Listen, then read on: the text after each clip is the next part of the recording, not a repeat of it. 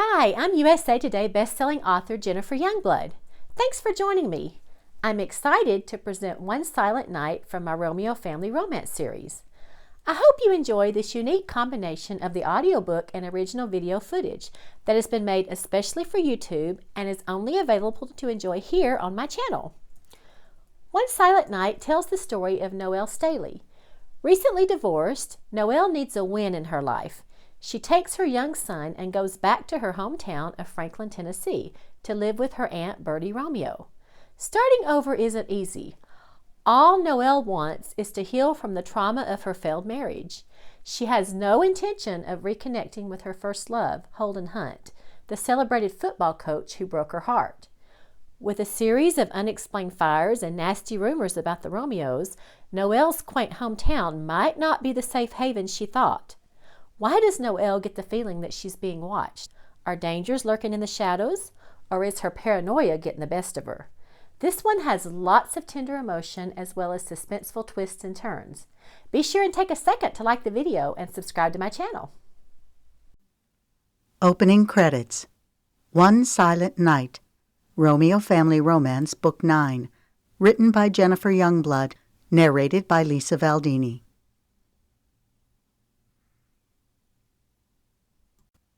Chapter 1. If you could just put aside your hurt pride and look at this rationally, you'll see that I'm right. Aiden needs to be with his grandparents this Christmas. An inferno of heat flushed over Noelle's cheeks as she tightened her grip on the handle of the shopping buggy. Hurt pride? Her voice rose to a screech. Did you really just say that to me? Her outburst caught the attention of a woman walking past in the aisle. Noelle offered a tight smile to the wide-eyed woman before lowering her voice, her words spilling out in guttural bursts through clenched teeth. After everything that your son has done to me, I can assure you, Dottie, that this goes way beyond hurt pride. She reached for a box of pasta and plunked it into the buggy. Her pulse was roaring like a jet engine propeller against her temples.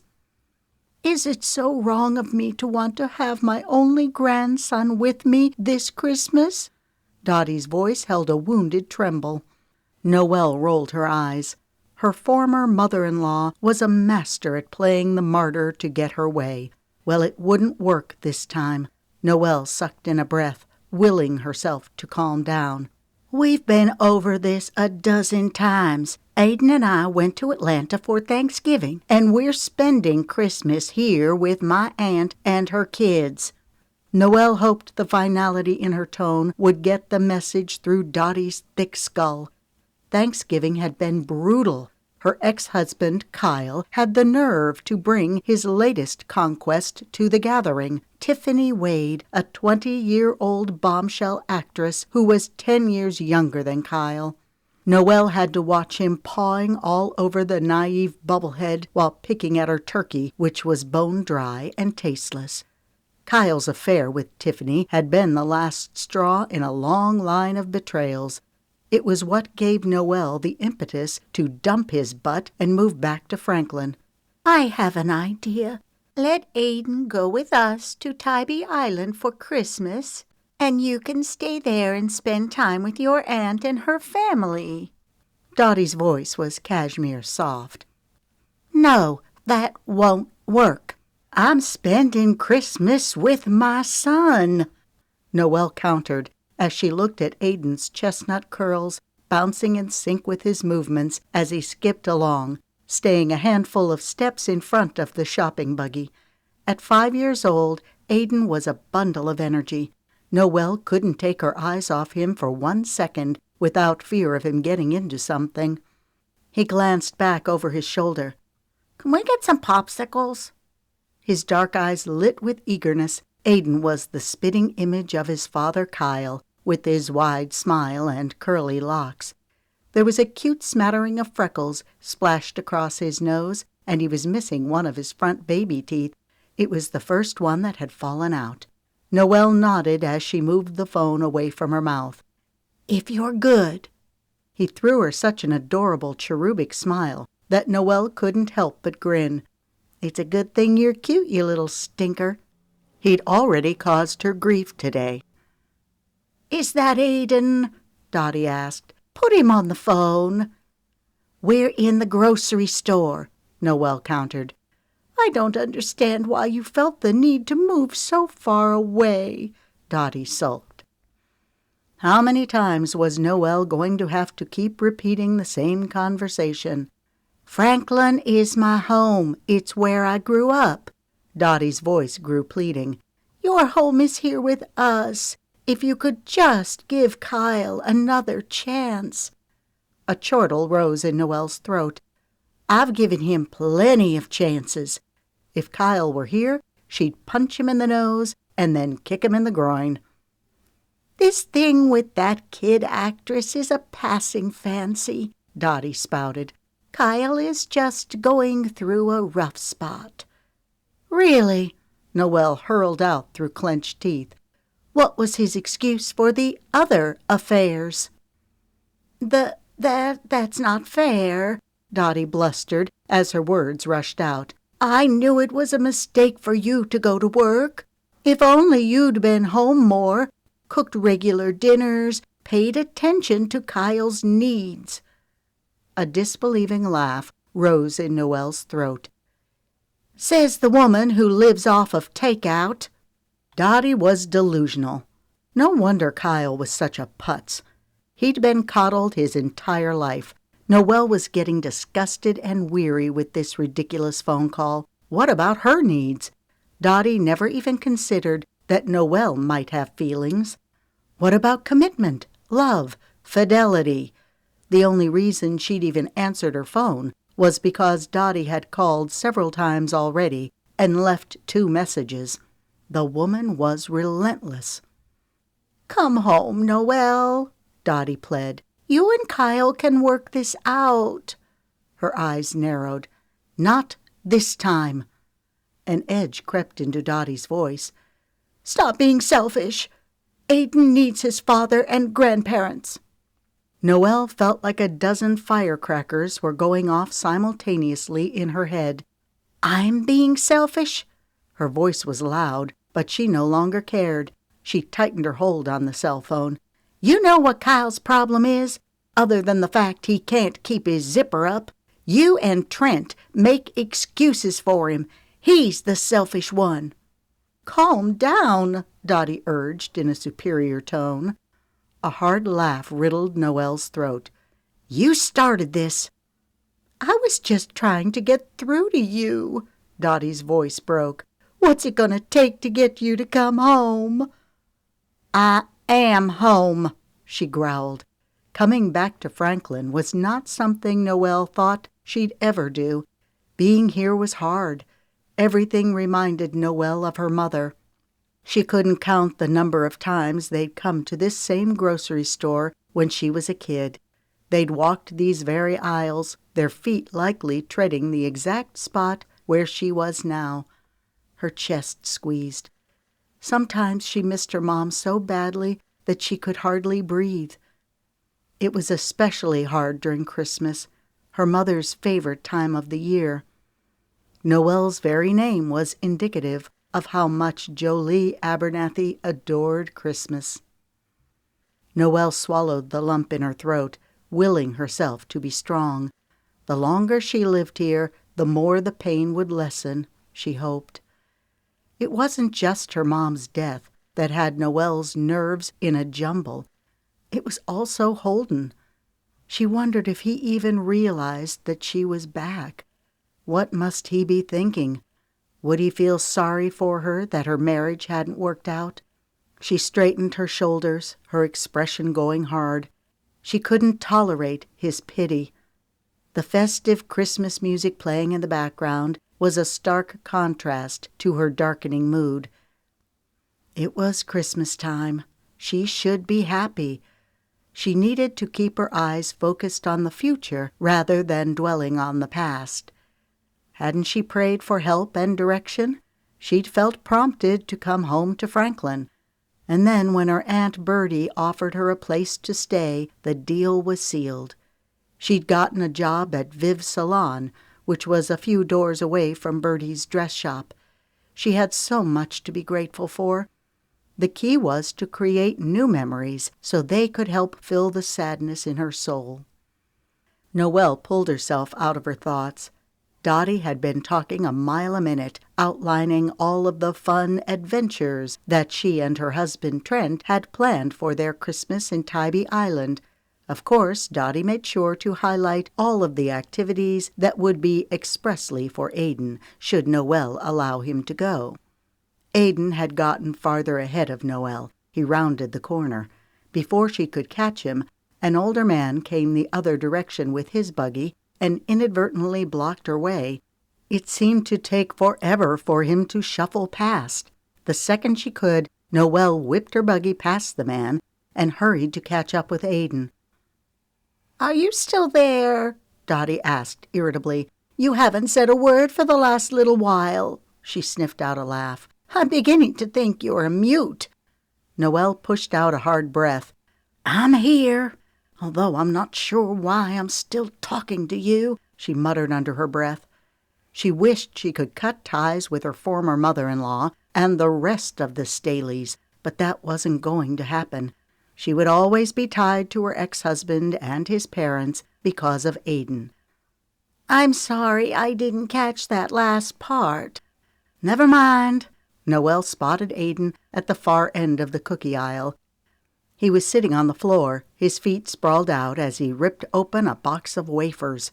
A mother and her teenage daughter were watching the scene.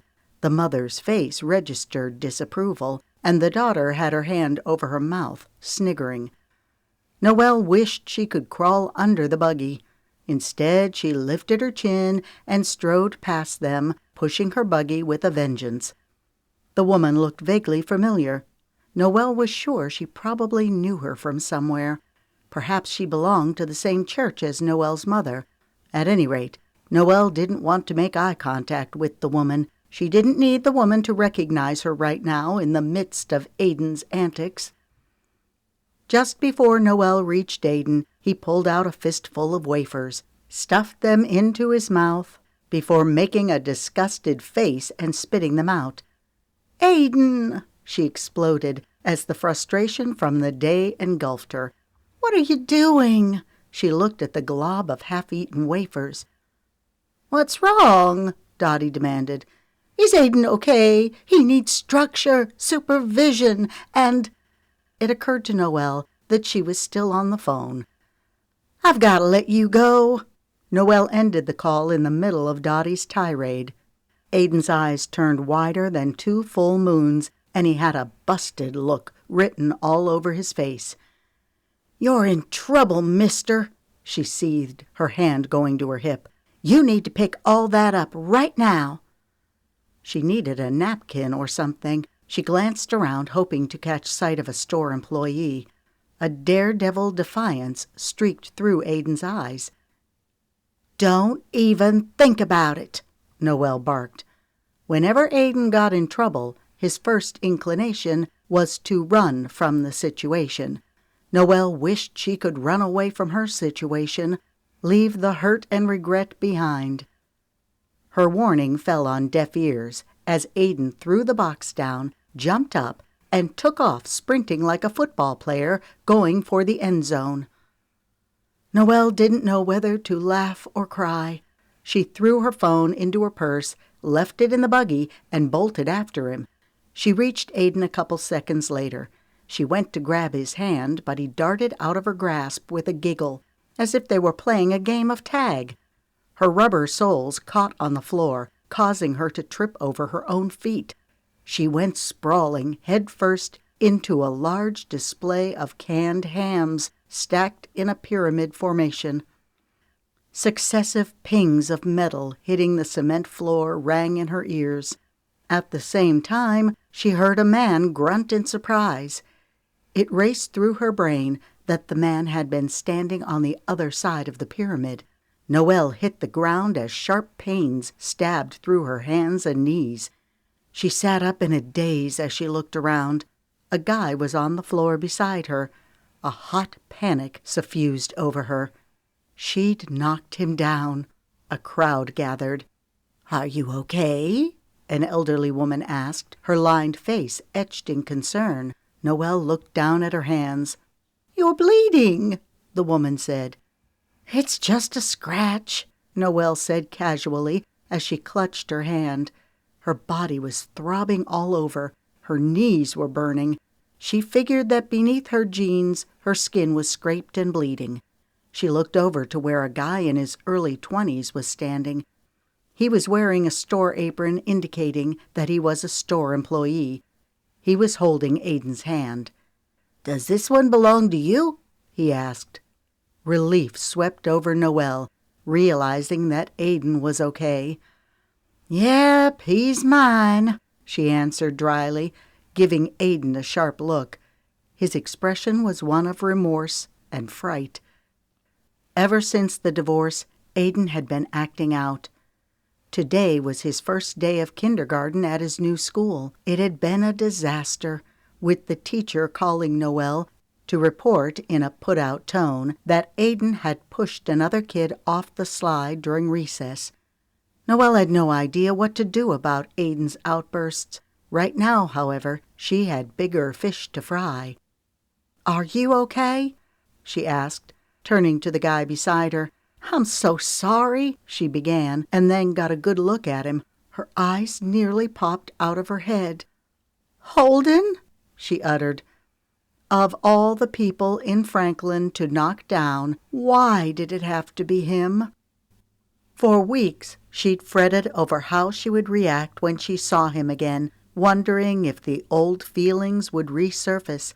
Holden had always been easy on the eyes, but the years had done him well. Handsome in a way that screamed super fit football coach, his features were more rugged, more masculine than she remembered. A man transformed from a boy and coming into his own. Their gazes locked. She felt the old familiar flame rise up between them. It had always been that way between them, as if some invisible magnet were pulling them together. Holden grew up in the house next door to Noelle's. The two played together as kids, were the best of pals. They became arch enemies during their turbulent, awkward pre-teen phase. By the time high school rolled around, they could no longer deny their feelings for one another.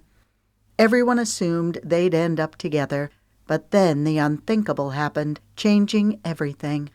She thought she might have caught a trace of regret in his deep brown eyes, but it vanished before she could tell for sure what he was feeling.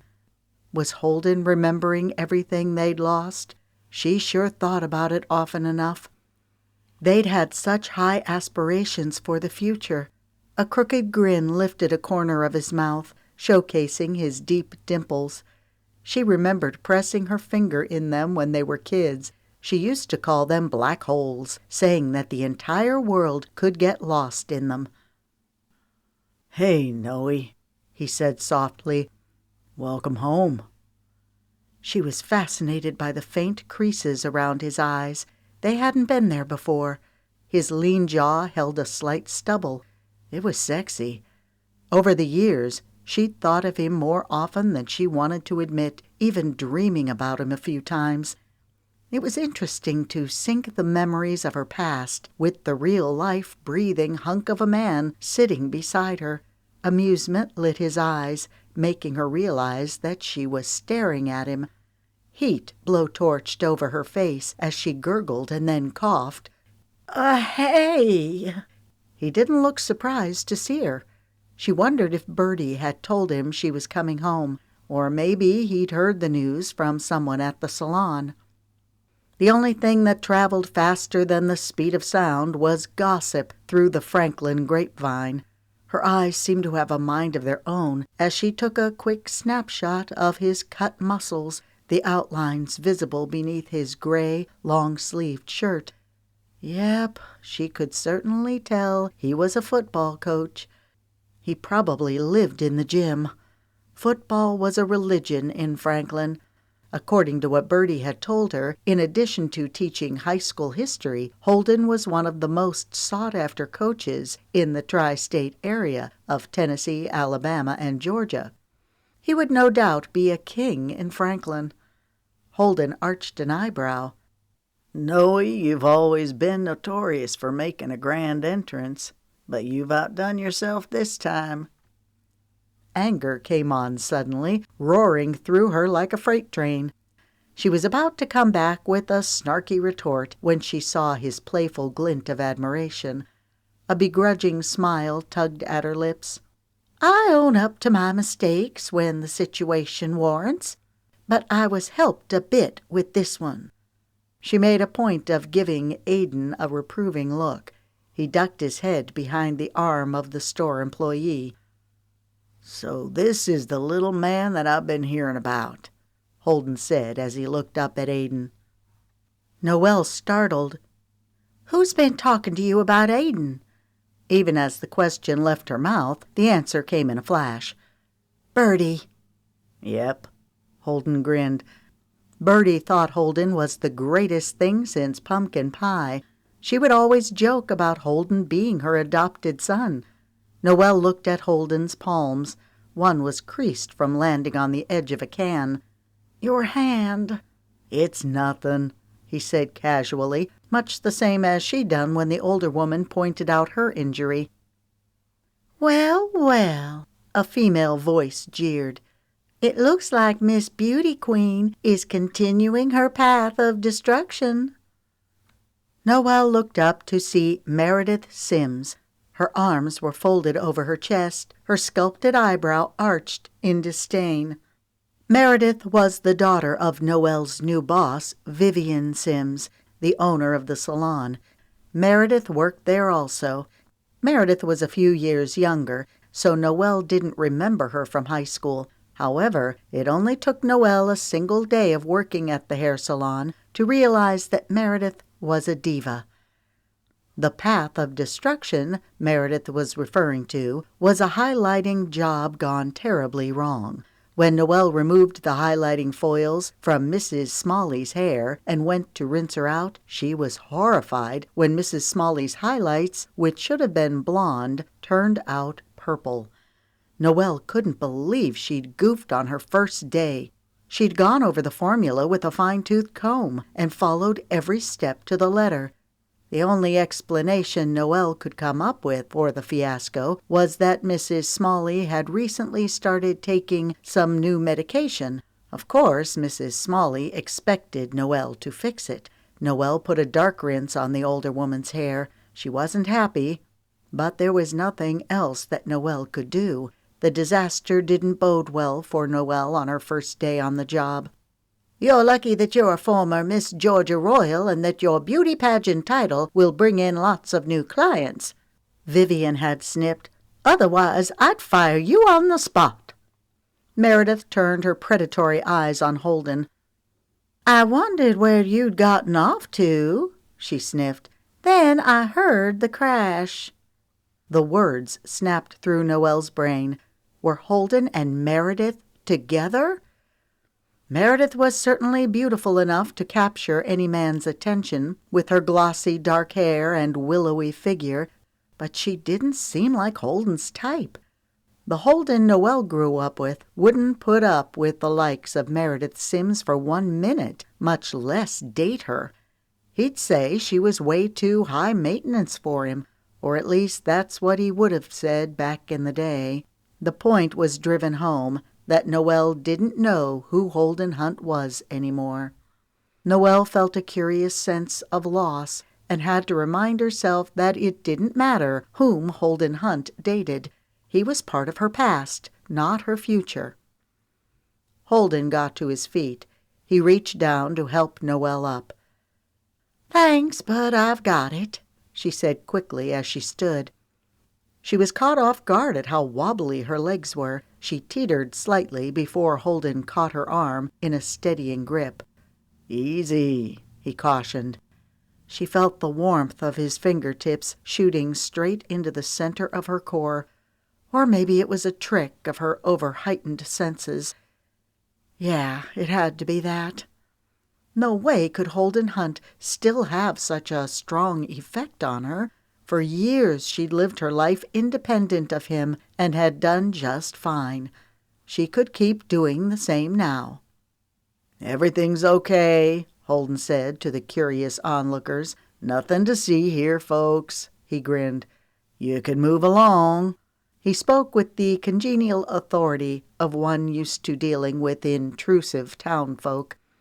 "If you say so, Coach," a man said. As the crowd dispersed, a heavy-set balding man ran up to them, his arms flailing.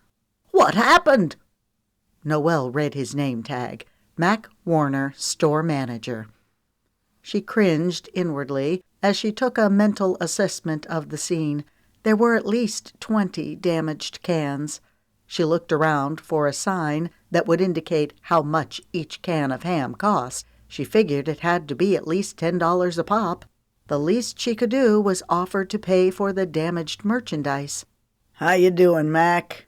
Holden said easily with a friendly smile. Mac nodded, his features softening a fraction. "Coach Hunt," he acknowledged with a respectful nod. He motioned. "How did this happen?" Holden rubbed his neck, flashing an apologetic grin. "I'm afraid I tripped and fell." Noelle frowned. "No, that's not what happened. I'm the one who fell." "That's what I heard," Meredith inserted, "that it was her fault." She shot Noelle a malevolent glare. Noelle had been asking herself all day why Meredith took such an instant dislike to her. She assumed it was because Meredith was used to being the queen bee and didn't want any competition. However, now Noelle wondered if Holden was playing into the mix. Meredith would have no doubt heard about Noelle and Holden's history together. Mac pointed. "You're bleeding." Noelle couldn't tell which the store manager was more concerned about, the state of her well-being or that her injury could be a liability for the store. Noelle looked down at her hand. "Yeah, I guess so." In all the commotion, she'd forgotten about it. Her hand was washed in blood. Thankfully, none of it had dripped onto the white-polished stone floor. Mac looked past them. "Can someone get the first aid kit?" he asked loudly. But it was more of an order than a request. Noelle presumed that he was speaking to one of his employees. "This really is my fault," Noelle asserted. "I was trying to get to my son, and I tripped." She looked at Aiden. The store clerk was still holding his hand, but Noelle could tell from the way Aiden was swinging his arm back and forth that he was growing impatient. Aiden couldn't stay in one place for long. "Look at her trying to take the blame," Holden tisked his tongue as he shook his head. "It's a kind gesture, but this one's on me." He threw Noelle a cavalier wink. "For old time's sake." He turned to Mac. "I'll pay for the damaged goods." "I can't let you do that," Noelle blurted. While she appreciated Holden's gesture, she didn't want to be in debt to him. She wanted to start her new life in Franklin fresh, with a clean slate. "Of course you can," Holden said smoothly, giving her a challenging look. "I won't have it any other way. Just smile and say thank you," he directed. Startled laughter gurgled in Noelle's throat as she caught the reference. On one occasion, Noelle's mother had sat her and Holden down at the kitchen table and taught them the grace of learning how to take a compliment. Noelle could hear her mother almost as if she were speaking. You don't protest or deflect the comment with a self-deprecating remark. You simply smile and say thank you. "There'll be no need to pay for the hams, Coach," Mac said. "You already do so much for the town. This one's on the store." "You sure about that, Mac?" Holden asked. "Yep." A young girl wearing a store apron rushed up to Noelle, holding out a box of Band-Aids. "Thanks," Noelle said. "I'll go to the restroom and get cleaned up." Her eyes rounded. "Shoot! I left my purse in my buggy when I went after Aiden." "Which aisle?" the girl asked. "The cookie aisle." The girl nodded. "Aisle 8. I'll get it for you." She hurried off. "Thanks for taking care of Aiden," Noelle said to the store employee. At that, Aiden broke his hand free and ran full speed at Noelle, throwing his arms around her waist. She hugged him with a laugh, making sure to keep her bloody hand from getting on him. "You're a stinker," she said affectionately. We should go. Meredith stepped close to Holden and slipped her arm through his. Noelle was taken off guard by the sharp ping of jealousy that darted through her. Holden caught her gaze. It's good to see you, Noe.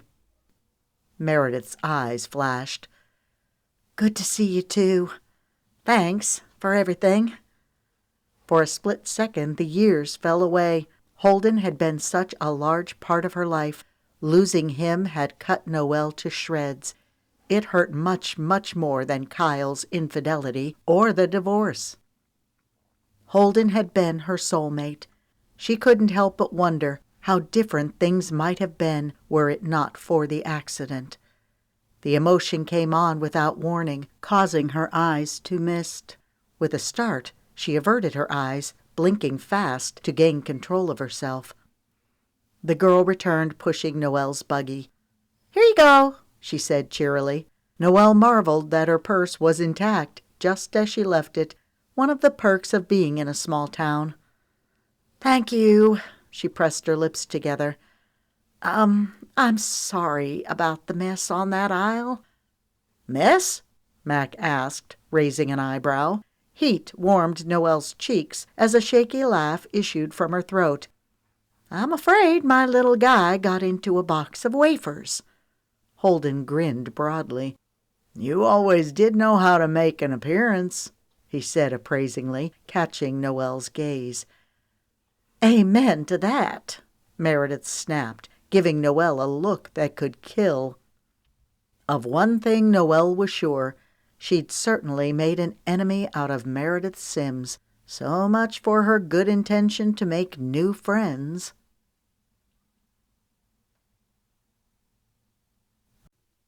Chapter 2. By the time Noelle got to Birdie's house, she felt like she'd been through a war. She got Aiden situated in the living room before going out to the car to bring in groceries. Her mind kept replaying her conversation with Holden. It was so characteristic of Holden to take the blame for her fall. He always took the blame for things that weren't his fault. It was like he felt this great responsibility to save the world.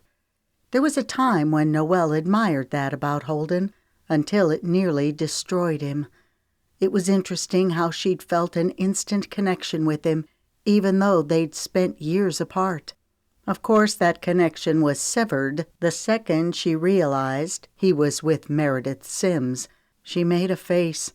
Meredith Sims? Seriously? What was Holden thinking? It's none of your business, she chimed to herself as she placed a box of cereal in the cupboard. What's none of your business? Noelle's hand went over her chest as she whirled around to face Birdie. You scared me, she gulped with a halting laugh. You know me, I was just talking to myself. If Aunt Birdie had it her way, Noelle would marry Holden Hunt this very minute. They'd ride off into the sunset, forgetting all the painful events that had wrenched them apart. Unfortunately, life wasn't a fairy tale. Noelle was certainly no princess, and Holden wasn't her knight in shining armor. Birdie pointed. What happened to your hand? Noelle sighed. Oh, that. She proceeded to tell Birdie about the accident. When she finished, a giggle burst through Birdie's lips. You fell into Holden? Her tone was incredulous. Yeah, can you believe it? Noelle shook her head. It was the perfect end to a perfect day, she said sarcastically.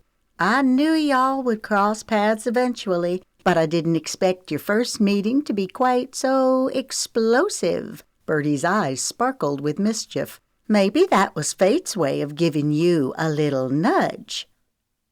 More like fate's way of hitting me square between the eyes, she groaned. I don't know what I'm going to do about Aiden. He's out of control. I know the divorce has been tough on him, but he can't keep bullying kids. Birdie frowned. Did something happen at school today? She stepped up to the island and reached her hand in a grocery bag. Together, she and Noelle worked to put the food away. He pushed a kid off the slide. His teacher called me. Oh, wow. Have you talked to Aiden about it? Yeah, we talked, but I don't know if anything got through. Birdie placed a hand on Noelle's arm. It'll get better, you'll see. Tears pricked Noelle's eyes as she looked away. I hope so, she sighed. There's just so much to deal with right now. Dottie is pressuring me to let Aiden go to Tybee Island with her, Trent, Kyle, and his bimbo actress girlfriend. Acid rose in her throat. Birdie's eyes hardened. What is that woman trying to pull? Y'all have a deal. You spent Thanksgiving in Atlanta, and you'll spend Christmas here. That's exactly what I told Dottie, but she keeps hounding me. Birdie's voice went sharp, her eyes flashing fire. Do you need me to talk to her? Her blonde hair swished as her head moved. A grin touched Noelle's lips. No, I can handle it. If you need my help, Birdie harumphed, just say the word. Oh, how Noelle loved her feisty aunt. Birdie was so much like Noelle's mom in looks, mannerisms, and temperament. Birdie was a little taller and thinner than Jolie had been, but otherwise they could have passed for twins. Both sisters were beautiful and capable. Noelle's mom had owned and run a bakery in Franklin up until the day she died. Even from her hospital bed, she was on the phone, barking out orders to her employees, making sure that the bakery was running smoothly. Noelle hoped she could tap into the strength that her mom and Birdie had. She needed it now more than ever. How did your first day go at the salon? You wouldn't believe it if I told you, Noelle smirked. Try me. She told Birdie about Mrs. Smalley's purple highlights. Birdie's jaw dropped to her feet. Marjorie Smalley? Noelle bit down on her lower lip as she nodded. Birdie let out a nervous giggle, her hand going over her mouth. Oh, no. What did you do? The only thing I could. Put a dark rinse on it. Wow, you have had an interesting day. How did Vivian react to the hair disaster? Marjorie is one of her best clients, and Marjorie has a loud mouth. Birdie grimaced. I'm sure news of her hair has circumvented Franklin several times by now. I'm sure you're right. Vivian wasn't happy. She told me the only reason she didn't fire me on the spot was because of my beauty pageant title. She thinks my former crown will bring in business. Birdie's eyes rounded. Are you serious? Yep, Noelle snipped. It would seem that my graduating from one of the top cosmetology schools in the nation means absolutely nothing. The only reason Vivian hired me was because I'm a former Miss Georgia Royal. Noelle had entered the pageant because her college roommate talked her into it, saying that it was something they could do together. Noelle had no idea that she would actually win. Birdie grinned. Well, it was quite the honor.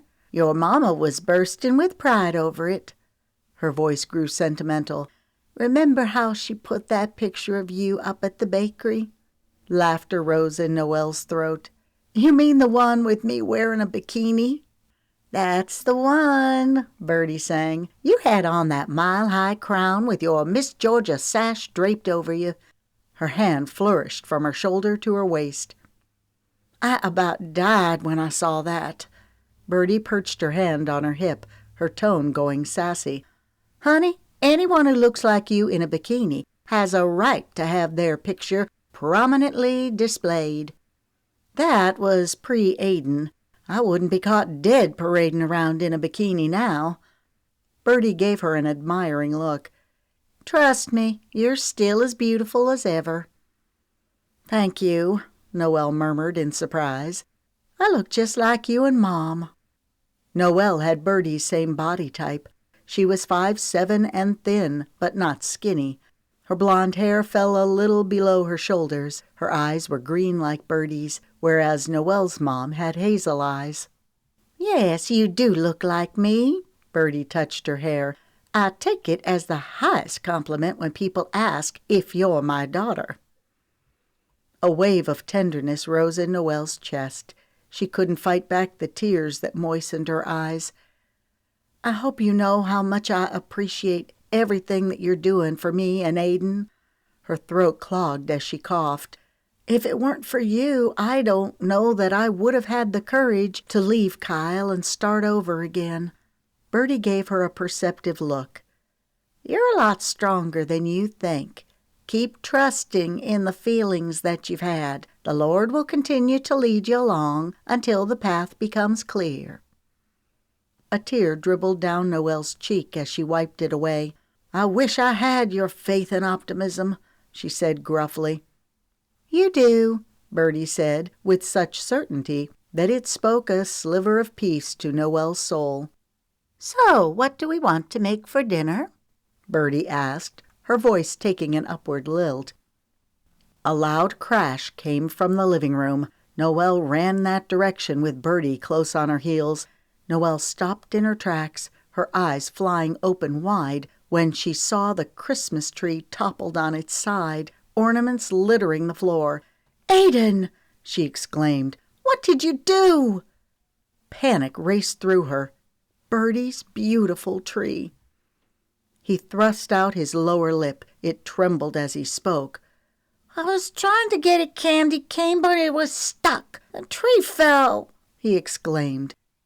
Hearing the giggle from behind, Noelle turned. A second later, Birdie burst out laughing. Something broke loose inside of Noelle as the mirth took over. Noelle and Birdie laughed until they cried. It felt good to release the stress. A few minutes later, Birdie mopped her eyes. "Aiden, you are a marvel. You remind me of my boys when they were little." She looked at Noelle. "Did I ever tell you about the time that Jackson set the tree on fire?" Noelle's jaw fell. "Huh? No, I haven't heard that one." Aiden was such a handful that Noelle couldn't begin to imagine what it must have been like for Birdie with her 6 children, 5 of them boys. Birdie nodded. "Yep, he decided to put candles on the tree because he'd seen it in an old Christmas movie that we watched as a family." Noelle sniggered as she glanced at the tree. I guess it could be worse. She appreciated Birdie trying to make her feel better about the situation. "Is Santa still gonna come and see me?" Aiden asked, his little voice coated with worry. "If you'll be very good from here on out, he'll come," Birdie assured him. Aiden's dark eyes danced with such excitement that it warmed Noelle's heart. He was a good kid. It was just a confusing time for him right now. Noelle needed to be more patient, show him extra love. "Can we leave Santa cookies?" Aiden asked eagerly. "Yep, and we'll leave a carrot for Rudolph," Birdie answered. Noelle looked at the tree as she took in a deep breath. "Well, I guess we should get this mess cleaned up so we can make dinner." She felt the heaviness of the situation descend over her. She was exhausted, but she had to push herself through the weariness. After she got Aiden fed, bathed, and in the bed, she could decompress. A sudden thought occurred to her. She'd not even thought to check if Aiden had homework. He probably did. "I have a better idea." Birdie gave Noelle an astute look. "Let's get the tree picked up, and then we'll go and get some pizza and ice cream." "Yay!" Aiden clapped, jumping up and down. "Thank you." Noelle flashed Birdie a grateful smile. "One step at a time." Birdie winked. "You've got this." Noelle could only hope her aunt was right.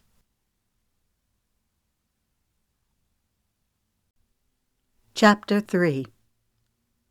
The cacophony of female voices filling the salon with a bubbly chatter was soothing to Noelle as she worked to fold the towels. While building her clientele, she was acting as a helper to the other stylists by sweeping up stations, folding towels, washing hair, grabbing lunch, manning the front desk, basically doing whatever menial task was needed. Bits of conversation drifted up. One woman chatted about her Christmas menu. Another spoke of her grown children and grandchildren flying in from Chicago to visit. The hubbub of the holidays kindled the air with energy. Upbeat Christmas music played in the background. Noelle hoped some of the excitement would rub off on her. She needed to put on a happy face for Aiden so that he would enjoy Christmas. It would be hard for him to be away from his dad and grandparents. No, she wasn't going to cave to Dottie and allow Aiden to go to Tybee Island. Aiden needed to be here with his mom and great-aunt. Noelle folded the last of the towels. She gathered them in her arms and placed them in the cupboards behind the row of sinks. Grunt work was not what Noelle thought she'd be doing at this point in her career. Most of the stylists were appreciative of her help, a couple telling her that they'd started out just like her and now they had a large client base. Noelle merely smiled and thanked them for the encouragement, not feeling the need to point out that she'd built her client base up so large in Decatur, Georgia, that she could no longer take on new clients. It was daunting to be the low man on the totem pole again, starting from scratch. Meredith was intolerable. She'd been bossing Noelle around all morning. Thankfully, the diva had left the salon an hour ago, announcing that she was taking a long lunch. The very air seemed to breathe easier now that Meredith was gone. Noelle could tell that Meredith had rubbed many of the other stylists wrong. Vivian seemed oblivious to Meredith's better-than-thou attitude. In her eyes, her daughter could do no wrong. Noelle's thoughts moved ahead to the evening. She and Aiden were going to the ranch with Birdie to have dinner with Knox, her cousins, and their spouses. Zoe, her husband and kids, would be there. Birdie suggested that it might be helpful for Noelle to talk to Zoe about her divorce. "It was tough on Zoe and the kids at first," Birdie explained, "but Zoe's doing great now, as are Milo and Madison." Birdie's eyes had sparkled as she added, "Incidentally, Zoe ended up with her former boyfriend, Briggs. Maybe you should take a lesson from her. Hint, hint." "That door was officially closed and nailed shut the second I realized that Holden was with Meredith Sims," Noelle retorted. The shocked look on Birdie's face had given her a sense of vindication. "I thought Holden was too smart to get mixed up with Meredith," Birdie said. "One would think, but obviously not." Birdie had pursed her lips thoughtfully. "Well, you know what they say. All is fair in love and war." "That's what they say, but I don't think anything is fair in either love or war." "You're probably right," Birdie chuckled. Noelle had ended the conversation by stating firmly that she had no intention of getting involved with anyone right now. She needed to heal, and she needed to work on her relationship with her son. She needed to build her career, so she and Aiden could get a place of their own. Birdie had told Noelle repeatedly that she could stay at her house as long as she wished. But Noelle didn't want to take advantage of her aunt's generosity. Tina, the front desk receptionist, approached with a spring in her step, a Texas-sized grin slathered over her lips. She clasped her hands, twisting her foot. "I have a client for you. A haircut." Barely out of high school, Tina was petite with a large personality. She was in cosmetology school and wanted to get on-the-job experience while she did her schooling. Her long floral dress, edged with cream lace, was a stark contrast to her black combat boots. Noelle wasn't sure what style Tina was going for. She was certainly interesting. "Oh, that's great!"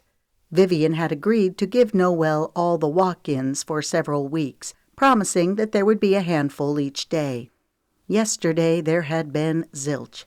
The only reason Noelle got to do Marjorie Smalley's hair was because Marjorie's normal hairstylist was under the weather. And what had seemed like a lucky break at the time wasn't so lucky after all. Yesterday's fiasco would tarnish Noelle's reputation as a hairdresser before she even got off the ground. This was the first walk-in of the day, and it was well after lunch. Noelle was glad to get at least something. Vivian was paying her an hourly rate for helping out around the salon, but it was a pittance. Noelle needed clients to make a go of her career. Eventually, Noelle hoped to open her own salon. She wanted to be a business owner like her mom and aunt. "I think you'll like this one." Tina's tone went juicy as she lowered her voice. "But do yourself a favor. Don't tell Meredith that I put him with you, or she'll pitch a fit." Noelle tugged her brows together. Why would Meredith care if I take a walk in? No sooner had the words left her mouth when she turned, looking up at the front. Her eyes bugged. Holden was leaning against the booth, his legs crossed in a casual stance, a hand in his pocket. Her throat went drier than a pile of rocks at high noon in the desert. She swallowed.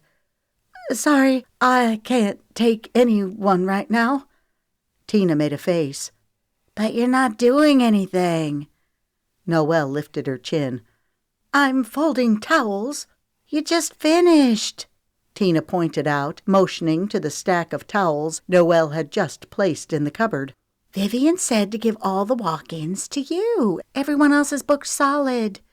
Tina gave Noelle a meaningful look. "I would have thought you'd be happy to cut Coach Hunt's hair. He's some sweet eye candy, if you know what I mean." She fanned her face. "Even his muscles have muscles." Tina gave Noelle a playful shove. "Come on, girl, cut his hair," she urged. "What have you got to lose?" "I won't tell Meredith that you're stepping in on her man." Noelle's spine stiffened. "I'm not stepping in on anyone," she said tartly. Tina waved a hand. "I know, I'm just teasing you," she said with a good-natured grin. She wiggled her eyebrows. "I'd cut his hair if I had my license. Know what I mean?" Noelle's voice went sickly sweet. "If Meredith is so tight with the coach, then why doesn't she cut his hair?" Tina tipped her head, her finger going to her chin. "I hadn't thought about that," she mused. "I guess he would get Meredith if she were here." "So I'm a fallback," Noelle huffed. Tina's expression was quizzical, as if she couldn't understand why Noelle was getting so upset. "Yeah, I guess you are." Noelle closed her eyes and pressed her lips together. "Fine," she huffed. "I'll take him. He'll have to wait a few minutes, though, because I'm taking my break." "Okay, I'll tell him, but don't take too long. Vivian doesn't like it when the customers have to wait." "Well, then, it's a good thing Vivian isn't here, isn't it?" Vivian hadn't come in today. Noelle supposed that was the prerogative of the owner, to come and go as she pleased. Tina gave Noelle a searching look. "Are you okay? You seem a bit edgy." She leaned close, speaking in a low tone. "Is this because of what happened to Mrs. Smalley's hair yesterday?" "No, it has nothing to do with her. I'm just dealing with a lot right now." Sympathy touched Tina's features. "I get it. The holidays are rough. I'm sorry about your divorce, or your husband's affair. In my opinion, you're much prettier than Tiffany Wade." The comment came at Noelle like a slap in the face. "How did you know about Tiffany Wade?" "Tiffany Wade is big news, and it doesn't hurt that you were Miss Georgia Royal. The royal pageant is a huge deal. It ranks right up there with the Miss USA and Miss America pageants. People want to know about your life." Tina smiled brightly. "You're famous." With that, she sashayed off, her dress swishing as she went. Noelle went to the restroom. She took her sweet time washing her hands and looking in the mirror. She raked her fingers through her long tresses of blonde hair. Ugh, she looked as haggard as she felt. The shadows of circles beneath her eyes spoke of her fitful sleep, where she tossed and turned, worrying about Aiden and the future. She caught hold of the sides of the sink. Her insides were pinging with a feverish anticipation that made her heart pound. She'd have to touch Holden's hair, make conversation with him. Had he come here so that she would have to cut his hair? Or had he come hoping to find Meredith? It was a little after 2 p.m. Wasn't Holden supposed to be at the school? Noelle forced herself to walk with a slow and confident step as she went up to where Holden was sitting and leafing through a magazine. "Hello," she said in a cordial tone as he looked up. "Hey." His dimples deepened. She tried not to notice how adorable they were, or the sizzle that had darted through her when their eyes caught. She pointed to the magazine. "I never pegged you as a gossip rag reader." He laughed. "Normally I'm not, but you never know what you might find." He turned the magazine around to show her what he'd been reading. She gasped softly when she saw herself on the page. Her picture was placed beside Tiffany Wade. The caption above read, "Which would you choose, the beauty queen or the actress?" There was a picture of Kyle also. A molten anger burned through Noelle. She'd not seen the pictures, hadn't even realized that she was in the tawdry magazine. The page was dog-eared. She pointed, giving Holden an accusing look. "Did you do that?" "No, it was like this when I picked up the magazine. That's why the page caught my attention, because it was folded down." He put the magazine down. "Honest." She relaxed a smidgen as she folded her arms over her chest, studying him with a critical eye. "So you're here for a haircut?" She made a point of looking at his hair. It was tapered around the edges and back, and longer on top. His chestnut hair had a natural wave. She used to tease him about how perfect he always looked. "You don't look like you need a haircut." She'd always liked his hair a little longer than he chose to wear it. His sable eyes flecked with amusement, turning them to a warm caramel as his hand went up to his hair. He pushed his fingers through it.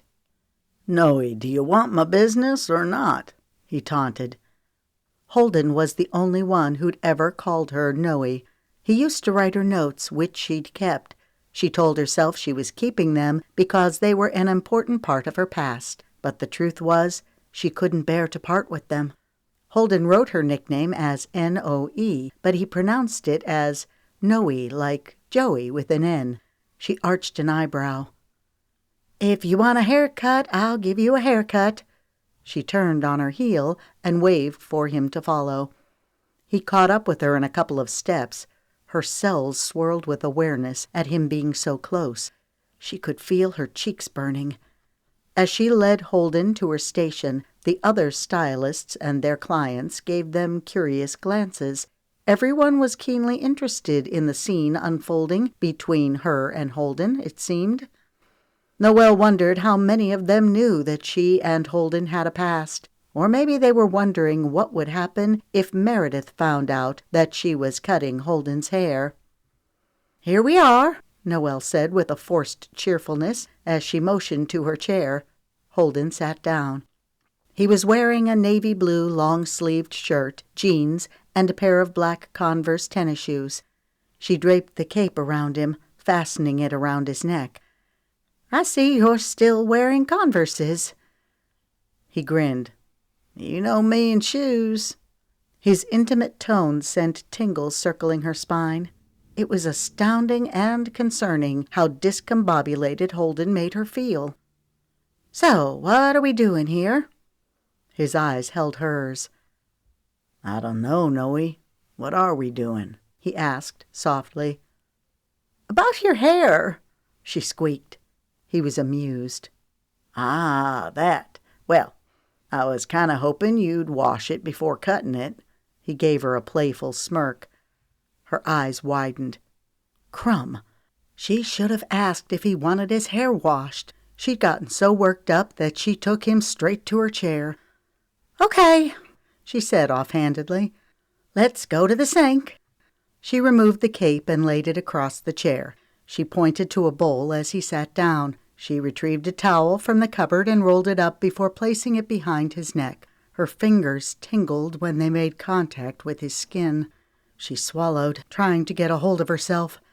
This was so awkward and a bit stimulating. She willed herself to go into her professional mode. This wasn't Holden Hunt, the love of her life, the man who'd broken her heart to unrecognizable bits. This was just another client. She'd washed many a person's hair. She could do this. She turned on the water and placed her hand in the stream to make sure it was the right temperature. She reached for the sprayer and used it to wet his hair. Tell me if this is too hot or cold." Her throat went dry as her eyes ran the length of his lean, strong jaw. He'd shaved today. His olive skin had a smooth golden cast. Sheesh, everything about Holden was masculine. "It's great." His Adam's apple bobbed up and down as he spoke. A few beats of silence passed. She decided to acknowledge the white elephant between them. "Thanks for taking the blame yesterday." "No worries. How's your hand?" "Good," she said lightly. The scratches were healing fast. She'd been replacing her Band-Aids with fresh ones after every shampoo. "How about you? Were you sore?" "Yes," he laughed. "I felt like I'd been sacked by a linebacker." "I'm sorry," she lamented, grinning at the reference. Holden lived and breathed football. He always had. His dad played for the University of Alabama under the legendary Coach Paul Bear Bryant. Holden was the starting quarterback in high school and had gone on to play football in college. Although Noelle thought he might have played another position, she couldn't remember what it was, but it was something on the offensive line. "It's not a big deal. Aiden is a cute kid." "Thanks. He's a stinker." It was on the tip of her tongue to open up to Holden, tell him what a hard time Aiden was having because of the divorce. Luckily, Noelle caught herself before the words could escape her lips. As tempting as it was to slip back into old roles, she needed to remember that she and Holden were a thing of the past. They'd both moved on long ago. She squirted shampoo into her hand and went to work washing his hair. As her fingers moved over his scalp and through his hair, quivers cascaded through her. Too bad her stupid body wasn't getting the message that she and Holden were history. She swallowed, trying to maintain her composure. She wondered if Holden could hear her heart hammering like a rock band in her chest. Memories rolled over her like a tidal wave. Holden had been so much a part of her life, her everything. Her senses were enveloped with Holden's fresh, clean scent, mingled with the botanical smell of the shampoo. "Come on, Noe. You can do better than that," he murmured. She paused, her fingers tensing. "What?" "Rub my scalp harder," he implored. A chortle burst through her lips. "That's right, you always liked your scalp massaged." "Yep," he grinned. "I do. Rub harder," he commanded. "Bossy, aren't you?" she sassed as she increased the pressure of her fingertips. She grimaced. "I feel like I'm rubbing your skin off." "Nope, not even close." She giggled. "Remember when you went to the pet store and got that scrubber for your hair?" "I love that thing." "Only you," she hummed. "You always did have enough hair for 5 people. I said you could start a hair farm." A wicked thought circled her brain as a grin tugged at her lips. "Of course, now I'd have to say that you have enough hair for only 3 people." "Hey," he protested. "Are you saying my hair's thinning?" It wasn't in the slightest. "Just making an observation," she said lightly. It was interesting how effortless it was to shift into her bantering mode with Holden. Maybe it was because they were neighbors and best friends before getting involved romantically. Her relationship with Holden was so different than it had been with her ex-husband. Kyle had come on strong, sweeping Noelle off her feet with expensive gifts and elaborate dates. The two of them fell in love without having any common ground. When the newness of their relationship wore off, they struggled to get along. At first, Noelle did a critical examination of herself, wondering what she could do to improve their relationship. Then she realized that Kyle was having multiple affairs. Hindsight was 20/20. She now realized that Kyle had been more enamored with her Miss Georgia Royal title than he ever was with plain and simple Noelle. That was why he was with Tiffany Wade now. Tiffany was young and naive enough to be impressed with Kyle. She was riding high on the pinnacle of her career, an A-list actress. Noelle almost felt sorry for Tiffany. When she lost her luster, Kyle would move on to the next shiny object. When Holden's hair was washed, Noelle applied the conditioner. As she smoothed her fingers over his hair, she remembered doing the same when they kissed. Warmth stirred through her stomach, causing an ache to throb in her body. She missed having someone to love. She missed being loved for her, not for her beauty queen status. Without warning, tears rose in her eyes.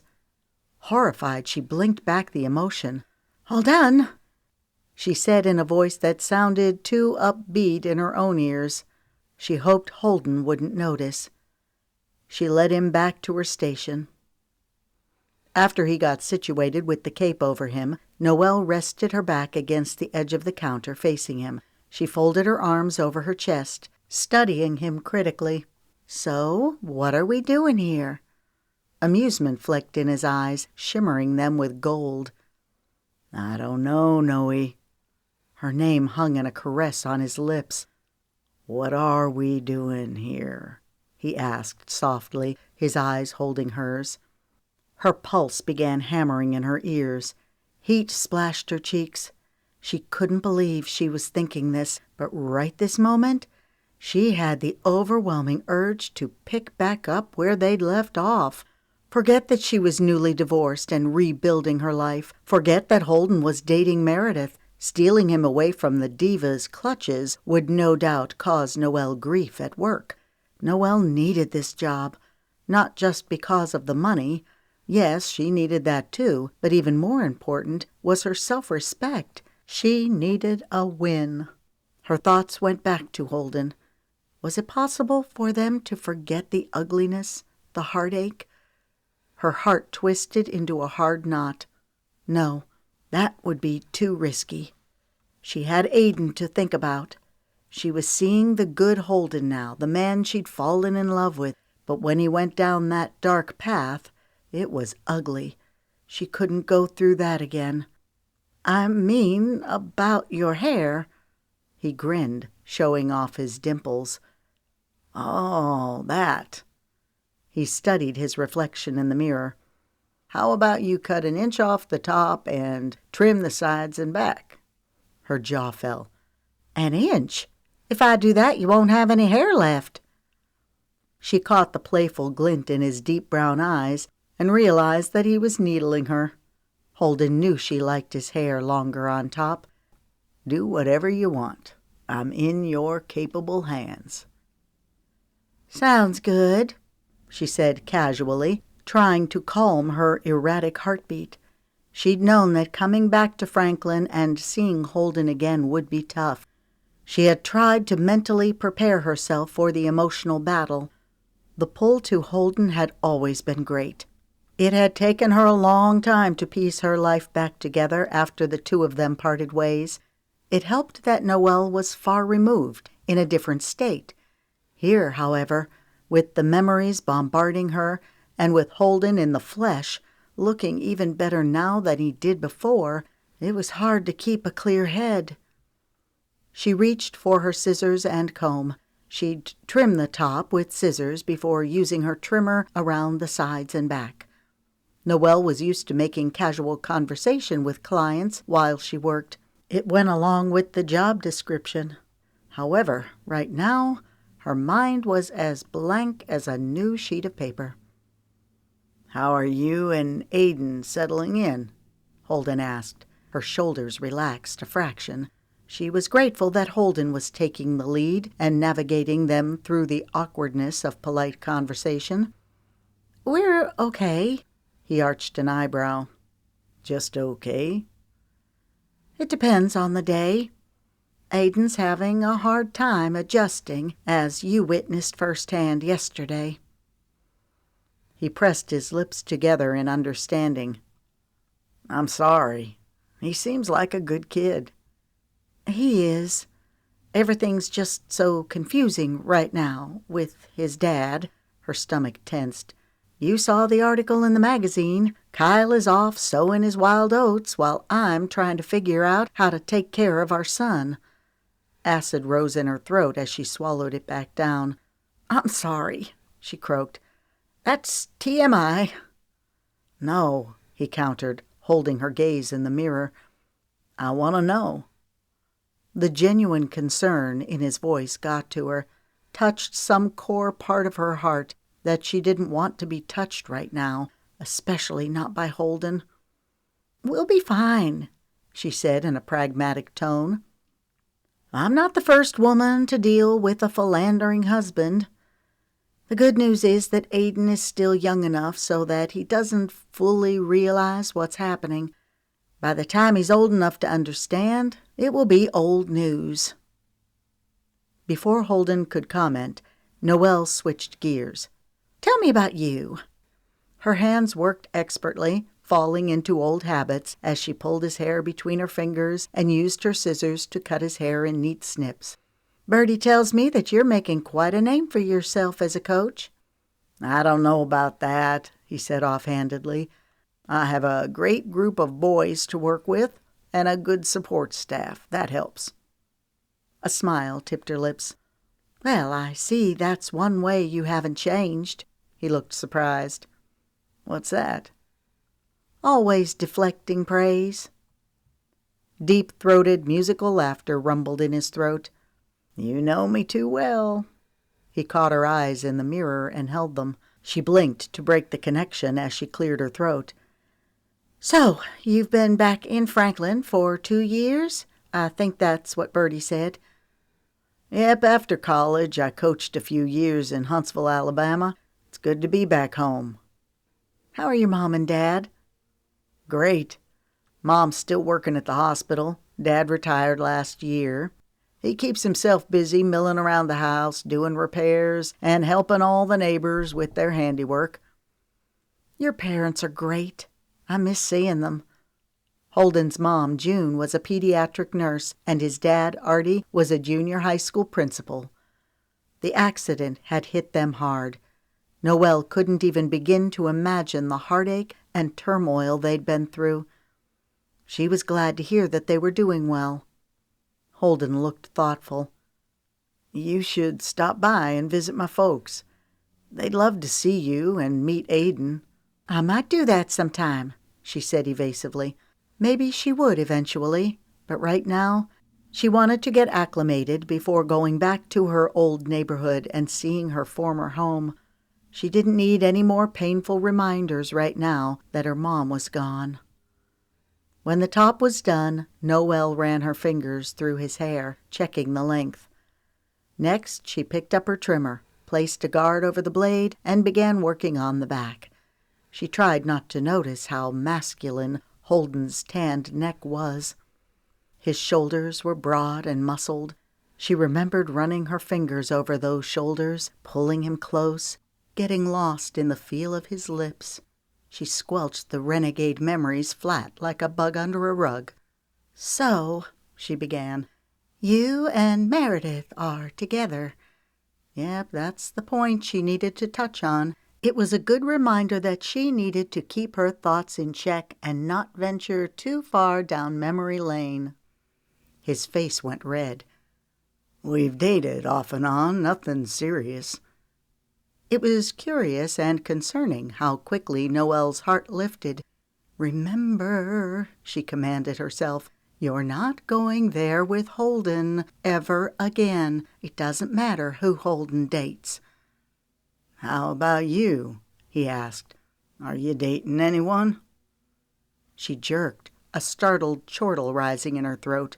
"Nope, and I don't plan on it anytime soon. I'm taking a break, trying to get my life back in order." The corners of his lips turned down. "That's too bad." She was partially amused by his reaction. "Why's that?" He shrugged. "I was hoping we could go out and get some pizza." His eyes sparkled with teasing. "I mean, it's not every day that a guy gets to go out with a girl who can eat him under the table." Her mouth fell as she pulled the trimmer away from his hair and shoved his shoulder. "That was years ago," she scoffed. "You put away 6 slices of pizza," he laughed. 6? 5, she countered, rolling her eyes. "I was 16 or 17 years old? I hadn't eaten all day." I was just impressed that a little thing like you could hold that much pizza." He spoke the words as a compliment that wasn't lost on her. "Well, I certainly wouldn't be eating that many slices now," she retorted. "I'll bet you could still put away your fair share of pizza," he mused. She gawked. "I'll bet I can't." His eyes lit with adventure. "Care to put a wager on it?" She grunted, a smile tugging at her lips. "I don't think so." "Come on, Noe," he urged. "We can even take Aiden with us. I'm sure he'd love it." She blinked several times, her voice pitching high. "Are you asking me on a date?" He didn't so much as flinch. "Would that be a bad thing?" Noelle was caught off guard by the fierce longing that rose inside her. She had to put her brain in control here, not her heart. "Yes," she uttered, disappointment squeezing her in a tight hold. "I can't go down that road again. I'm sorry." She looked down at the floor. "I know," he said calmly. She lifted her eyes, meeting his gaze in the mirror. The regret on his handsome face tore at her. Her first inclination, even after everything that happened, was to say something to put him at ease. But she couldn't go there. She had to be strong. "It's okay," he continued. She could feel his disappointment. It called to her, beckoning her down forbidden paths. She couldn't stop tears from rising in her eyes. "I wish things were different." Oh, how she wished it were so. "Me too." The muscles in the corners of his jaw flicked. "I don't suppose it would help if I pointed out that I'm a changed man." She took in a breath, trying to rein in her emotions. It wouldn't do to fall apart here at the salon. "I guess we've both changed," she said stiffly. His voice took on a playful lilt. "Miss Georgia Royal, I never saw that one coming." Laughter gurgled in her throat. "Me neither. My college roommate talked me into entering the pageant. I never dreamt in a million years that I would win." He gave her an appraising look. "I wasn't surprised in the least about that part, only that you'd entered." A crooked grin tipped a corner of his lips. "See, like I always said, you're a girly girl." A smile played on her lips. "There was a time when I would have popped you in the lip for that wisecrack." She'd been a big tomboy when they were kids, priding herself on running faster than any boy and climbing any tree. Noelle was grateful that she and Holden had steered the conversation back to safer ground. She could talk to Holden all day long about their growing-up years. She just didn't want to revisit the tragedy that had broken them apart. She resumed buzzing around the sides of his hair. She'd have to use scissors to get the straggler hairs close to his ears. He grew speculative. "Didn't you come close to winning the Miss America royal pageant?" She nodded. "Yep, I was first runner-up," she grimaced. "I botched the final question." She caught a look at Holden's cheeky expression and realized that he already knew. She rolled her eyes, repeating her faux pas. "We need to make education even more better for all women." "Gah! I still can't believe I said more better," she grunted. "People probably thought I needed educating."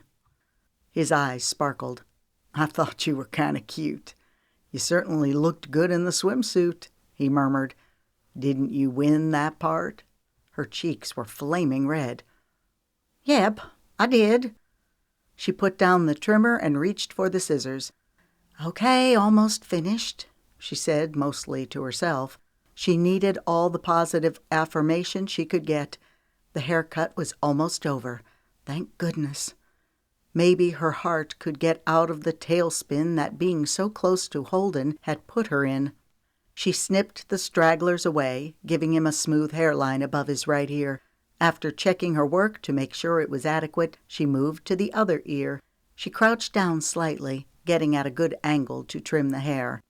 "What do you think you're doing?" a female voice demanded. Noelle's hand jerked. She felt the scissors cut flesh and realized that she'd nicked Holden's ear. He yelped as a slash of blood appeared across his skin. "Oh no, I am so sorry." Noelle dropped the scissors onto the counter before grabbing a nearby towel and pressing it to Holden's ear. "You cut his ear," Meredith explained incredulously. She was standing with her hand perched on her bony hip, glaring at Noelle, her long dark hair flying out behind her like a battle flag. I wouldn't have, but you startled me," Noelle said, her defense falling lamely from her lips. "It's no big deal," Holden said easily. "It's just a scratch." "It is a big deal," Meredith countered. Her eyes narrowed as she raised her voice loud enough for the entire salon to hear. "First you turn Mrs. Smalley's hair purple, and now you cut someone's ear. This is unacceptable." A hard smile curled her lips. "I don't know how they do things over in Georgia, but it's not how we operate here."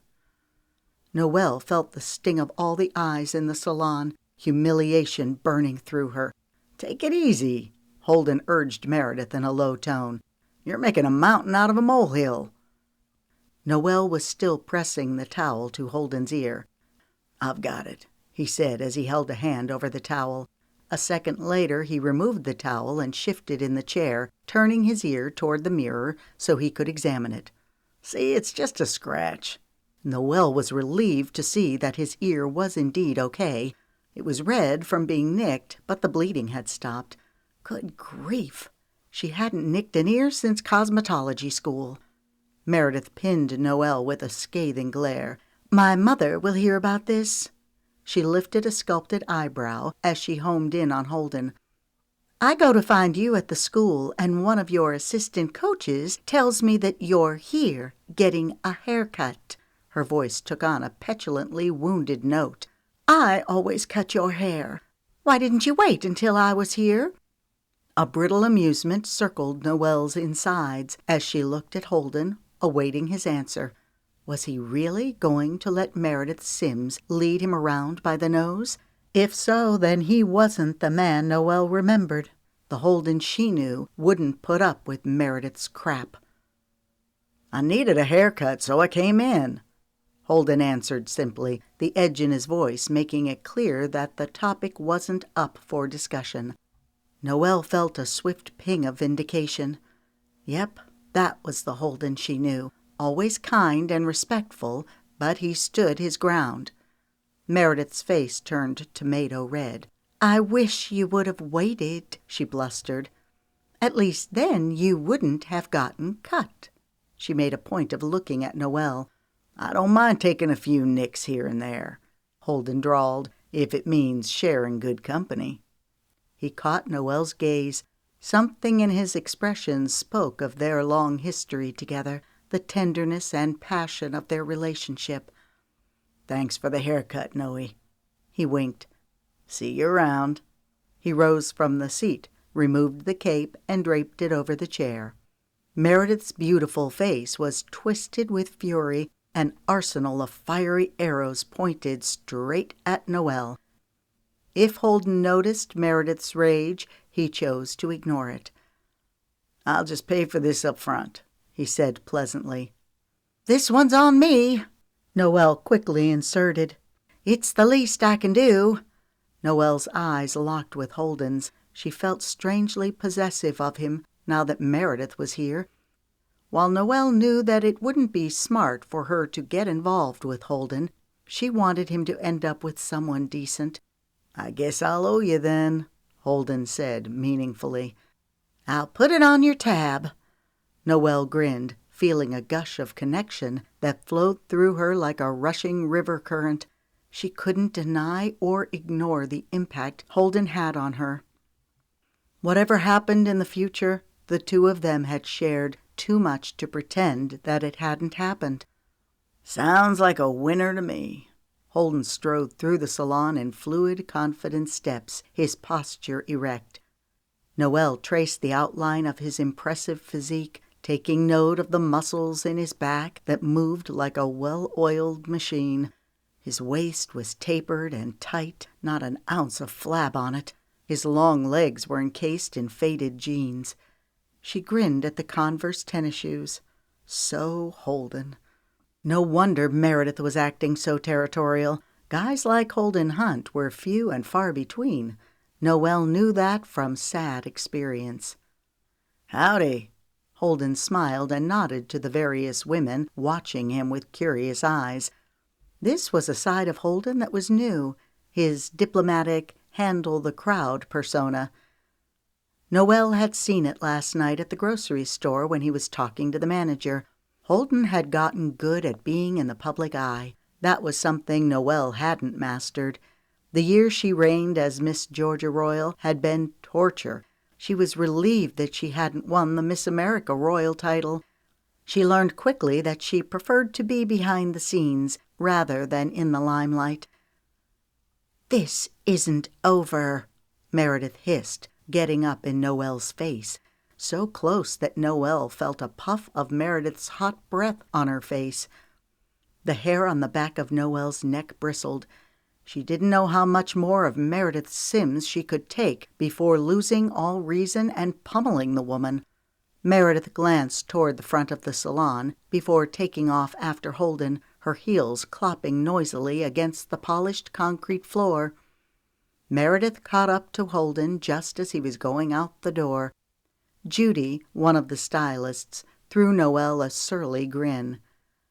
"Well, Miss Georgia Royal," she quipped, "you're making quite the name for yourself." In her early 30s, Judy was thickly set with long, curly, bleached blonde hair. "So it would seem," Noelle muttered. "That was beautiful," Tina trilled from the front desk. "I thought Meredith was going to wet her pants when she realized that you were cutting Coach Hunt's hair." She leaned over the reception booth and looked at Noelle as she spoke. "For the record, Coach asked for you when he came in." Noelle rocked back. "Really?" It pleased her to know that Holden had come in for her. Judy rattled on. "Sugar, you've got my vote. Coach Hunt would be much better off with you than Meredith." "Amen," the older woman sitting in the chair chimed in. "Meredith has no idea what she's getting in the middle of with Coach Hunt and Noelle. If she were smart, she'd bow out now." The comment took the air out of Noelle's lungs. She took a closer look at the woman in the chair. She was wearing silver cat-eyed glasses, and layers of silver foils were pressed around her hair. Noelle's brain dinged with recognition. "Mrs. Blanche, is that you?" "Hey, dear," the woman smiled. "It's good to see you again." Her cultured voice was a touch gravelly with age.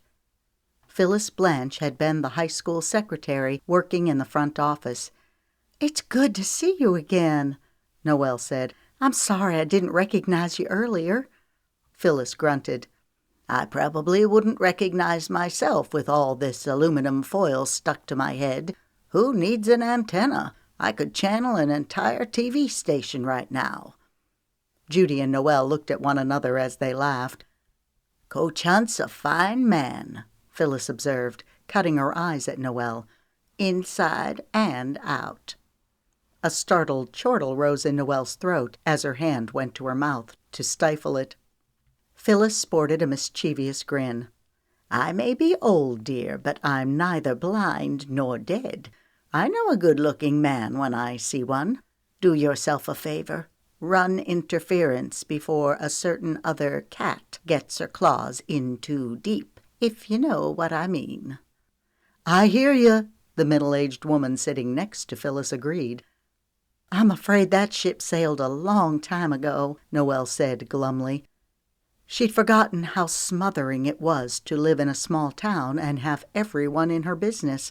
All eyes were lasered in on her. She didn't like her personal life being on display to the entire salon. Phyllis didn't skip a beat. "Well, then, I suggest you chase that ship down and hop back on board. Life only gives us so many chances to make things right. If your mama were still alive, she'd tell you the same thing." "Yes, she would," the woman beside Phyllis piped in, giving Noelle an encouraging smile. "Thanks, I think," Noelle mumbled.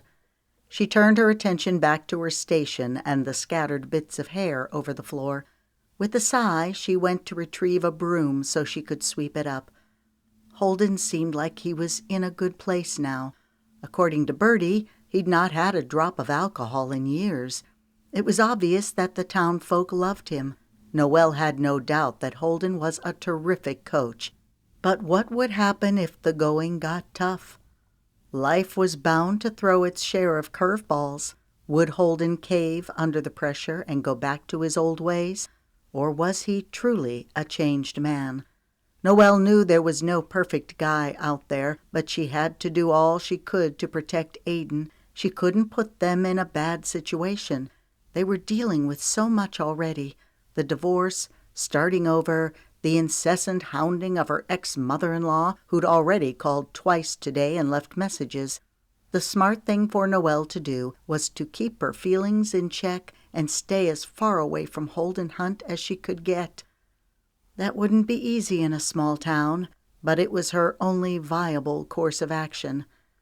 The sooner her gullible heart got the message, the better off she'd be. Chapter 4.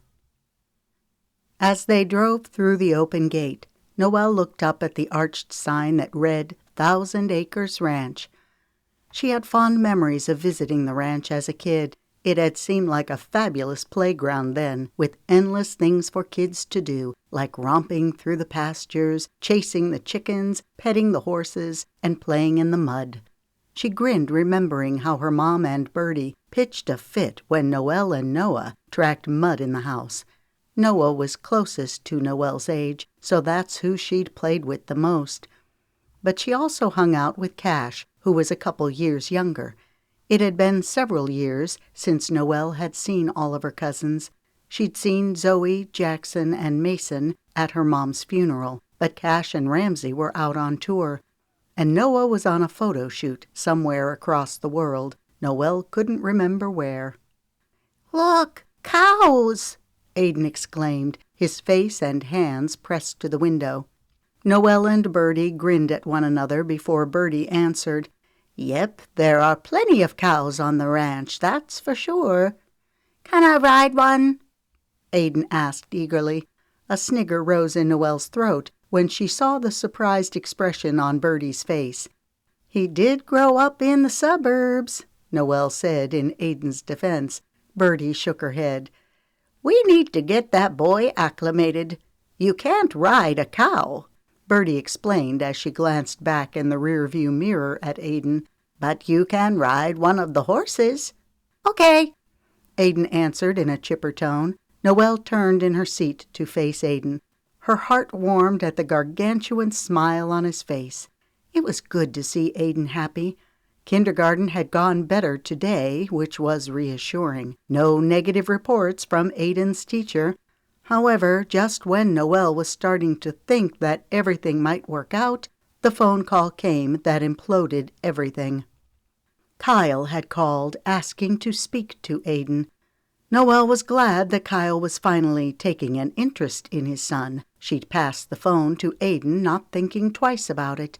Then she realized, all too late, that Kyle had ulterior motives. He started talking up Christmas in Tybee Island, telling Aiden all of the fun things they could do together, if only his mom would let him go. After the phone call, Aiden had broken into tears, saying how much he missed his dad. "I want my daddy," he'd wailed until he was hoarse. It broke Noelle's heart to see Aiden in such a state. She was furious with Kyle for manipulating Aiden. Noelle suspected that Dottie had put Kyle up to calling. She was starting to detest her former mother-in-law. The woman would stop at nothing to get her way. Dottie didn't care about Aiden, not really. All she cared about was herself and what she wanted.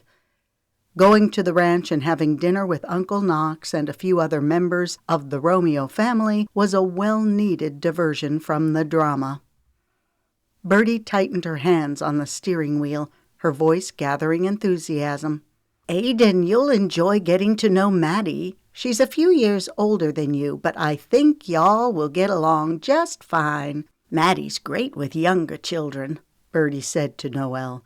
"Maddie is a cutie," Noelle remarked. "She looks just like her mom with her dark hair and eyes."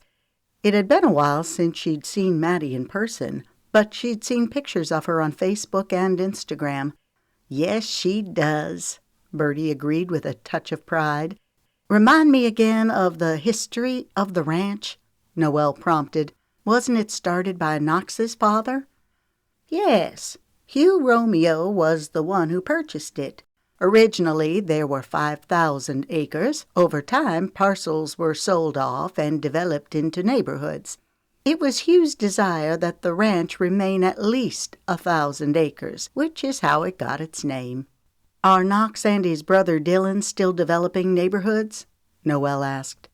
"They sure are. They're working on a project now. Do you remember Swallows Creek?" "I do. I used to go swimming in that creek."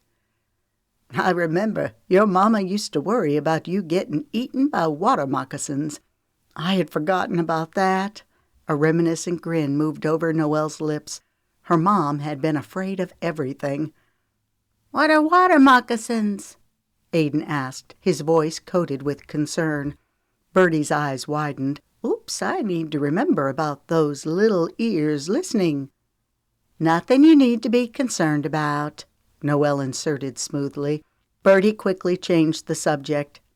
"Knox and Dylan are working on a residential development near Swallows Creek." "Knox must be super busy, running the ranch and doing his real estate." Noelle had been young when her Aunt Birdie and Knox divorced. She still didn't know the full story, only that Knox had an affair. She'd gathered that through hushed conversations she'd overheard between Birdie and Noelle's mom, Jolie.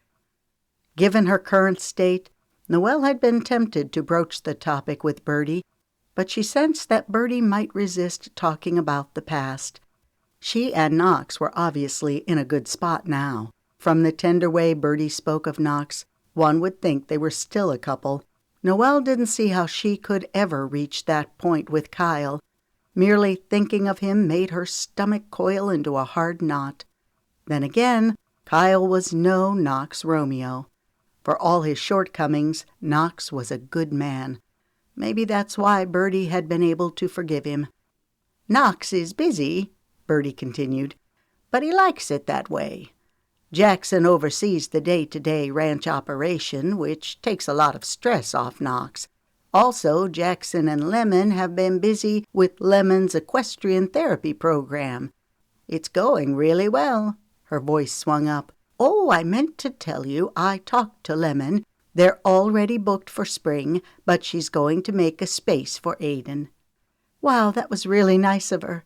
Noelle was on a tight budget, squirreling away everything she could to hopefully buy a house in the near future. But she'd scrimp and save more if it meant giving Aiden unique opportunities. Noelle remembered Lemon from school growing up, but she was several years older. "You know," Birdie said casually, "Jackson and Lemon were high school sweethearts, and they reconnected. So did Zoe and Briggs." She threw Noelle a speculative glance. "We could go for 3. Noelle felt her cheeks warm, thinking of the attraction that had zinged through her when she was around Holden earlier today. She was unprepared for the longing that arose inside her. "I don't think so. My situation is different."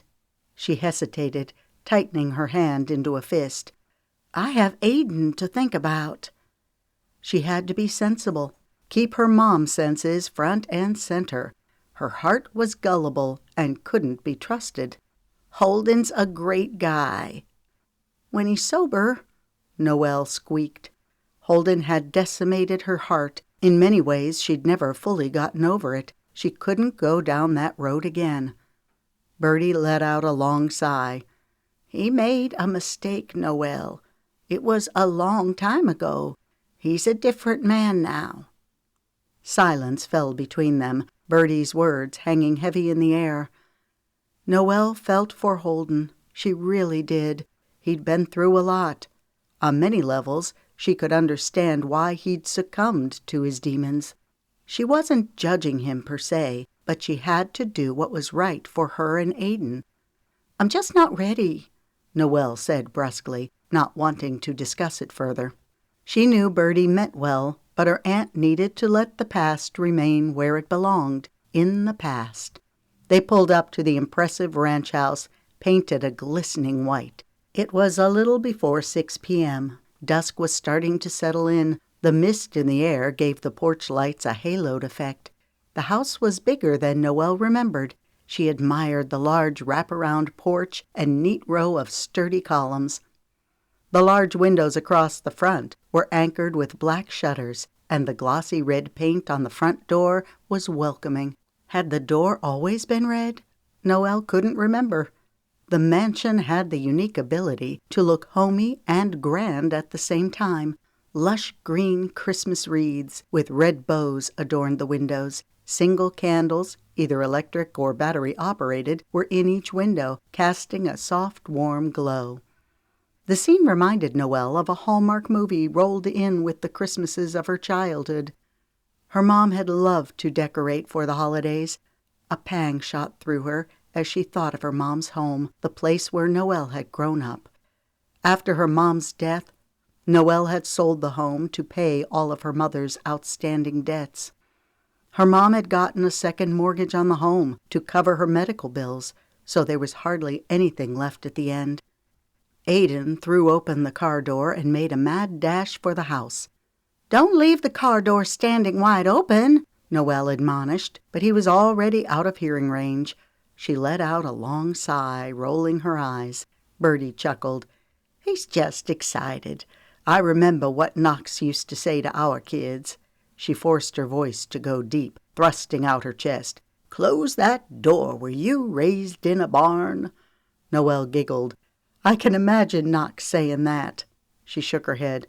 "I don't think anything I say to Aiden sinks in. It goes straight through one ear and right out the other." "More sinks in than you realize. Aiden will learn. Just be patient." Birdie cast Noelle a perceptive look. "You've been so worried about Aiden transitioning, but kids are resilient. With a loving, considerate mom like you, Aiden will do just fine." Noelle's eyes misted as she blinked. "Thanks," she said gruffly. She could only hope Birdie was right. By the time they got out of the car, Aiden was pounding on the door with his fists. "Aiden, stop banging!" Noelle corrected. The door opened, and there stood Knox, looking as debonair as ever, with his broad shoulders and confident posture. "Well, hello!" he boomed as he grinned broadly while looking down at Aiden. Aiden drew into himself a touch, as if he were intimidated. Aiden's reaction was understandable, as Knox wielded a commanding presence. Noelle guessed him to be around 6 feet tall. He was lean and in great physical shape, as though he could work alongside any 30-year-old and hold his own. His hair was becoming more salt and pepper. His olive-toned skin had the golden leathery cast of one who'd spent a lifetime in the sun. His lively teal eyes and easy smile were his best features. He was the kind of man that you couldn't help but love. "Hello," Aiden responded with a squeak as he clasped his hands. "I want to ride a horse." Confusion washed over Knox's features. "A horse?" He looked to Birdie for an answer. "I told Aiden that he could learn how to ride a horse when the weather clears." Birdie hugged her arms, suppressing a shiver. "Whoosh, it's cold out here." The humidity cut through Noelle's coat. It was biting cold. Aiden darted past Knox into the house. "Well, hello," Knox said as he held out his arms, giving Noelle a hearty hug. She caught a spicy whiff of Knox's cologne. "It's good to see you, darling." He held her at arm's length, inspecting her. "You get prettier every time I see you." His light eyes sparkled as he looked at Birdie. "You look just like your aunt." "Thanks," Noelle smiled. "I take that as a high compliment." She glanced at Birdie. who suddenly had a rosy hue brushing her cheeks. Was Birdie blushing? Yep, something was definitely brewing between Aunt Birdie and Uncle Knox. "Come on in the house," Knox said as he led them inside. Noelle appreciated the warmth that greeted her, staving off the frigid cold. The aromatic scent of cooking food wafted through the air, causing Noelle's stomach to rumble. She was in the mood for some good, down-home cooking. She had great memories of feasting on hearty Southern food while at the ranch. She took in the surroundings. The foyer opened to a sitting room that was decorated tastefully but simply. The soft white walls made a pleasant backdrop for the neutral decor. A plush leather, deep brown sofa was paired with oversized wicker chairs that housed comfortable beige cushions. The coffee table, made from driftwood, had a gray, aged cast. Linen curtains hung from black wrought iron rods. Sage green and chocolate brown pillows added pops of color, matching well with the rugs and artwork. Noelle grinned, recognizing Birdie's stylish handiwork. The ranch house seemed to be an extension of both Birdie's boutique and home. "Everyone's in the kitchen," Knox said. "We can put our coats in the closet," Birdie added, removing her coat. Noelle did the same as they hung them in the closet beside the front door. Not sure what to do with her purse, Noelle placed it on the floor of the closet. She didn't mind being separated from her phone for a few hours, especially if it meant not having to deal with Dottie's calls and texts. The wide planked wooden floor creaked pleasantly beneath their feet as they walked. As they stepped into the spacious kitchen, a smile drifted over Noelle's lips when she saw everyone. "Hello," Zoe said warmly, as she stood and enfolded Noelle in a hug. "It's great to see you." "Thanks," Noelle said appreciatively. "It's great to see you, too." Zoe looked beautiful as always, with her dark liquid hair and deep brown eyes. Zoe looked back at the table to where a blue-eyed guy with dark blonde hair grinned and waved. "Hey, Noelle," he said, his voice warm with recognition. "Good to see you." "Good to see you too, Briggs." Noelle was reminded of how nice it was to be home, where the town was small enough so that everybody knew one another. Zoe and Briggs were a striking couple. Zoe certainly seemed to be faring well after her divorce. Jackson was sitting beside Briggs. A sideways smile slipped over his lips. "Hey, cuz," he drawled in a country bumpkin accent. "Hey, Jax." His arm was draped around a beautiful blonde. "Lemon," Noelle began, "great to see you. Birdie tells me that y'all are doing great with your equestrian program." "Yep, this little lady runs a tight ship," Jack said, giving Lemon an admiring look. They shared a smile. It was obvious that Jackson was smitten, which was sort of cool, considering how Jackson had once been known as the player of the Romeo family. Noelle used to tease him, saying that he went through girlfriends faster than she could go through a bottle of shampoo. Well, Jackson was certainly off the market now. Noelle glanced around. "Have y'all seen a crazy kid about yay high?" She held out her hand so that it was level with her chest. "Running around here?" "Yep, he came in a few minutes ago and took off with Madison," Zoe answered. "She probably took him to the playroom upstairs." "Can we eat now?" a teenaged boy asked in exasperation. "I'm starving." He was standing by the kitchen island. Tall and gangly, he had curly dark hair and freckles splashed over his nose. Noelle wondered if Aiden would look similar when he was older, with his curly hair and similar coloring. "You're always starving," Zoe laughed. "It must be that hollow leg," Knox piped in. Zoe went over to the boy and slid an arm around his angular shoulders. "You remember my oldest, Milo?" She turned to Milo. "This is Noelle, my first cousin." "Hey," he said dutifully with a rueful grin. "Hello," Noelle said with a nod. "You look like Moma," Milo observed.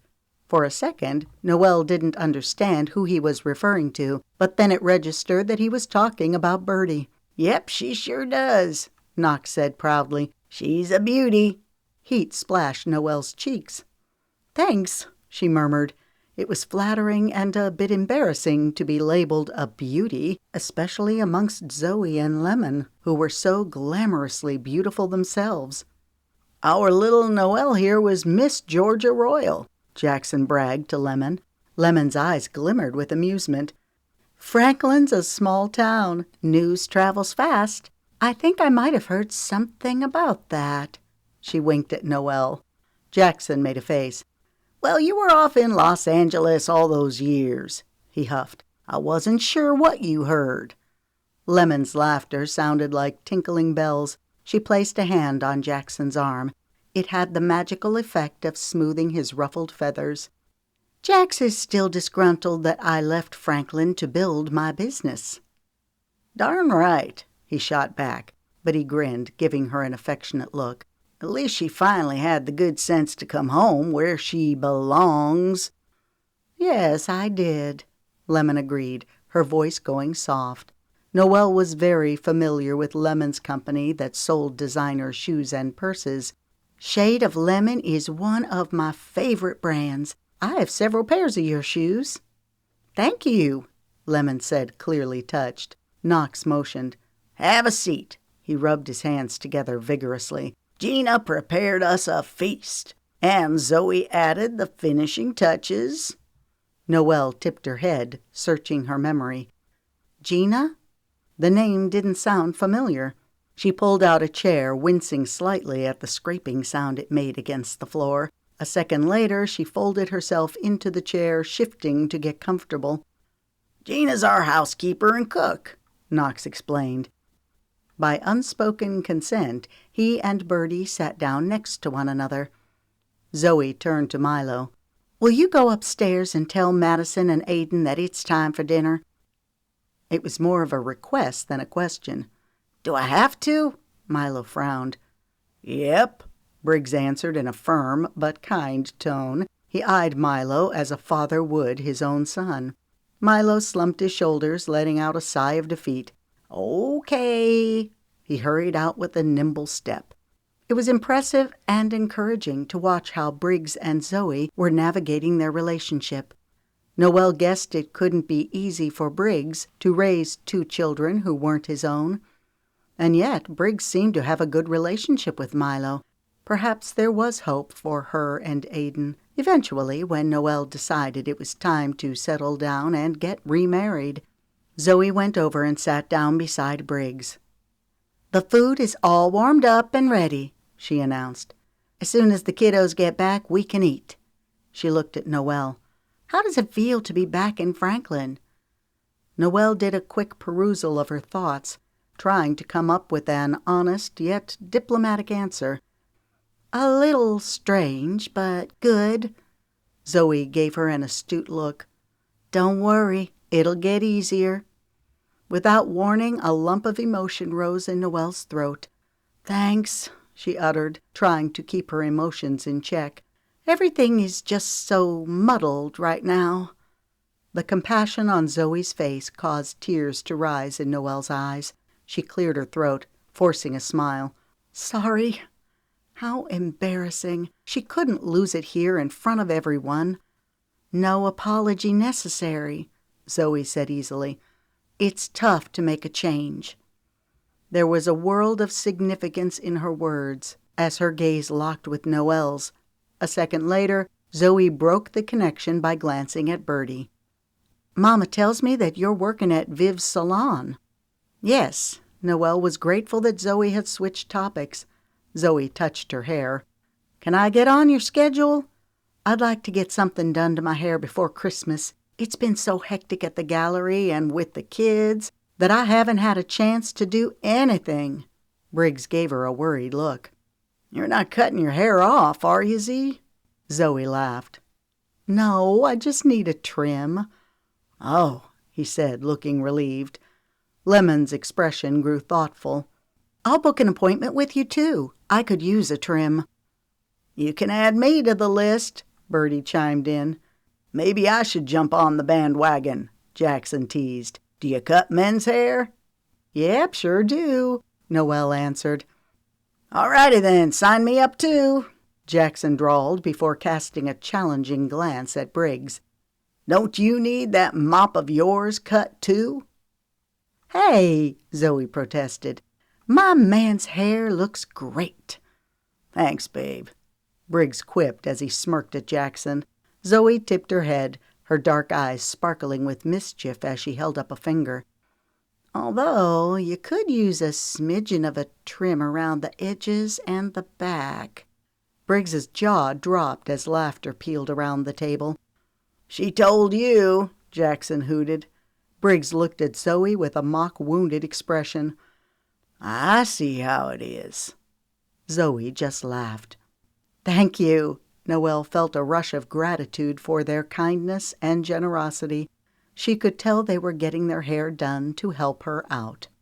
"It's good to have you here," Jackson said heartily. "We're glad you and Aiden are spending Christmas with us."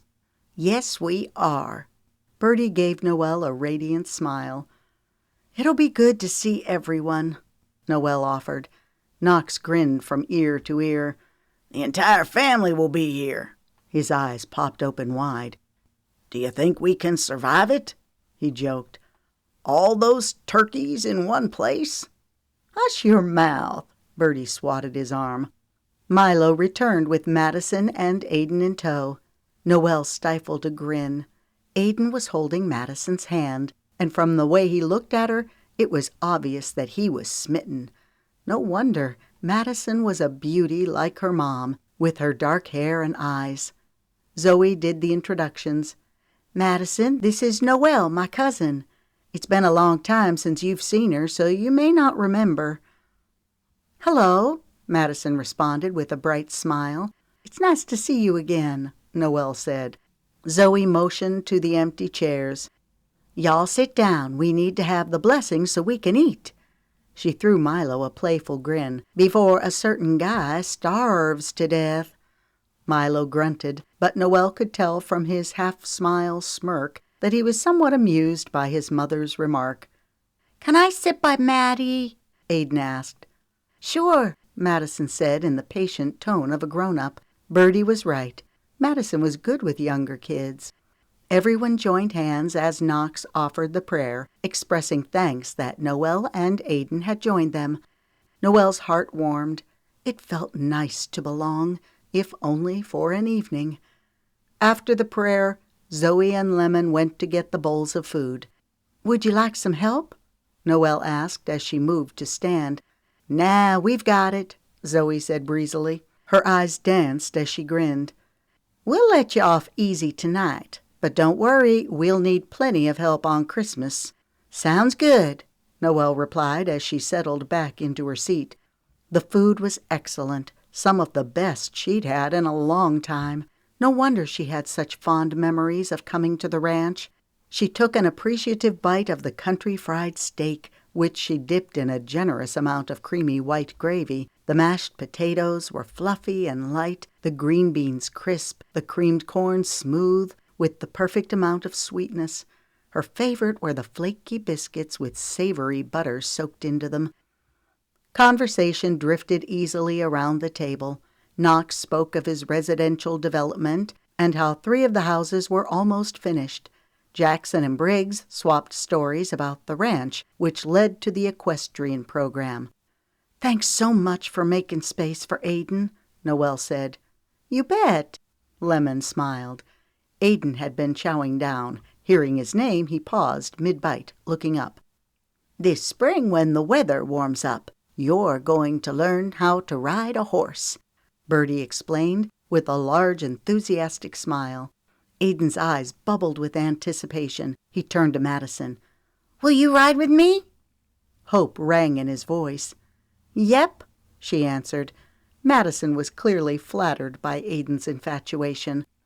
A coy smile tugged at Jackson's lips. "It looks like Mads has a new admirer." Blushing furiously, Madison looked down at her plate. Lemon tapped his arm. "Don't tease her." Jackson just laughed. "He's just bemoaning the fact that he doesn't have a long string of admirers anymore," Zoe taunted. Jackson didn't miss a beat. He turned to Lemon, gracing her with an adoring look. I've got the only admirer I'll ever want or need right here beside me." It was cute how color seeped into Lemon's light complexion. The doorbell rang. Knox scooted back his chair and stood, placing his napkin on the table. "Excuse me, folks," he said ceremoniously as he went to get the door. "Are we expecting another guest?" Zoe looked around the table for an answer, her eyes settling on Birdie. Birdie's expression was enigmatic as she shrugged. "Could be." A warm chuckle sounded in her throat. "You know your daddy. He loves having people over for dinner." Zoe crinkled her brows. "Who did he invite this time?"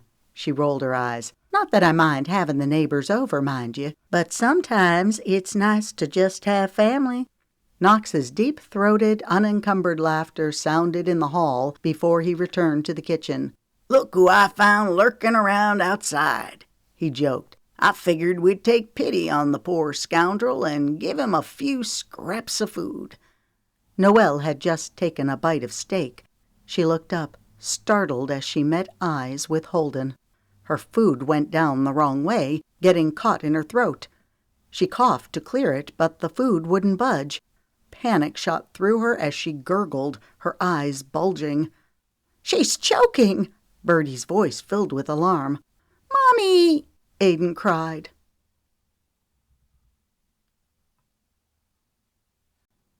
Chapter 5. Noelle's body heaved as she tried to expel the food. A hot, suffusing wave of terror engulfed her. Time seemed to stand still as her life flashed before her eyes. She didn't want to leave Aiden without a mother. How horrendous it would be to die in such a senseless manner. Holden and Jackson raced toward her, coming from different directions. Jackson was the first to reach her. He gave her a hard slap in the center of her back, using the brunt of his palm. It jarred her body, dislodging the piece of steak, sending it flying out of her mouth. She breathed in a ragged breath before a fit of coughing overtook her. Her hand went up around her neck as she tried to regulate her breathing, gulping in scoops of blessed air. Holden rubbed her arm. "Are you okay?" His voice was coated with concern. She nodded, a heady relief splashing over her. Her mind reeled, grateful for the blessing of being alive. Next came the hot sting of embarrassment. Mommy?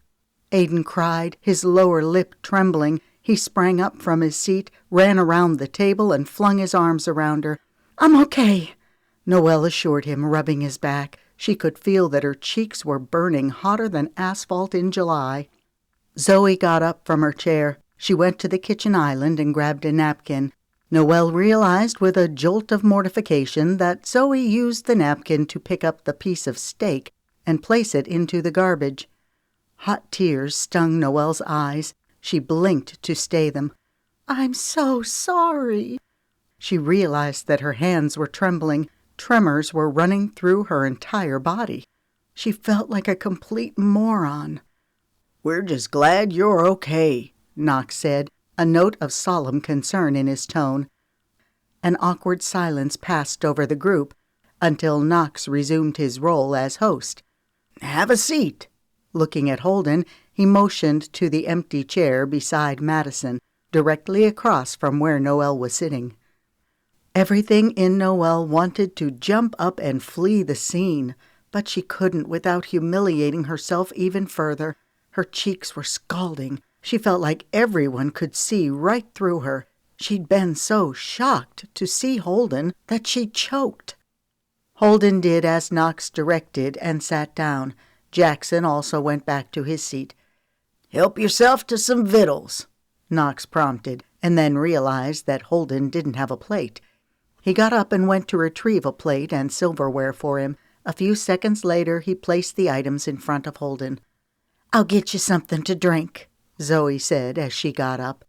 Realizing that his mom was okay, Aiden extricated himself from Noelle's arms and went back to sit beside Madison. Noelle looked at Birdie. Her face was a touch pale. When she realized Noelle was looking at her, she offered a reassuring smile. Noelle just shook her head and looked away. She suspected that Birdie knew Holden was coming tonight. She should have warned Noelle and saved her from nearly choking to death. It had been endearing, at first, that Birdie wanted to get Noelle back together with Holden. Now it was getting irritating. "Great season," Jackson said to Holden, opening up a segue of conversation. "Thanks," Holden replied as he reached for the nearby bowl of potatoes and placed a spoonful on his plate. A second later, everyone began passing him bowls of food. "That was a tough break at playoffs." Jackson sat back, stretching his arm across the back of Lemon's seat. "Double overtime, and then Ravenwood scored that field goal for the win. We'll get 'em next year," Holden said mildly, in a way that let Noelle know he was preoccupied with other things. His golden brown eyes filled with worry as he looked at her. "You okay?"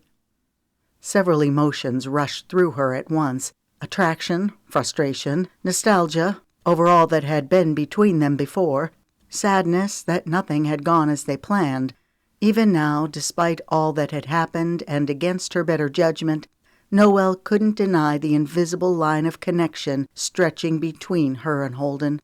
Now that he was in the room, she was acutely aware of his presence. She nodded, smiling weakly as she looked down at her plate. She still had lots of food left, but she'd lost her appetite.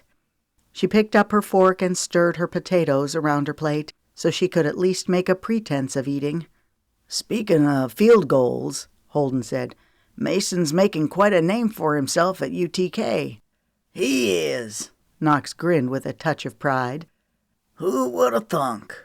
Mason's buddy talked him into joining the football team, and as it turns out, Mason's got a foot of gold on him." "He's got talent, that's for sure," Holden piped in. "It'll be interesting to see what happens to him after college. Do you think he'll go pro?" "I'm not sure," Knox answered. "Mason has had his heart set on following in Cash's footsteps ever since he was knee-high to a grasshopper. I guess we'll have to see how it goes." What happened to your ear? Aiden asked. Noelle's head snapped up. She caught the simmer of amusement in Holden's eyes as he looked at her from across the table. "The scissors and I had a little run-in earlier," Holden answered easily. Again, Noelle felt her face go hot. All eyes were on her, but she didn't dare look at anyone. Right about now, she figured that they were all second-guessing their decision to let her cut their hair. "How are plans going for the Christmas festival?" Knox asked Birdie. Really well, Birdie answered, "especially since I'm not in charge of it this year." "That's right." Knox sat back in his seat and stroked his chin. "Jill Sandstrom's heading it up this year." Birdie nodded. She is, and she's doing a great job. The only thing I have to worry about this year is the bake sale. She looked around the table. I'll be needing volunteers for this weekend. It's for a great cause. All the proceeds go to buy children's books for the library. It was cute how fast everyone looked down to avoid being pinged by Birdie's steely gaze. I'll help, Noelle heard herself say. She turned to Birdie. That is, if you don't mind watching Aiden. I'll be happy to watch him. Knox and I can take him and Maddie to get pizza and ice cream. Birdie looked at Knox to get his approval. "I'm always up for ice cream." Knox's eyes glimmered with mirth as he looked at Madison and Aiden. "Especially if I get to go with two turkeys as cute as y'all." "Ice cream, yay!" Aiden sang. Holden spoke up. "I'll volunteer." Noelle jerked, giving him a questioning look. He didn't so much as blink. "It's for a good cause." A crooked grin tugged at his lips, deepening his dimples. "It's the least I can do to help the library." Birdie was quick on the draw. "Great," she said neutrally. "I'll put you and Noelle down to volunteer Saturday afternoon and evening." Her voice had a tone of finality, like it was a done deal.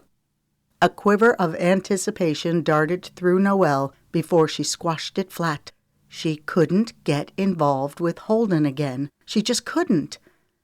A phone chimed. Knox fished it out of his pocket before sliding a finger over the screen to answer. "Hey, Dylan," he began. An instant later his face fell. "What?" He exploded, his face going a shade darker. "When?" His brows darted together. "Do the police have any leads? This is unbelievable. I'm on my way." "What's wrong?" Birdie's voice trembled slightly as she touched Knox's arm. Fury burned in Knox's eyes. 3 of the houses in the development burned to the ground tonight." "What?" Birdie exclaimed, her hand going over her mouth. "How did it happen?" Jackson asked. "Was it an accident?" Zoe wanted to know. "We're not sure." Knox shoved his phone back into his pocket as he scooted back his chair. His jaw was rock hard, eyes blazing with determination. "But you can better believe I'm gonna find out," he growled as he rose to his feet. "I'm going with you," Jackson asserted, springing from his chair. "Me too," Briggs added. The 3 of them rushed out.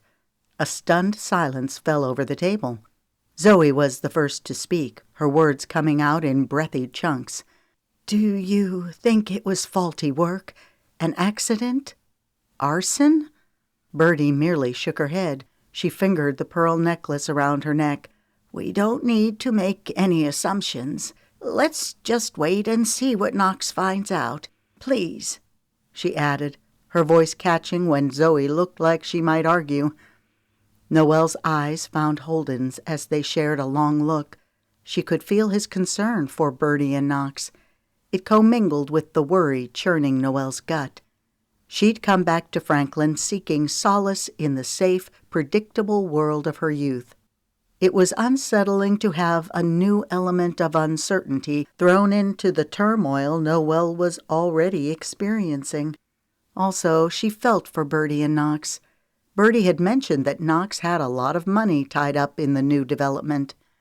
"Maybe you should call Ramsay," Lemon prompted. "Let him know what's going on." Birdie nodded. "Good idea. I'll do that as soon as I get a report back from Knox about the situation. Ramsay and Hartley are in Maui, taking some time off now that the tour has ended for the year. I hate to interrupt their vacation." Noelle thought Lemon's suggestion to call Ramsay was wise. Ramsay, the 3rd oldest of the Romeos, was a former Navy SEAL.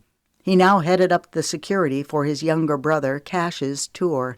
Ramsay was married to the singer Hartley Raines. She wasn't quite as big of a star as Cash, but close. Hartley opened for Cash's tour. "Is Papa going to be okay?" Milo asked Zoe. "Daddy will be just fine," Zoe assured him in the confident tone that only a mother could perfect. The only hint of Zoe's apprehension was the slight tightening around the edges of her eyes. "We don't want to jump the gun here," Birdie cautioned. "Hopefully it's just an accident." She looked around the table, offering a strained smile. "Let's finish our dinner and have dessert. Gina made us some apple cobbler. Zoe, will you heat it up?" "Sure." Zoe rose from her seat. This time Noelle didn't ask. She stood and went to help Zoe dish up the cobbler. It wasn't until later, as Noelle was putting on her coat and getting ready to leave, that she overheard Zoe and Birdie talking in low strains. "Did you mention to Daddy that you feel like your house is being watched?" Noelle's insides froze, a shudder slithering down her spine. Birdie's house was being watched? By whom? Her heart began to pound. "No," Birdie answered quietly. "I wanted to make sure that I wasn't imagining things before I said anything." Was Birdie imagining things? Why hadn't she said anything to Noelle? "Do you think the fires are connected?" Zoe asked. I'm not sure." Birdie glanced in Noelle's direction. Her eyes widened when she realized that Noelle was listening. "What's going on?" Noelle demanded. Before Birdie could answer, Holden stepped into the foyer with a chipper smile. "Well, Noe, I guess I'll see you on Saturday. Pick you up at 3? Her jaw dropped. "Pick me up?" A streak of uncertainty ran through his features. "Yeah, Birdie said it would be easier for me to just swing by and grab you. That way we'll have only one vehicle at the festival." "Really?" Noelle spouted as she looked at Birdie, who wore a sheepish expression. "Parking is horrendous at the festival," Birdie said in the way of a defense. Zoe grinned. "Aw, just let him pick you up," she said offhandedly with a wave of her hand. "It'll make his day." Noelle looked at Holden to get his reaction to Zoe's comment. His cheeks were a tad flushed. He shoved a hand in his pocket, shuffling his Converse tennis shoes. He looked so darn cute that Noelle felt herself relent. "Okay, fine," she sighed. "We'll go to the festival together." A pleased smile moved over Holden's lips, showcasing his dazzling white teeth. "I guess it's a date," he winked. Since when did he start looking like a poster child for a hunk? How could she not be affected by him? "No," Noelle gawked, her cheeks stinging. "It's definitely not a date." Amusement flitted over Holden's chiseled features. "Glad we got that squared away," he mused. "Look," Zoe cooed, pointing. "y'all are standing under the mistletoe." To her horror, Noelle looked up, realizing that it was true. "Kiss her," Zoe urged with a wicked smile. "It's tradition." Noelle shot her cousin a dark look. She wanted to shove a sock into Zoe's meddling mouth. Zoe's eyes zinged with a playful teasing that let Noelle know her cousin wasn't the least bit quelled by Noelle's irritation. "What are you waiting for, Coach?" Zoe chirped. "I've given you the ball. Time to run it into the end zone." "Zoe!" Birdie exclaimed. "That's enough. Give them a break." Holden pursed his lips thoughtfully, sizing Noelle up. "You know," he mused, "I think I'll pass on this one." The comment stung like a nest full of hornets. The words rushed out of Noelle's mouth before her head could comprehend what she was saying. "What? You think you're too good to kiss me?" Yikes, had she really just said that? She must be losing it. His eyes took on a deep smolder as he stepped up to her. His gaze moved over her slowly, thoroughly, as if drinking her in. Her pulse shot through the roof when he leaned in, his lips brushing with feather lightness against her cheek. His warm breath tickled and teased, circling tingles around her spine. She lost herself for a minute. "Good night, Noe," he murmured as he stepped back and moved past her with lithe, sure steps as he went out the door. "He's good," Zoe drawled with a velvety laugh. "Now that's what I call a smooth operator." Noelle took in a deep breath, trying to calm her erratic heartbeat. She was astounded and alarmed by the ache of longing that Holden had evoked. It seeped through her body, going clear to her bones. In that one terrible moment, a sad, bitter truth penetrated her consciousness. She'd never gotten over Holden, not by a long shot. Maybe she never would. That was a crying shame, because under no circumstances could she ever go back to him again.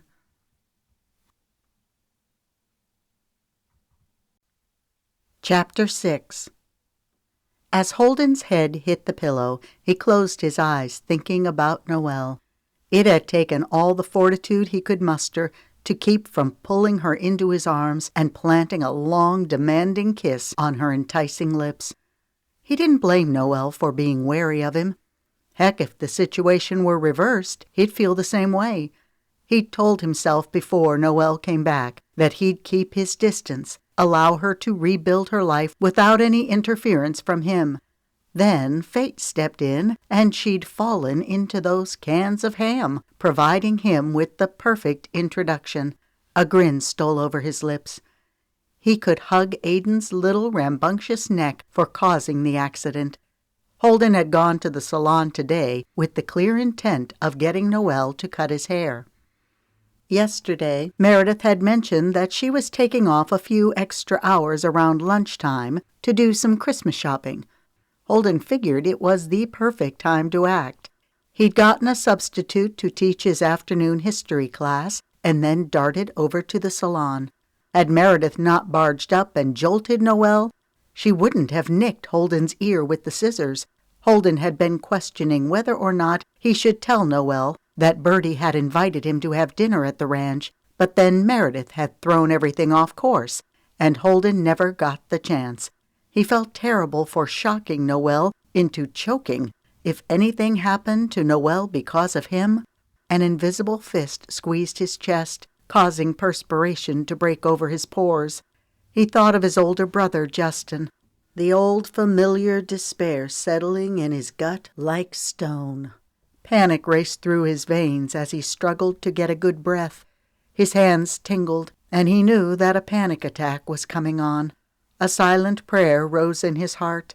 Please, Lord, let this attack pass. Help me get control of myself. Help me remember the things Pastor Charles told me. Dizziness assaulted him. He felt himself swimming in his own guilt. He was caught like a fly in thick, gooey syrup that was pulling him down, down, down.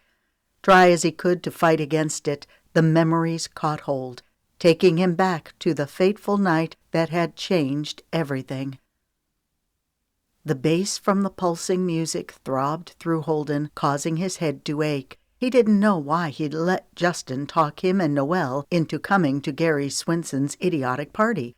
Gary was a friend of Justin's. The guy was a loser. He dropped out of high school and was going nowhere. The scent of booze churned Holden's stomach. He glanced at Noelle's tight expression and could tell that she was as uncomfortable as he was. No, more so. Hey, you two! Cheryl staggered over to them. You want something to drink? Her voice was several octaves too loud, her eyes glassy. She held up a can of beer, dangling it in front of them. Someone barreled into her back, and she fell forward, sloshing beer on Noelle's jeans. Noelle jumped, letting out a startled gasp. "Watch it," Holden warned. Shrill laughter bubbled from Cheryl's lips. Oops, sorry. She straightened herself back up to her full height and adjusted her shirt before traipsing away. Hey, good-looking, she said to the nearest guy she crossed paths with. "We should go," Noelle said through rigid lips. Her gaze moved to the couple sitting across from them, engaged in a full-out make-out session. "Good idea." Boisterous laughter caught Holden's attention as he looked across the room to where a group of guys were gathered around his brother Justin, cheering him on as he raised a can of beer to his lips and drained it down in a few swallows. He used his sleeve to wipe away the liquid dribbling down the sides of his mouth before crushing the can in his fist. Noelle tugged on Holden's sleeve. "Let's go." There was a note of urgency in her voice. Holden and Noelle had driven to the party where they met Justin and his friends. The plan was for them to stop by the party for a bit and then grab something to eat afterwards. However, Holden hadn't counted on Justin getting soused. Apprehension twisted his gut.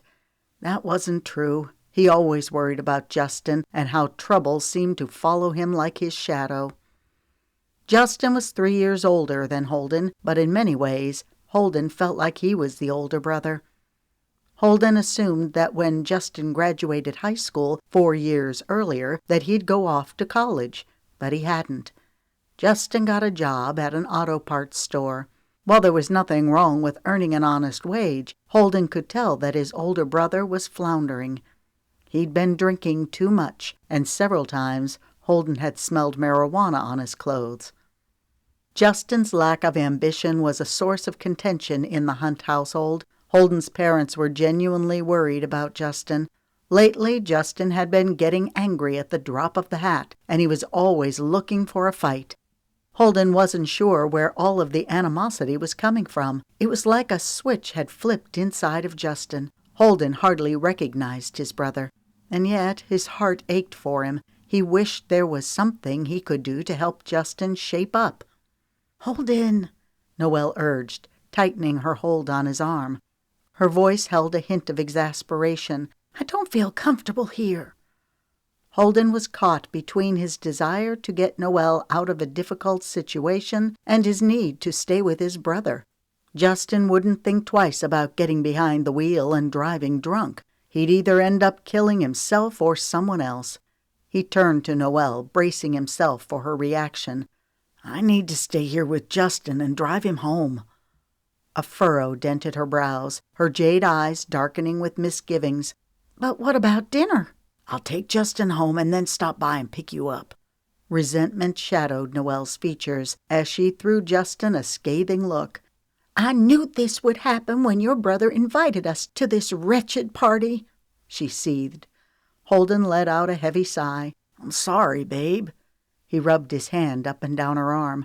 It won't take me long, I promise. She cut her eyes at Justin, who was downing yet another beer. It might take longer than you think to get him out of here. She got up from the couch with a resolute sigh. He also stood. Fine, she said dully. Do what you have to do. The slightest hint of a smile softened her features as her gaze caught his. Just don't make me wait too long, okay? Desire welted through Holden as he traced the outline of her soft, perfect lips. Did I ever tell you how beautiful you are? He murmured into her ear, his arm encircling her waist. She smelled fabulous, a combination of fruity shampoo and cherry lip balm. She laughed as she tipped her head back, her long blonde hair swishing in the process. Once or twice, but I never get tired of hearing it. Good. He searched her face, marveling that such an incredible, exquisite woman was with him. I love you. An impish smile tipped her lips. I love you back. He gave her a kiss on the lips. It whet his appetite for more. I won't be long. He released her and watched her walk away, her hips swaying softly, her hair bouncing on her slender shoulders. A hand shoved him roughly on the shoulder, nearly knocking him over. Put your tongue back in your mouth, little brother. Justin slurred. He tipped his head, his gaze leering after Noelle. He placed the tips of his thumbs and fingers together, framing her in a square. She's a hot little number. Holden bristled. Excuse me. Hoarse laughter rattled through Justin's throat. Just kidding, little bro. I know she's taken. The stench of alcohol on Justin's breath nearly boiled Holden over. He backed away, averting his face.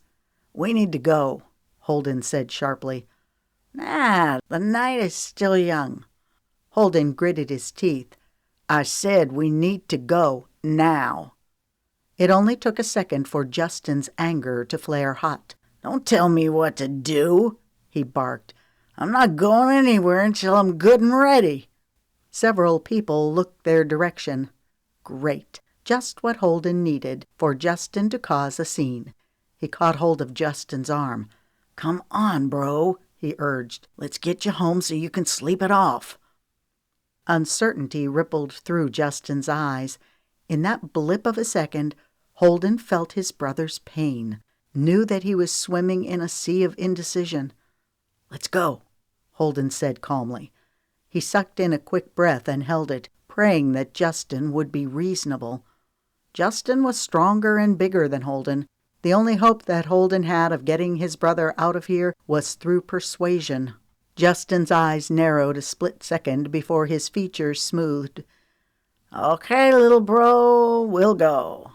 Hey, y'all, he said loudly. My brother and I are leaving. This is not Holden's scene. He's too much of a choir boy to have a drink. This brought a round of wisecracks and chortles. Holden placed a hand on Justin's shoulder and navigated him out. Thankfully, Justin didn't resist. When they reached the car, Holden turned to Justin.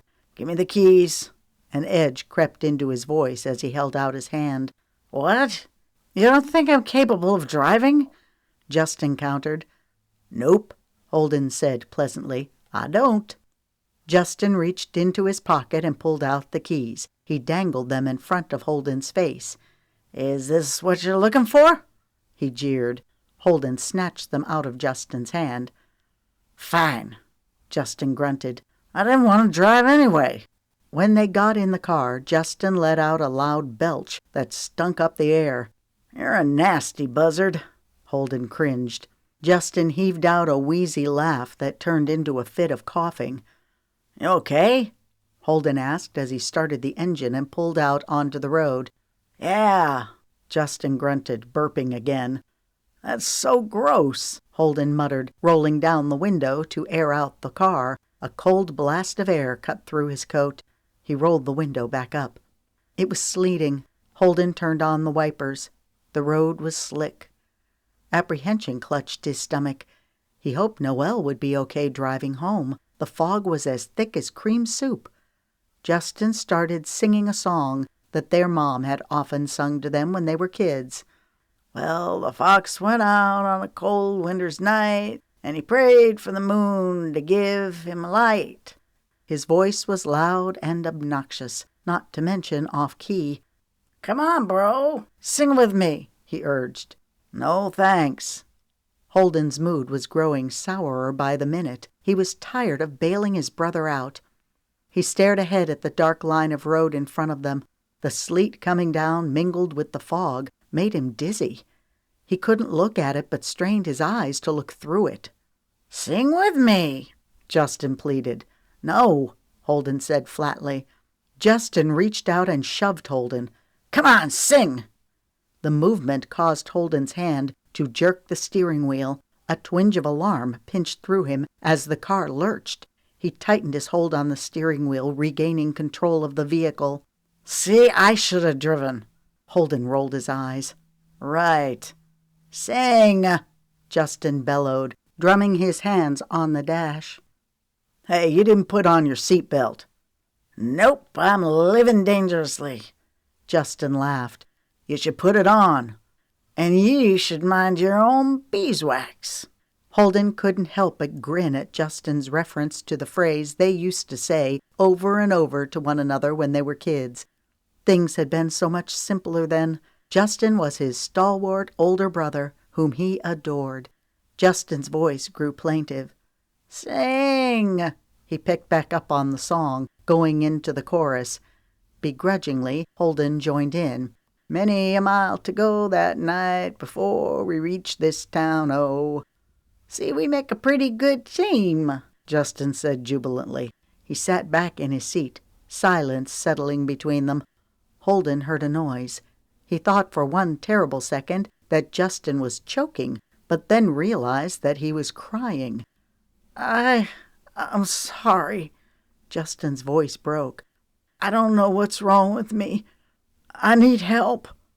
Holden's eyes collected moisture as he swallowed.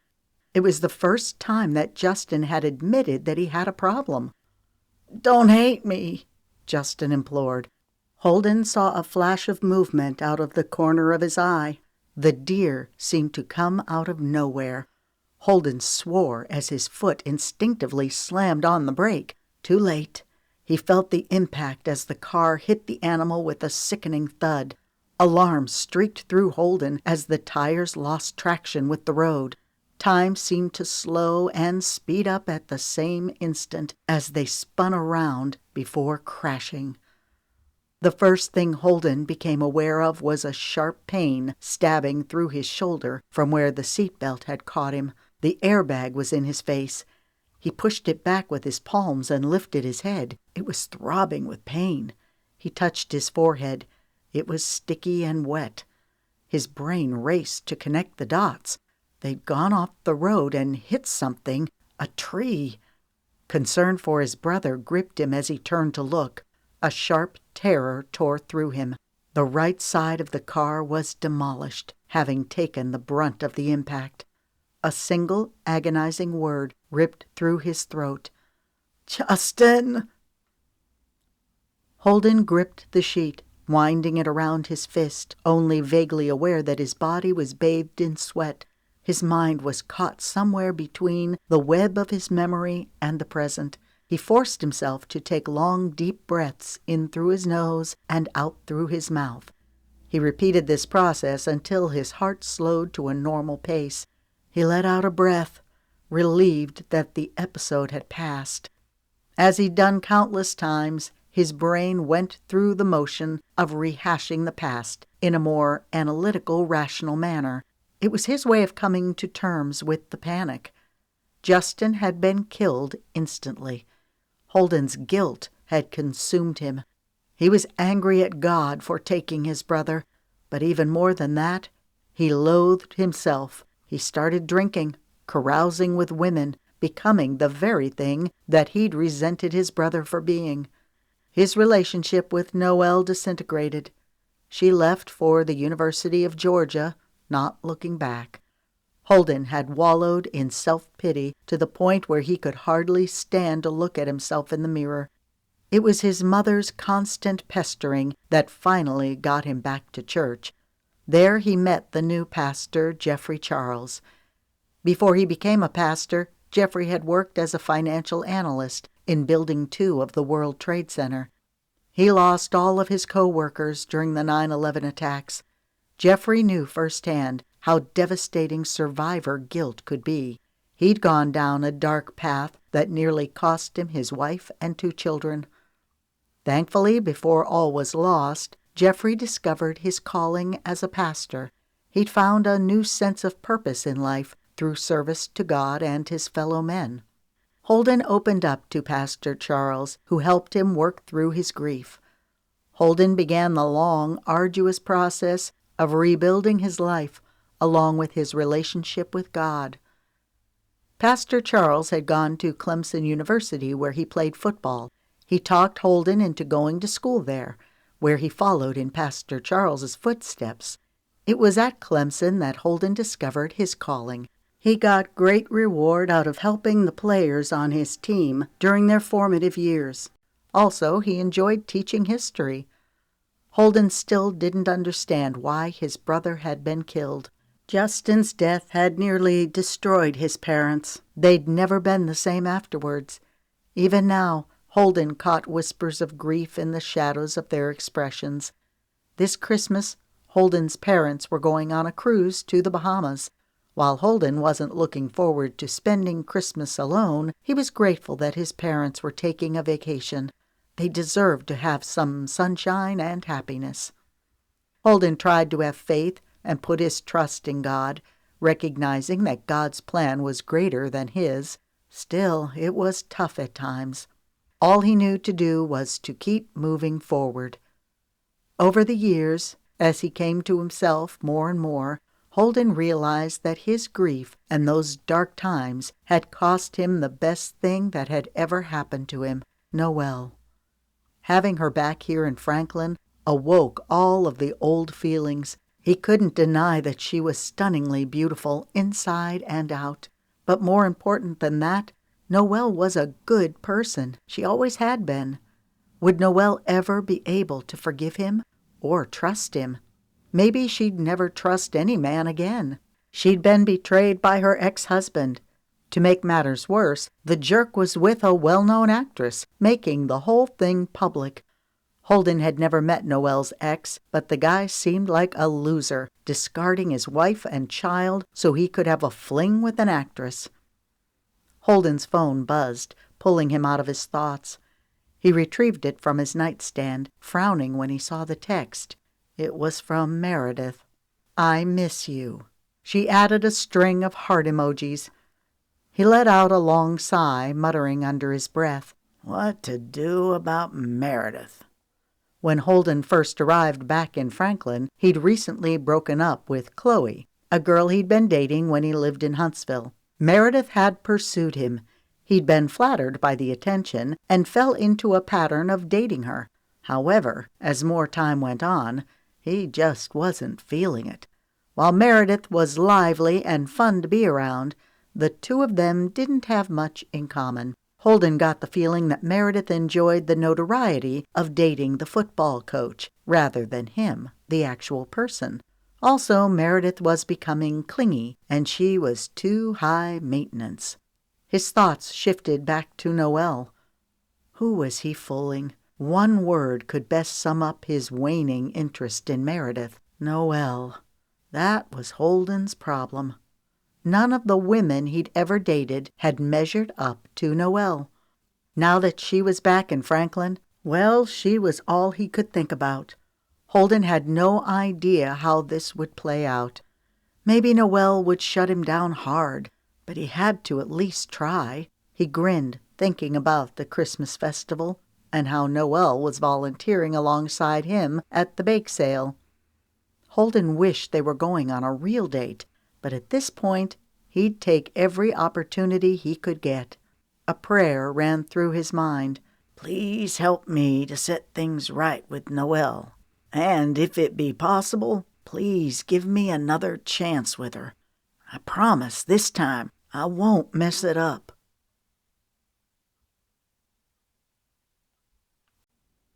Chapter 7. As Noelle got out of her car, the wind picked up, sending shivers through her body. She pulled her coat tighter around herself. The wind caught the door, swinging it back. With a swift push, she closed the door and used the clicker to lock it. Dark, low clouds filled the sky, pressing together like they were getting ready to dump snow. Snow was in the forecast. All morning long, during her shift at the salon, women had been jabbering excitedly about how they hoped it would snow during the Christmas festival. It was a little after 1 p.m. Noelle had gone into the salon at 8 while Birdie watched Aiden. Saturdays were a critical time to pick up new clients who worked full-time jobs and couldn't get to the salon during the week. Noelle didn't know what she would do without her aunt. Birdie had been picking up Aiden from school every day and watching him until Noelle got home from work. Aiden loved it because Birdie often took him to get ice cream or to the ranch where he could play with Madison. In 2 short hours, Holden would be stopping by to pick her up so they could volunteer at the bake sale. Anticipation darted through her. She couldn't deny that she was looking forward to spending time with him, but just as old friends, she kept reminding herself. Things were starting to settle down at the salon. As promised, Birdie, Zoe, Briggs, Lemon, and Jackson had all come in this week. Birdie had sent a few of her friends in as well. Business was picking up for Noelle. And thank goodness, she'd done a good job and managed to avoid any other hair disasters. The only downside to working at the salon was having to deal with Meredith, who was as catty as ever. Meredith took great pleasure in getting Noelle to do as much grunt work as possible.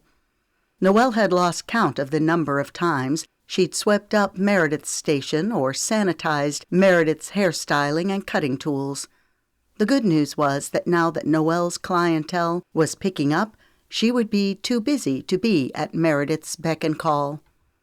Hugging her arms, Noelle opened the gate on the picket fence and walked up the sidewalk.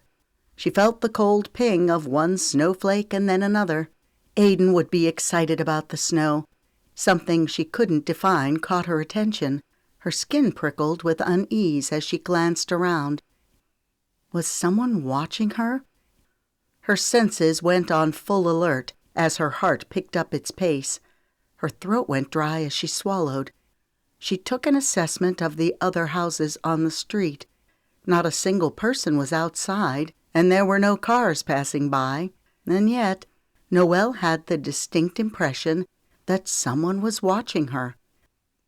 Birdie lived in the historical section of town, a safe and well-kept area. Built in 1920, the 2-story home with its spacious front porch and careful attention to architectural details exuded grace and charm. The lap siding was painted khaki and the trim a creamy white. It wasn't just the house itself, but also the setting, the large beefy trees and mature landscaping that was so impressive. The neighborhood normally spoke of peace and tranquility, which is why Noelle's sense that something was off screamed so loudly. Relief swept through her as she stepped onto the front porch and quickly went through the front door, making sure to lock it behind her. Birdie routinely left her doors unlocked. Noelle was starting to think that might not be wise. Noelle edged over to the window and lifted a slat of the plantation shutter. Again she scoped the area. Nothing. Was she imagining things? Earlier in the week, after leaving the ranch, Noelle had questioned Birdie about the comment Zoe had made about Birdie feeling like she was being watched. Birdie had brushed aside the topic, saying that she was probably just being paranoid. "It only happened once as I was going into the garage," Birdie said. "It could have been one of the neighbors watching from a window. Unless it happens again, I'm not going to worry about it." But Birdie had been concerned enough about the incident to mention it to Zoe, and now it had happened to Noelle. The TV was on in the den. Removing her coat, Noelle went in that direction. She found Birdie sitting on the sectional, her cell phone pressed to her ear. Aiden was on the floor building a Lego tower. A cartoon was playing on the TV. "Mommy!" Aiden squealed with a joyous smile when he saw her. He jumped up and threw his arms around her waist. "Hey, sport," she said affectionately, tousling his hair. Birdie smiled and nodded at Noelle before turning her attention back to her phone conversation. Birdie's expression was worried, the lines around her eyes and mouth showing more prominently. Noelle wondered what was going on. Aiden reached for Noelle's hand and pulled her to his tower. "Look what I built." "That looks amazing!" Noelle placed her purse and coat on the nearby ottoman before getting down on the floor beside Aiden. She played Legos with him until Birdie got off the phone. "Is everything okay?" Noelle asked. "I'm not sure," Birdie answered, pursing her lips together. Noelle's stomach tightened. "What's going on?" Birdie made a point of looking at Aiden as if she didn't want him to hear the conversation. "Let's go into the kitchen and talk for a minute." "Sure." Noelle touched Aiden's arm. "I'm going to the kitchen with Birdie. I'll be back in a few minutes." Aiden nodded, his attention immediately going back to the tower. Noelle got up off the floor and followed Birdie into the kitchen. "What's wrong?" Birdie was standing with her back against the counter, her arms folded over her chest. Her posture was tense. "That was Knox on the phone. The investigators have determined that the cause of the house fires was arson." "Oh no, that's terrible. Do the police have any leads on who did it?" "Not yet." Birdie's expression was grim. "These weren't just regular homes. They were $1-million homes, almost completely built. 2 of them were already under contract, with people moving into them right after Christmas." "Wow. Does Knox have contractor insurance?" "Yes, thank goodness, but claims will have to be filed, and Knox will have to wade through a whole mess of paperwork and red tape. It could take up to 45 days for his claims to get paid. The worst part is that the buyers for the 2 houses under contract have backed out. Knox is concerned that the development will get a bad reputation and that future buyers will be scared away. There are 4 other houses under construction in the development. Knox is concerned about the safety of those houses." "I would be too." Noelle shook her head. "I'm so sorry. Is Knox okay?" "He's stressed and fighting mad that someone did this." Birdie rubbed a hand over her forehead. "It's always something," she muttered. "I've been looking so forward to having all of the family together for Christmas. I hate to have this thundercloud hanging over us." "Did you call Ramsey to get his take on the situation?" "Knox was going to call him right after he got off the phone with me." "Who would do something like this?" "I'm not sure." Birdie's features tightened. "We're not sure if someone was targeting the neighborhood or if this was an attack on Knox and Dylan." A chill ran through Noelle. She figured now was as good of a time as any to tell Birdie about what happened to her on her way inside the house. She kept her voice low. "Remember how we talked about you feeling like you were being watched?" Wariness crept into Birdie's eyes. "Yes," she said hesitantly.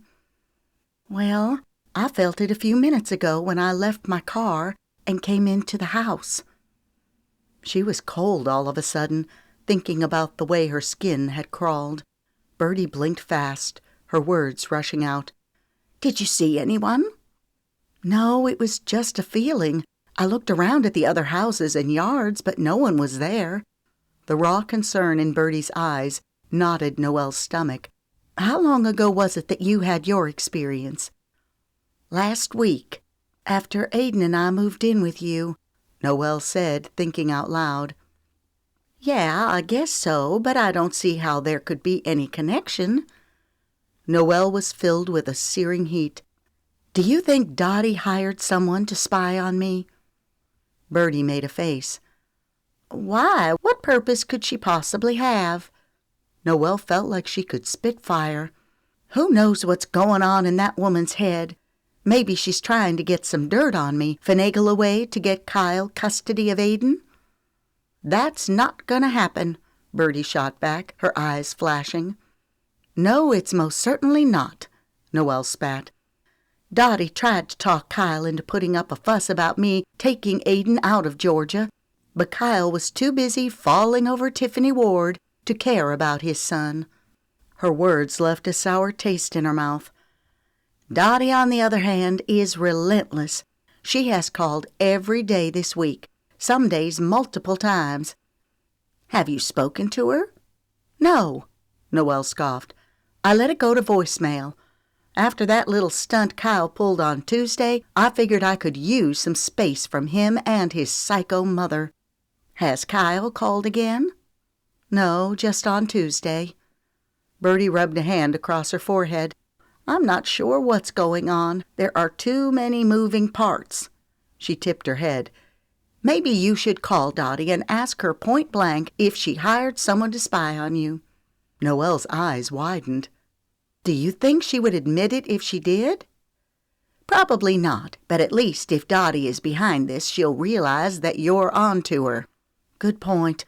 Okay, I'll call her in a few minutes." Noelle's thoughts shifted another direction. If Dottie's not the one watching us, then who is? Is this somehow connected to the arson? Has Knox felt like anyone has been watching him or any other member of the family? "No, not that I know of. Does Knox have any enemies?" "Well, sure, he's had his fair share of squabbles with various people over the years." A wry grin touched Birdie's lips. "Knox can be a bit of a hothead. His pet peeve is when people don't keep their word. There have been disagreements with subcontractors and house inspectors over the years. Nothing extraordinary, but about what you would expect. Knox gets frustrated when subcontractors drag their feet and don't complete jobs when they say they will, or when they try to come back after the fact and increase their bid. And that makes sense. The fires could have been started by a disgruntled contractor." "It's possible." Birdie paused in thought. "Knox and Ellis Livingston had a falling out over a land deal a few years back. Ellis was selling a stretch of property on the river in Nashville. He and Knox worked out a deal and shook on it. Then Ellis went behind Knox's back and sold it to an out-of-town investor." "Who's Ellis Livingston?" "He's a big name in Nashville. He owns a lot of real estate. Knox certainly didn't score any brownie points with Ellis Livingston when Ramsey shot his son Wesley."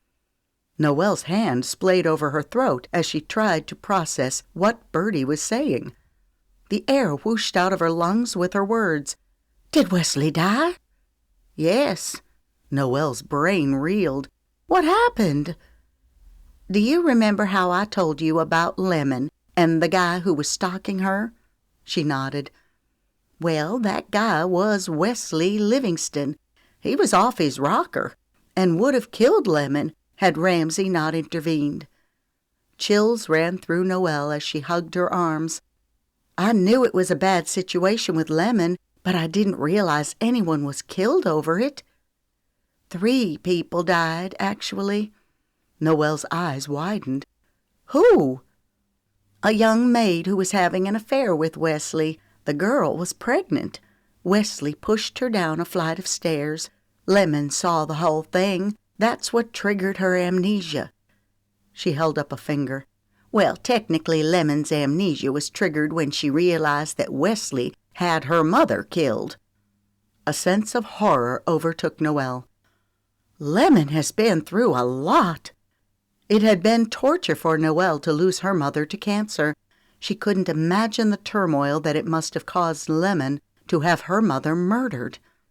"She has. She's a strong woman." "Did you mention your suspicion about Ellis Livingston to Knox?" "I didn't have to," Birdie said gravely. "Knox knows what it means to have a powerful enemy like Ellis Livingston." That's part of what he wants to talk to Ramsay about, she sighed.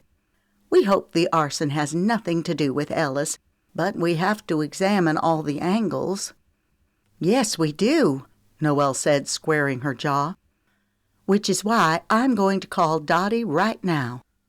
She'd no sooner gotten the words out of her mouth when Aidan came trotting into the kitchen, holding out her ringing phone. Here you go, Aidan said, handing it to her. It was with a sinking heart that Noelle realized it was Kyle. She turned the phone around so Birdie could see the face.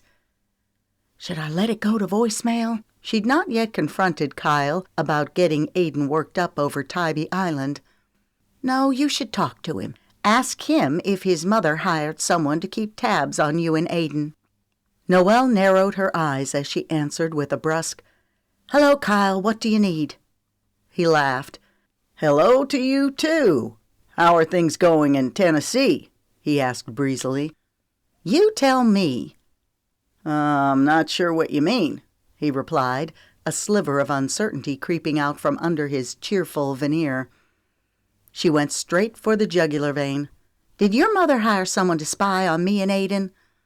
He let out a startled laugh. What are you talking about? Did your mother hire someone to spy on me and Aidan? She repeated, punching out every word. She gripped the phone tighter, thrusting out her jaw.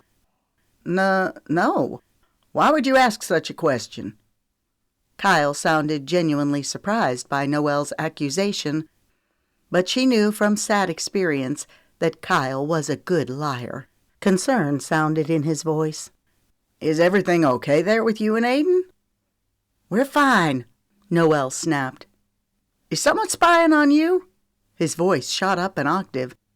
Maybe you and Aidan should come home. It doesn't sound like it's safe there. Her brows knitted together.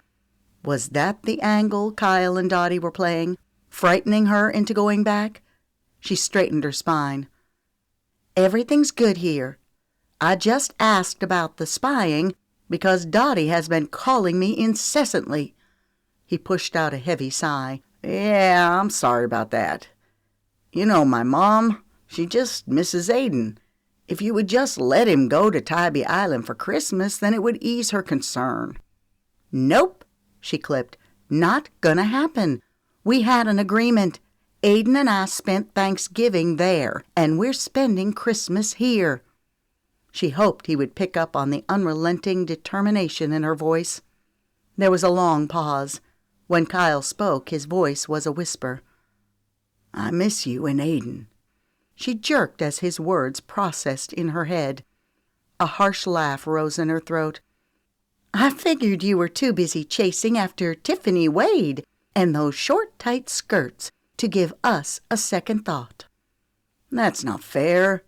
His voice was morose, compliant. I made a mistake. He paused. I realize that now. Noelle didn't know whether to start laughing hysterically or bite Kyle's head off. Why are you calling me? She couldn't believe all the years she'd wasted trying to appease this egotistical jerk. The only good thing that came out of that relationship was Aidan, and she was going to do her darndest to make sure that Aidan didn't end up like his father. Like I said, I miss you. Cut the crap, Kyle. It won't work.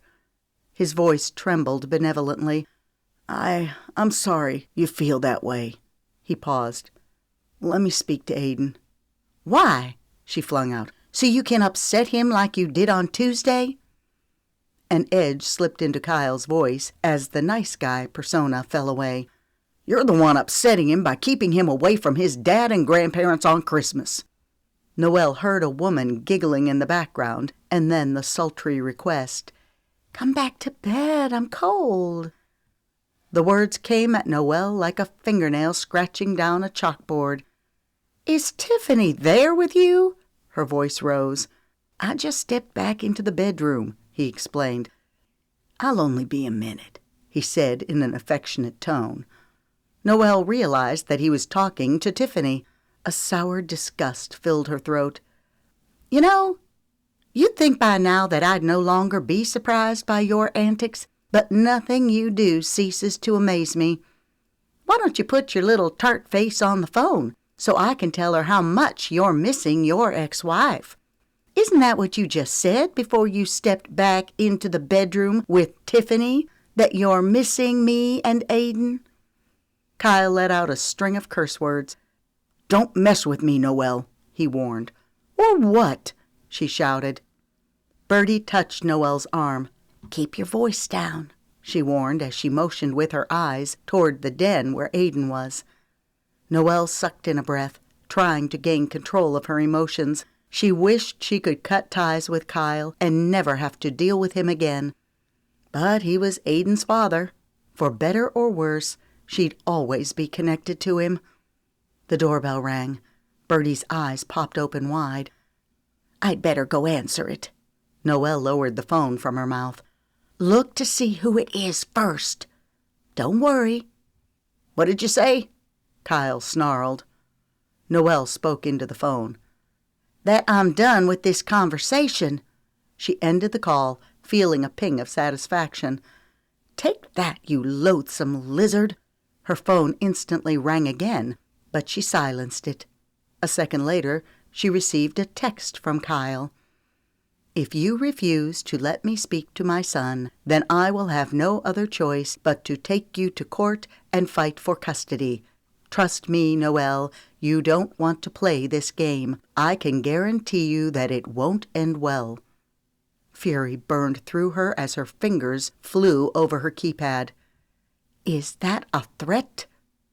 No threat, a warning.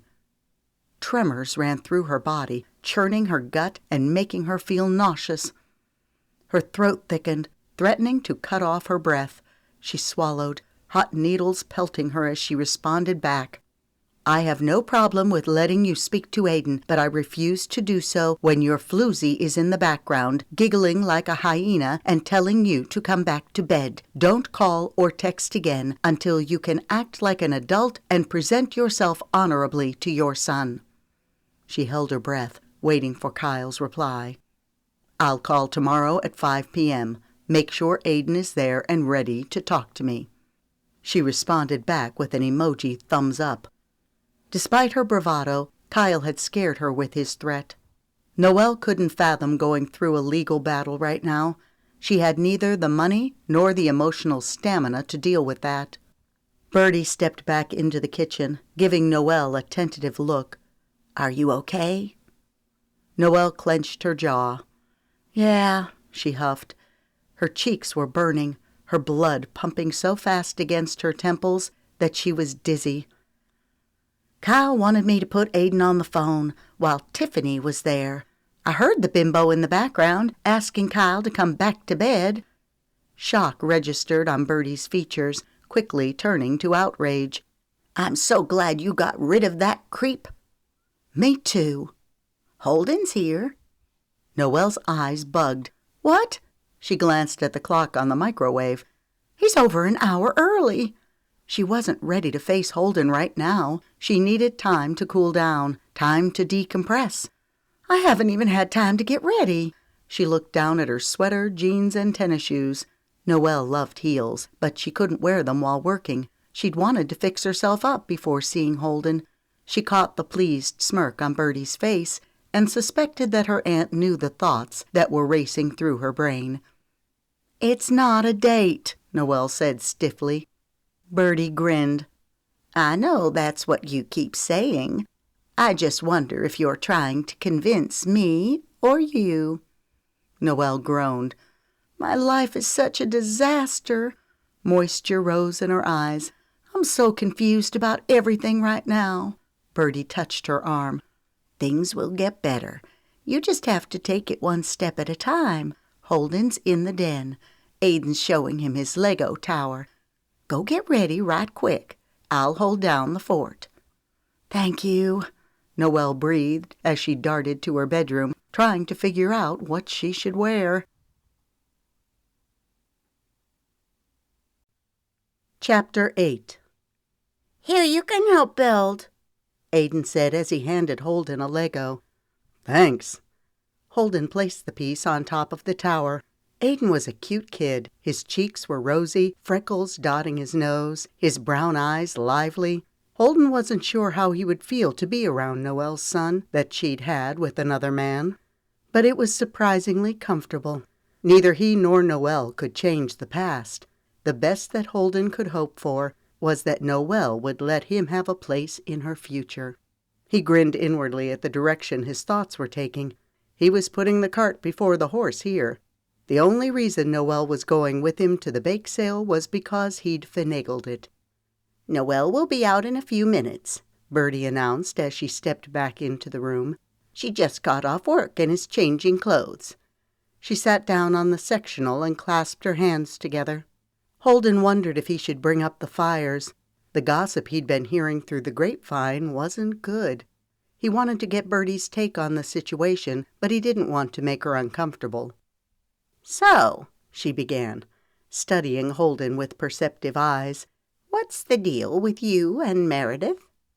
Holden jerked, a startled grin sliding over his lips. "You don't pull any punches, do you?" To think he'd been worried about discussing a sensitive topic. Ha! The joke was on him. Birdie arched an eyebrow. "I'm very protective over my niece. She's been through a lot, and I don't want to see her get hurt." "What's a niece?" Aiden asked, wrinkling his nose. "I'll explain it to you later." Birdie smiled briefly at Aiden before turning her attention right back to Holden, fixing him with a hawk-like gaze as she awaited his answer. "Okay," Aiden sang in a casual manner that let Holden know his mind had already moved to another topic. "Here you go." Aiden grabbed all the Legos his little hands could hold and pushed them toward Holden. "Thanks, buddy." Holden began absently snapping Legos on top of the tower, his mind trying to figure out how to answer Birdie. "Meredith and I aren't serious. We've dated off and on, but that's about it." "Does Meredith know that?" Birdie pressed. "Who's Meredith?" Aiden asked. "No one worth mentioning," Birdie shot back, making her distaste for Meredith crystal clear. "No," Holden sighed. "Not yet." He met Birdie's eyes full on, hoping she would catch the sincerity of his words. "But she will." Birdie nodded, her features relaxing. "As for the hurting thing," knowing Aiden was listening intently to every word he and Birdie were saying, Holden tried to figure out a way to dance around the topic of everything that had happened before between him and Noelle. "What happened before, I was a different person then. I'm a changed man." A hint of a smile moved over Birdie's lips, softening her features. "You don't have to tell me that. I know the kind of man you are, Holden Hunt." The resemblance between Birdie and Noelle was strong, indicating how Noelle would look when she got older. Birdie was a beautiful woman, with her vivid green eyes and honey blonde hair. She carried herself with a sense of grace and authority. It wasn't hard to see why Birdie was a pillar of the community. Holden was glad to have Birdie in his corner. "Thank you," he said, relieved, but Birdie wasn't finished. She held up a finger. "I'm not as concerned about what happened in the past as I am about what will happen in the future." Her eyes locked with his. "What I'm asking is, what are your intentions concerning my niece?" This part was easy. His answer was simple and to the point, his voice ringing with fervor. "I intend to do everything in my power to win her back." "Good," Birdie piped in, her expression pleased. "Then you have my blessing." Noelle stood just outside the den, listening to the conversation between Birdie and Holden. She'd about died of embarrassment when Birdie asked Holden what his intentions were concerning her. Then when she looked down and saw that she was balling her fists so hard that her fingernails were digging into her palms, she realized that she wanted to hear his answer. When he said that he intended to win her back, Noelle was assaulted with varying emotions. She felt a strange sense of pleasure and elation pulsing through her, and then the misgivings took over. Everything was so muddled right now. It was the worst possible time for her to get involved with anyone, especially Holden. On the other hand, when Holden told Birdie that he was a changed man, he'd spoken the words with such conviction that Noelle believed him. Hope sprang in her breast. Would it be possible to put aside the hurt of the past and start anew? She'd never loved anyone like she had Holden. In her darkest hours, when things were their worst with Kyle, Noelle's thoughts had drifted to Holden more often than she cared to acknowledge. He was the fantasy that she could never let go of, the what might have been. It was one thing to daydream, the practical voice in her head argued, quite another to jump into a relationship the second she got back to Franklin. Another voice chimed in, a quieter, more seductive voice that circled around her in a blanketing whisper. Hadn't she known, deep down, that this was the course she would follow? Her heart longed for the kind of relationship that she and Holden once shared. Nothing was guaranteed in life. Noelle knew that firsthand. But that didn't mean she should just throw in the towel and stop living. She chuckled inwardly, grateful that no one could read her thoughts. Otherwise, they'd think she was the most indecisive person on the planet, or loony. Taking in a deep breath, Noelle straightened her shoulders, smoothing a hand over her green sweater. She'd chosen it to bring out the color of her eyes. She grinned, looking down at her shoes. She wondered what Holden would say when he saw them. A legion of butterflies swarmed in her stomach. She got the feeling that everything was changing. Once she stepped through that door, nothing would be the same again. She was embarking on uncharted territory. Did she dare risk her heart, Aiden's well-being? Oh, how she wanted to believe that Holden had changed, that he could weather whatever hard knocks life might throw his way without falling apart and going down another binge of self-destruction. She wished she could see into the future. She wished she could quiet the fears of her heart. She wanted to hope for a better life for her and Aiden. She craved stability.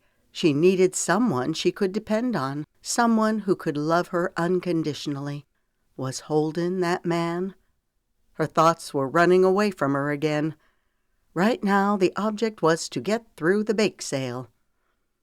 "Hey," she said with a casual smile as she stepped into the room. The flicker of appreciation in Holden's eyes was flattering as he looked her up and down. "You look fantastic," he said. "Thanks," she murmured, sitting down on the sectional next to Birdie. "Look at the Lego tower," Aiden said proudly as he pointed at Holden. "The man's helping me build it." Laughter gurgled in Noelle's throat, especially when she saw the streak of surprise that came over Holden's features. "His name is Holden," Birdie inserted with a chuckle. "Holden," Aiden repeated with a sheepish grin. "Wow, the snow's really coming down," Birdie observed, looking out the window. Noelle looked outside to where large, puffy snowflakes were softly falling. Aiden's eyes rounded as he sprung up and ran to the window. "It's snowing!" he shouted with glee. He spun around. "Can I go outside and play?" Noelle looked at Birdie's face and could tell that her aunt didn't relish the idea of going outside in the cold. "Not right now," Noelle answered diplomatically. "Holden and I need to go help with the Christmas festival. Maybe we can play in it tomorrow after we get home from church." Aiden's face crumbled. "I want to go outside now, please," he whined, bringing his little hands together. Noelle could understand Aiden's frustration. Tomorrow probably seemed like an interminable amount of time to a 5-year-old. "I could go out with him for a few minutes," Birdie offered. "Yay!" Aiden started jumping up and down. Holden was reclining on the floor, propped up on his elbow, his long legs crossed, wearing his black Converse tennis shoes. Noelle was impressed with how comfortable Holden was in Birdie's home, building a Lego tower with Aiden. As he rose to a sitting position, his muscular body moved with the ease of one in pristine physical condition. "I have a better idea. Why don't we take Aiden outside?" He looked at Noelle as he spoke. Her eyes rounded. But what about the bake sale? We have an extra hour, Holden pointed out. I guess that's true, Noelle conceded. She'd just curled her hair and didn't relish the idea of getting snow all in it. Then again, she was about to be outside at a bake sale, so her hair getting messed up was a moot point. A grin tugged at Holden's lips, deepening his dimples. I remember a girl who used to live for playing in the snow. The tone of his melodic voice was intimate, evoking a trove of memories. His dark eyes sparkled with adventure and a hint of challenge that called to her now as much as it always had. She'd never been able to resist joining Holden on what she termed his madcap adventures. He wiggled his eyebrows, making him look boyishly charming. What do you say, Noe? You ready for another madcap adventure? She laughed in surprise. You know, I was just remembering our madcap adventures. That's a splendid idea, Birdie said, a large smile filling her face. I'll make y'all some hot chocolate while you're outside. You can have a cup before you head out to the bake sale. Noelle frowned as she turned to Birdie. She asked the question with her eyes that she didn't want to voice out loud right now. Was it a good idea for them to go outside when she distinctly felt someone watching her? It'll be fine, Birdie reassured her, making a point of looking at Holden as if to say, he'll be out there with you. Holden stood. He exuded such confidence and energy that his presence seemed to fill the entire room. No wonder Noelle had fallen so hard for him before. Holden had a casual manner about him that put people at ease. He was wearing a black sweatshirt and jeans.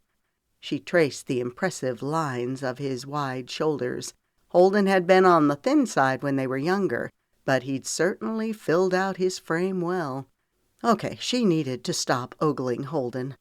She was a grown woman with grown-up responsibilities. She couldn't afford to get swept off her feet. Let's get your coat and shoes on, Noelle said to Aiden. A few minutes later they were outside. Snowflakes were falling in a steady succession, blanketing the ground in white. Noelle glanced around, surveying the area. As before, she didn't spot anyone. Holden sensed her unease. Are you okay? Yeah, she answered, forcing a smile. He touched her arm, searching her face. Noe, what's wrong? The concern in Holden's voice struck a chord inside her. Noelle had forgotten what it was like to have someone who cared about her. I'll fill you in later, she said quietly. He nodded, pressing his lips together in tight lines. The air seemed easier to breathe. Noelle no longer felt that anyone was watching. She wondered if she'd only imagined it before. Perhaps her senses were off. There had been so much turmoil lately in her life. Maybe she was starting to look for trouble, anticipating that things would go wrong. Her conversation with Kyle brought back all of the old angst. Noelle felt like her problems were piling so high and deep that she'd never be able to escape them. With a conscious effort, she shrugged off the despondent thoughts. Let's make a snowman, Aiden suggested. There's not enough snow, Noelle countered. We'll have to wait until more accumulates. Aiden frowned, throwing his hands into the air. Then what can we do? Noelle made a face, her gaze moving to Holden. There wasn't much they could do, except enjoy being out here. The cold stung her nose as the wind picked up, swirling snowflakes around them. We can play a game of tag, Holden suggested. You're it, he said, reaching out and touching Aiden before darting out of his reach. Aiden's joyous laughter filled the air as he lunged for Noelle. Laughing, she moved out of his reach. Aiden chased them around the yard, tagging Noelle. You're it, he shouted. Noelle decided to go for Holden. You're going down, coach, she vowed as she rushed at him. Just when she could almost touch the hem of his coat, Holden dodged out of her reach. She stumbled, falling to the ground. She caught herself with her hands. Holden stopped in his tracks. Oops, he laughed. Here, let me help you up. He bent down and reached for her hand. You're it, she yelled as their hands touched. "Hey," he countered, "that's not fair." He heaved her to her feet. "Thank you," she said lightly as she brushed her hands on her jeans. The next instant, she took off in a mad sprint. She heard Holden's footsteps on her heels as strong arms encircled her. "You're it," he murmured in her ear. His warm breath tickled her skin, cascading tingles of desire through her. "That's not fair," she protested.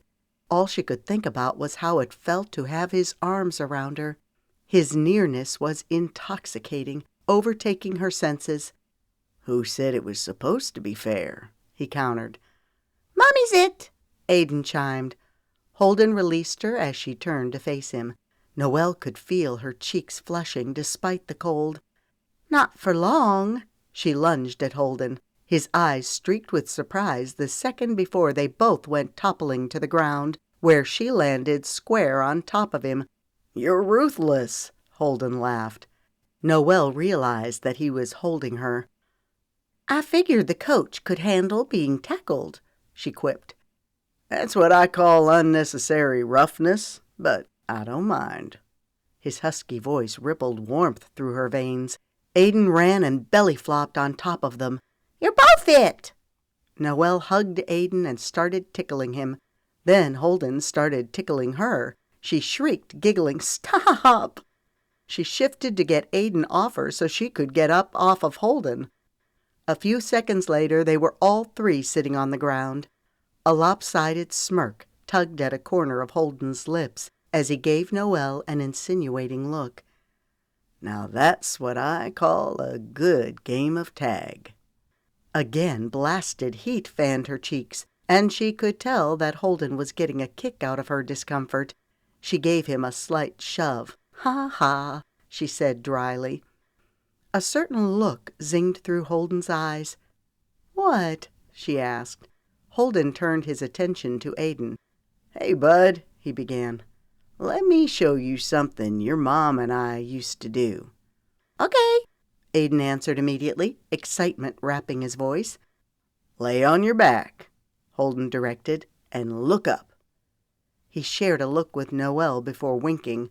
Noelle and Holden were seated together. Aiden was on the other side of Noelle.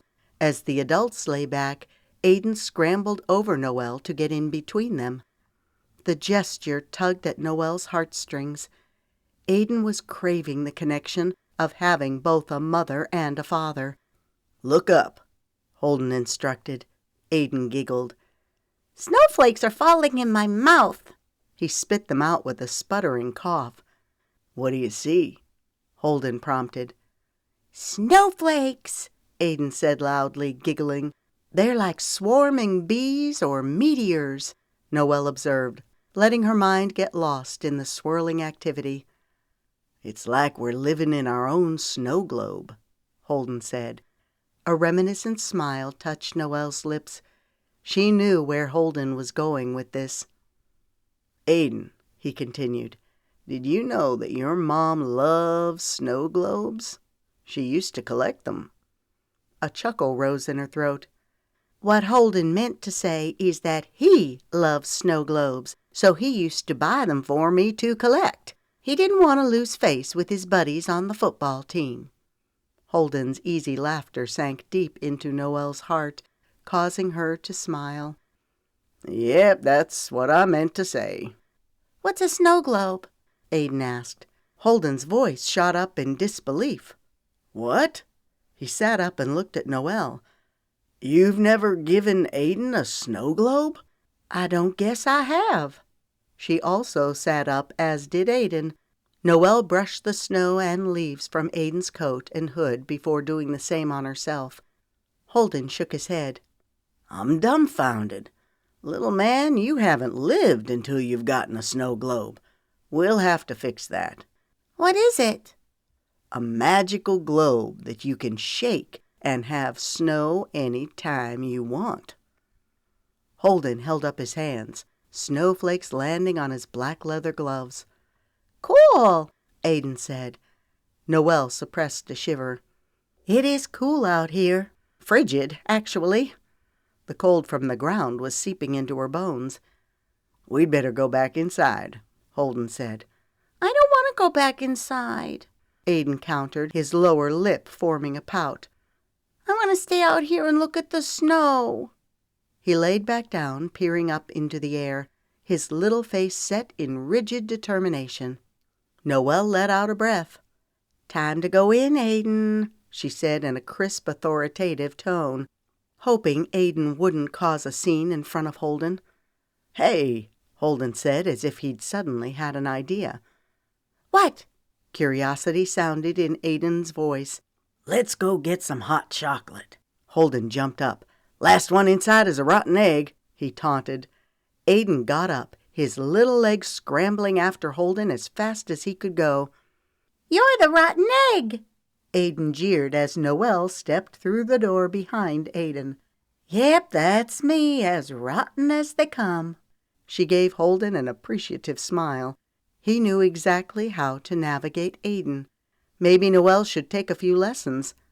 "Take your boots off," she admonished Aiden. "We don't want to track snow onto Birdie's floor." Aiden threw off his hat, gloves, boots, and coat, leaving them in a heap beside the door as he bounded into the kitchen. "Thank you," Noelle smiled at Holden. "He's a bundle of energy." She removed her coat, gloves, and shoes before picking up Aiden's things and placing them on the bench beside the front door. Holden removed his coat, gloves, and shoes. Noelle grinned at his Superman socks. "Nice socks," she said with a hint of sarcasm. "Aiden would love those." "They look like they'd be more appropriate for his age." Holden had always been a big kid at heart. It was impressive how he still enjoyed doing simple things, like looking up into the sky at the snowflakes. He didn't skip a beat. "Nice shoes," Holden remarked. "I've never seen Converse tennis shoes with heels before." His head swung back and forth. "Only you," he said admiringly. A warm connection glowed between them as a smile tugged at her lips. "I couldn't let you have all the fun. I had to get in on the deal." She'd purchased the shoes on a whim last year. They were actually very comfortable. "You moved pretty fast out there with those heels," she laughed. "What can I say? I've got skills." "I'll second that," he murmured. Her cells did a wild spin when he stepped close to her. She wondered for one crazy second if he'd kiss her, but he lowered his voice instead, the edges of his eyes tightening in concern. "What was that about outside? You were glancing around like you were worried." It had been so nice to enjoy the snow and forget about her problems for a while. Everything came rushing back, knotting her stomach. "It's nothing," Noelle said offhandedly. He caught hold of her arm. She felt the gentle pressure of his fingertips beneath her sweater. "Tell me," he implored, searching her face. She could tell that Holden wanted to help. One thing she knew about Holden was that he would keep pestering her until she broke down and told him. She'd never been able to keep secrets from Holden. It was like he could look at her and read her thoughts. "Earlier, when I got home from work, I got the feeling that someone was watching me as I went into the house." His features tightened. "That's odd." "Yeah." She blew out a heavy breath. "Birdie got the same feeling last week as she was going into her garage. I suspect that my ex-mother-in-law has hired someone to keep tabs on me and Aiden."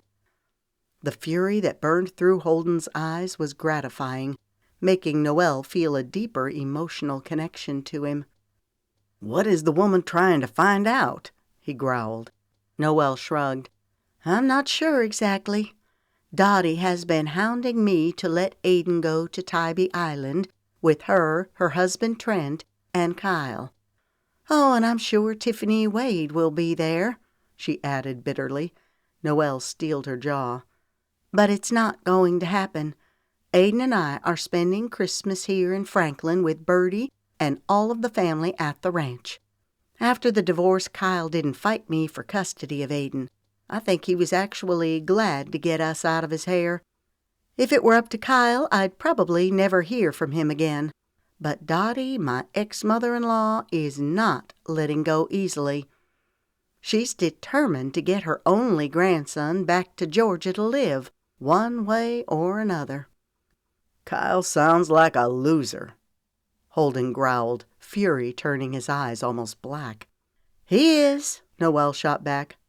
"My mother tried to tell me that he was no good, but I didn't listen.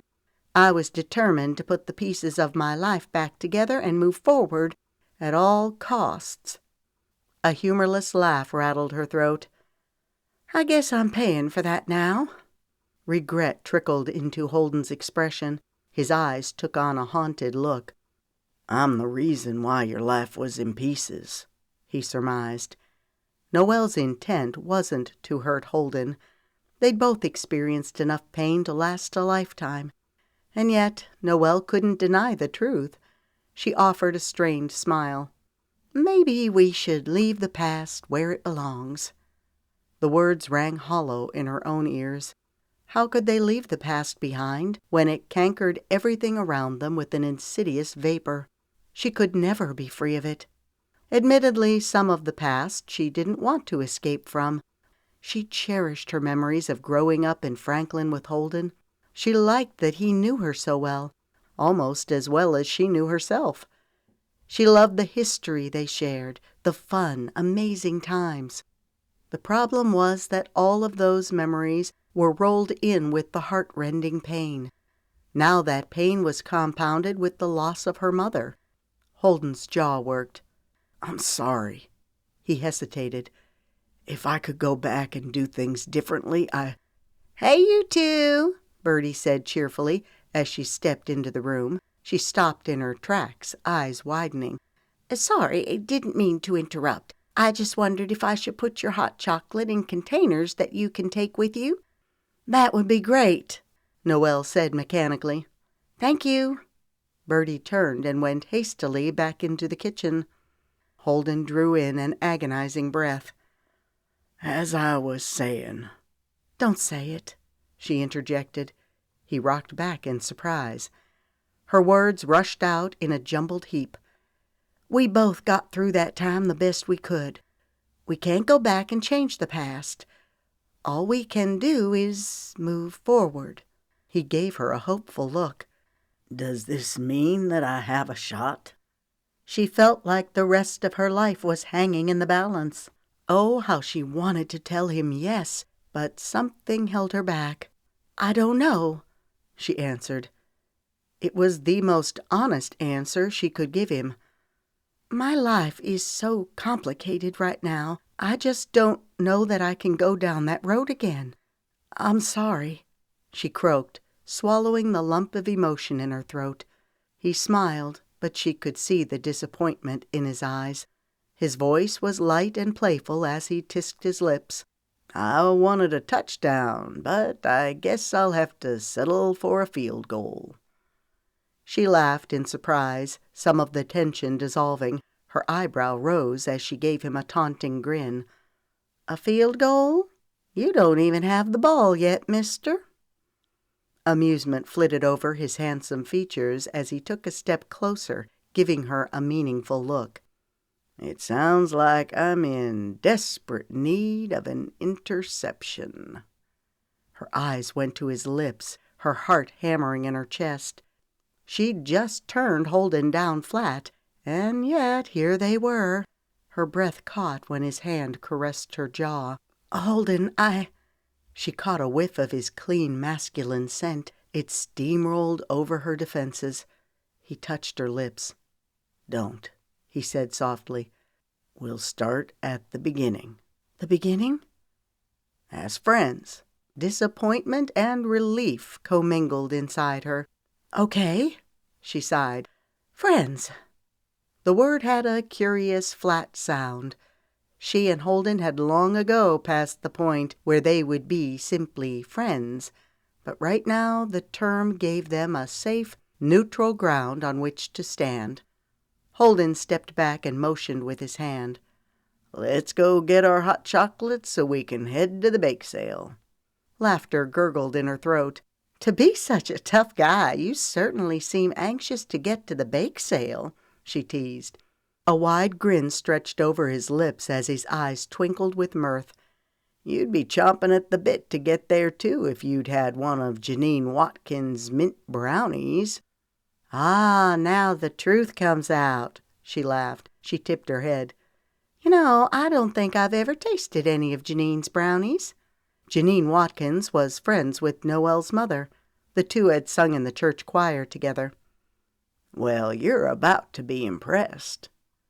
Noelle flinched when he caught hold of her hand, lacing his fingers through hers. Electricity zinged through her as she gave him a questioning look. "Friends?" He laughed easily. "Close friends." Keeping his hold on her hand, he led her into the kitchen. Noelle should have been stronger and pulled her hand away, but it felt so good to have her skin next to Holden's. Being with him was like breathing a scent of heaven. His touch was both achingly familiar and deliciously exhilarating. She caught the glimmer in Birdie's eyes when they came into the kitchen. "We're just friends," Holden asserted with a cheeky grin. "Isn't that right, Noe?" His voice wrapped her name in a caress as he released her hand and slid his arm around her shoulders. "Close friends." "I don't think you understand the definition of friends," Noelle retorted, cutting her eyes at him. His amused laughter flowed like water over creek stones. "But I do. I understand it perfectly. I'm just prepping for my interception." "Interception?" Birdie asked dubiously, looking from Holden to Noelle. "Never mind," Noelle muttered. Her cheeks glowed warm as she shot Holden an exasperated look, to which he laughed and winked. She was fighting a losing battle. The best thing she could do tonight was to stop fretting over the future and simply enjoy the evening. Having given herself that liberty, her heart felt a little lighter. Chapter 9. The town square in Franklin was bustling with excitement over the Christmas festival. The shop windows were decorated with Christmas displays, and many of the doors were adorned with large wreaths. The lampposts were decked out in greenery, making the scene look like something out of a Charles Dickens novel. Snow was still falling, cocooning everything in a soft, cushy blanket of white. Noelle's gaze swept over the craft and food booths. Holden cast her a sidelong glance, a crooked grin raising a corner of his lips. "Bring back old memories?" Emotion rose without warning as she blinked to stay it. Her mom had loved this festival. She practically lived on the square during the days the festival took place. "Yes," she said softly. "Jolie would be glad you're back here," he said with affection as he reached for her hand, squeezing it. They walked side by side to the bake sale, weaving their way through the crowded sidewalks. Holden was a popular guy. He nodded and smiled, saying hello to nearly everyone they passed. The interest on the passing faces wasn't lost on Noelle. News would travel lightning fast that the coach was holding hands with his old flame at the festival. A shaky laugh tickled Noelle's throat. "How do you do that?" "What?" "Pick up on my thoughts." "I don't know." "Seriously, I want to know. How did you know that I was thinking about my mom?" "It was the way you were holding your mouth and the tension around your eyes," he chuckled. "Not to mention how you're squeezing my hand like there's no tomorrow." She looked down in surprise, willing herself to relax her grip. "Sorry, I didn't even realize I was holding your hand that tight." "No worries," he said lightly. "I wasn't complaining." "Mom loved this festival," she said wistfully. "I know," he answered, a smile in his voice. "Remember when Jolie made us dress up like elves and pass out candy canes?" She laughed. "I think we ate more candy canes than we passed out." "I suspect that Jolie was just trying to figure out a way to keep us out of her hair so she could run the cakewalk." "You're probably right." "Ah, the cakewalk. That was one of my favorite parts of the festival. You were so excited about that chocolate cake you won. You devoured the whole thing and wouldn't let me have a bite. Then you got so sick." He gave her a sharp look. "And when I was in the bathroom barfing up a lung, you had the gall to tell me that it served me right." A giggle bubbled from her lips. "I stand by that remark. You should have shared." "It certainly would have saved me from getting sick." He threw her a grin. It turned her heart over in response. Noelle couldn't deny that it was exhilarating being here with Holden. The past and present were converging so fast that her head was spinning, and yet she couldn't make herself get off the merry-go-round. There was a long line at the bake sale booth, which was directly in front of Birdie's boutique. The booth consisted of a long table covered by a white tent. Noelle looked past the booth into the boutique. One of Birdie's employees was standing beside a customer and showing the woman a blouse hanging on a rack. The store looked warm and inviting, as opposed to the cold outside. A shiver snaked down Noelle's spine. It was frigid out here. Janine Watkins and a couple of women Noelle didn't recognize were standing behind the table, donning Santa hats and aprons with reindeer leading Santa and his sleigh. When Janine saw Noelle and Holden, she welcomed them with a warm smile. "Hello! Thanks for coming," she said breathlessly. "We can certainly use the help." Janine used the side of her finger to slide the bangs out of her eyes before turning to the woman beside her. "Evelyn, I'm going to get these guys up to speed. Do you mind handling the money for a few minutes?" "You bet," Evelyn responded as she stepped up to the cash box, smiling brightly at the young boy holding 2 large cupcakes, one in each hand. "Let's see, Trevor, your total is $6.75. Janine waved a hand. "Come on over here." She motioned for them to come around the side of the table, where she handed them each Santa hats and aprons. "Put these on." Holden made a face. "Do I have to wear the apron?" "Yes," Noelle answered, laughing. She looked to Janine for affirmation. "Yes, sirree," Janine answered, her eyes dancing with amusement. "Everyone will love seeing the coach in a Santa apron. That will help boost sales even more than Billy Campbell's famous pecan log rolls." Janine's eyes softened as she looked at Noelle. "It's good to see you again." "Good to see you, too." The two clasped in a tight hug. Janine brought her hands together, her voice going businesslike. "Evelyn and Michelle's shifts are ending soon. Y'all will take their places. The prices are listed on the table. People will be bringing more baked goods throughout the night to keep us stocked up. We can take payments through credit cards, cash, or checks." She eyed them. "Any questions?" "Just one," Holden said in a serious tone before a grin broke over his face. "You got any of your mint brownies left? Those are things the angels sing about." A pleased smile spread like soft butter over Janine's lips. Then she giggled like a schoolgirl. "This one's a silver-tongued devil," she gushed, swatting Holden's arm. "Just a few. You'd better grab one and put it aside." She looked at Noelle. "You too. They're on me." "Thank you," Holden and Noelle replied simultaneously. Janine took in a deep breath. "All right, folks, let's get back to it." She pumped a fist in the air, pasting on a determined smile. "We've got this, troops." Janine made a face, muttering under her breath. "Never mind that I can't feel my nose and toes, or that my fingers are stiffer than a board." She clenched her gloved hands. Holden chuckled. He looked at Noelle as if to say, "Watch this." "That was quite the pep speech, Janine. Maybe we should get you in the field house next year so you can fire up the team during halftime." Janine sniggered, placing her hand to her mouth to stifle it. "You," she said affectionately, shaking her head as she went over to speak to Evelyn and Michelle. Holden knew just what to say to have Janine eating out of the palm of his hand. Noelle liked this side of Holden. His playful wit was endearing. This was a skill that he'd acquired when they were apart. Holden's dad had always been quick on his feet. Noelle guessed it must be a latent talent. "What is it?" Holden asked with a curious grin as he placed the Santa hat on his head. He looked so darn cute with it on, not to mention wildly attractive. A mocking grin pulled at her lips. I didn't know that I was in the presence of a silver-tongued devil. His sable eyes danced with amusement.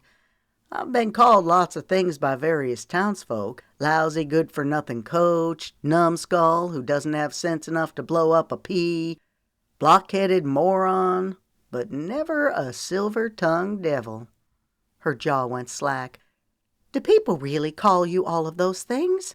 Oh, yeah, that and more. Those are just the ones I can repeat. Doesn't it bother you? Nah, I've got thick skin. It goes with the territory. Everyone has an opinion about how I should coach my team. All right, guys, time to get to work, Janine prompted, clapping her hands. It was then that Noelle realized that Evelyn and Michelle had left. It was all on their shoulders now. Noelle and Holden worked side by side for the better part of an hour. The line was constant. Noelle saw a few people that she knew.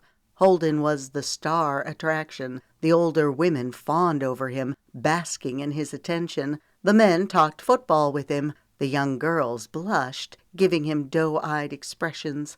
Holden took it all in stride. As with Janine, he seemed to know just what to say to everyone. Finally, the line died down a bit, giving them a break. Janine touched Holden's arm.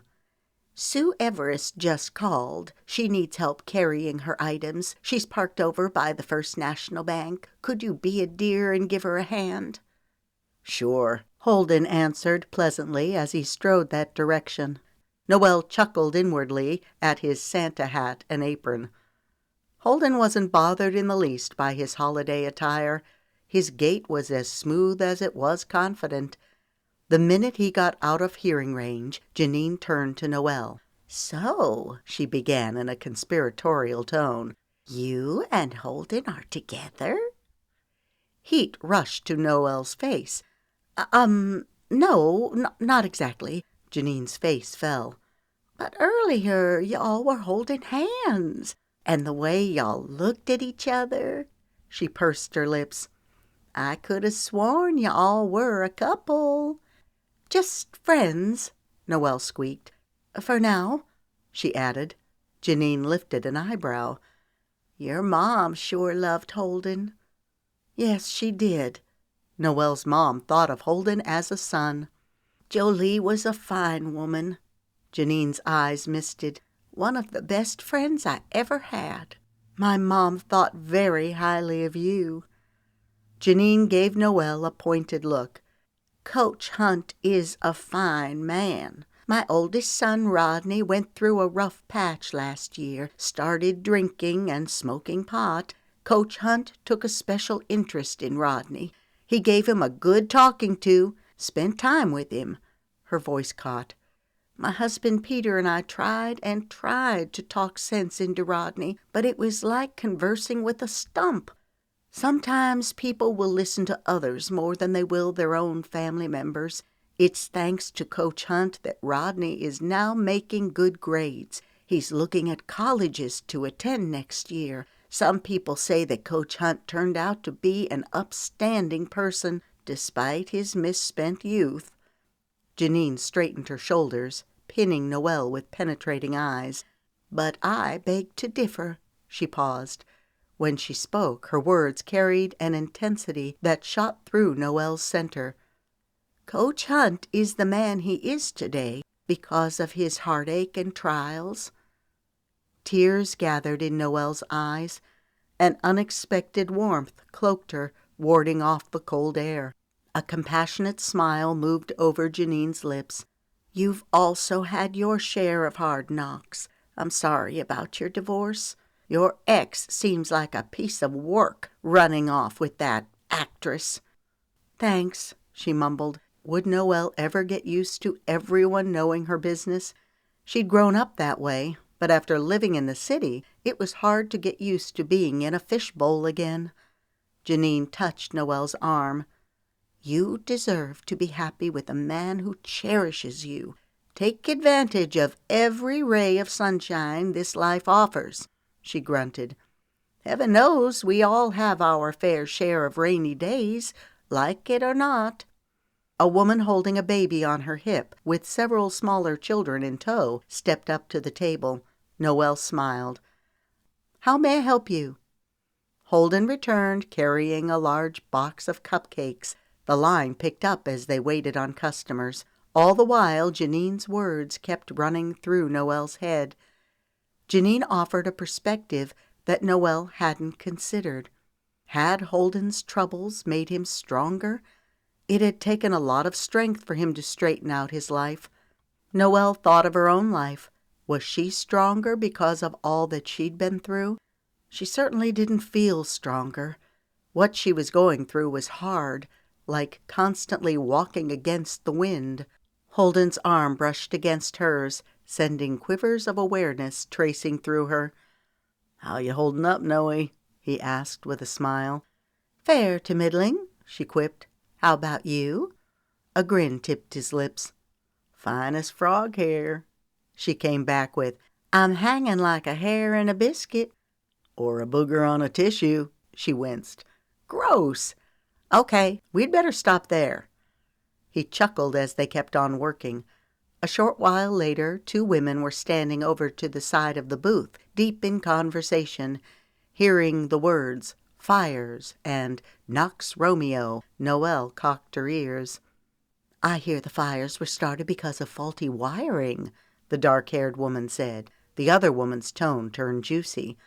"I heard that Dylan hired a fly-by-night outfit to do the wiring for dirt cheap, that he was pocketing some of the money and gambling with it." "How terrible!"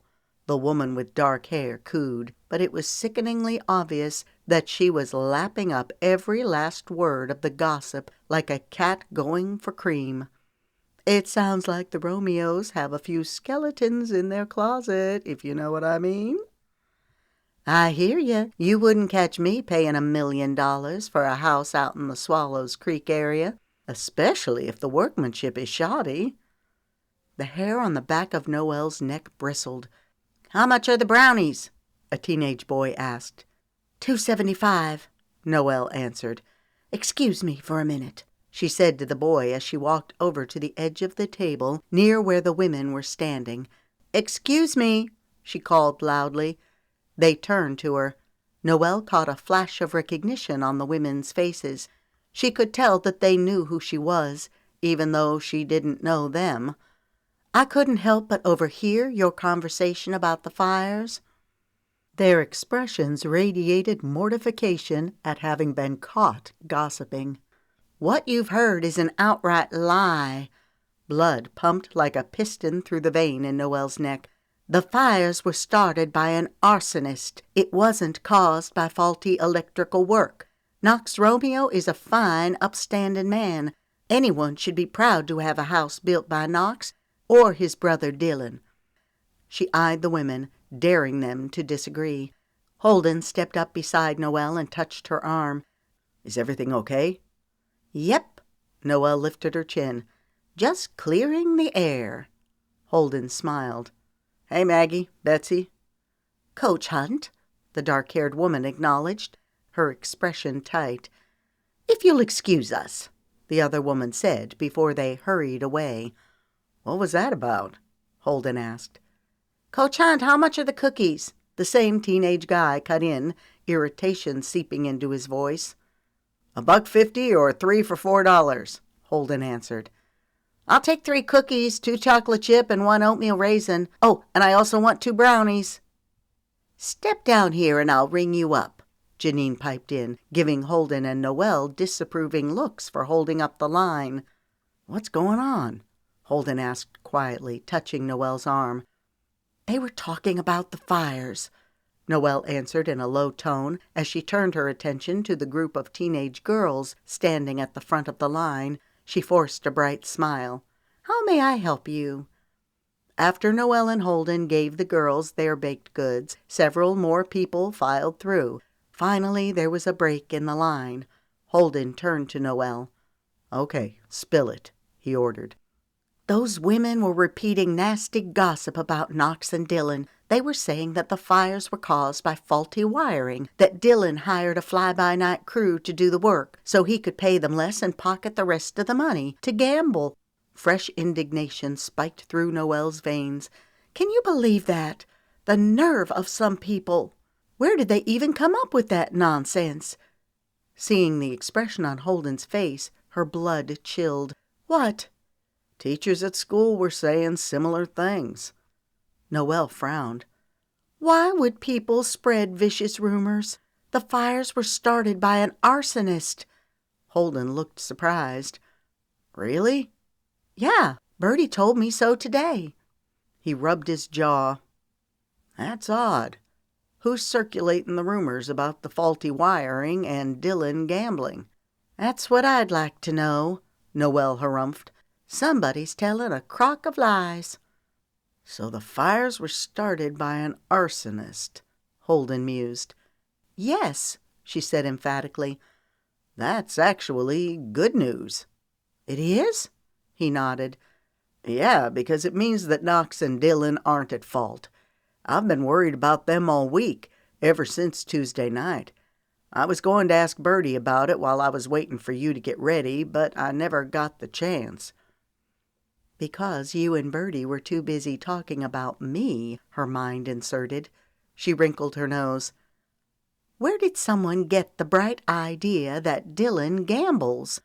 Holden's mouth tightened. Does he? Yeah, or at least he used to. He belongs to Gamblers Anonymous. From what I've heard, he's doing good now. I had no idea, Noelle said quietly, a little miffed that Birdie hadn't mentioned it. I guess I've been away longer than I realized. It occurred to her that she was cold, even though she was wearing a coat underneath her apron and gloves. Her body was starting to ache, and her muscles were stiff. She clenched her hands to loosen them, as Janine had done earlier.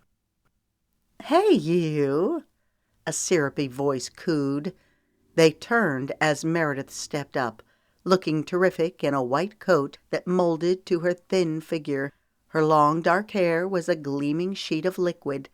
Noelle felt frumpy in comparison, wearing the ridiculous apron and Santa hat. Meredith looked at Holden, a silky smile spreading over her lips. "Are we still on for tonight, after you're done here?" A flame of fury zigzagged through Noelle. Had Holden seriously planned something with Meredith?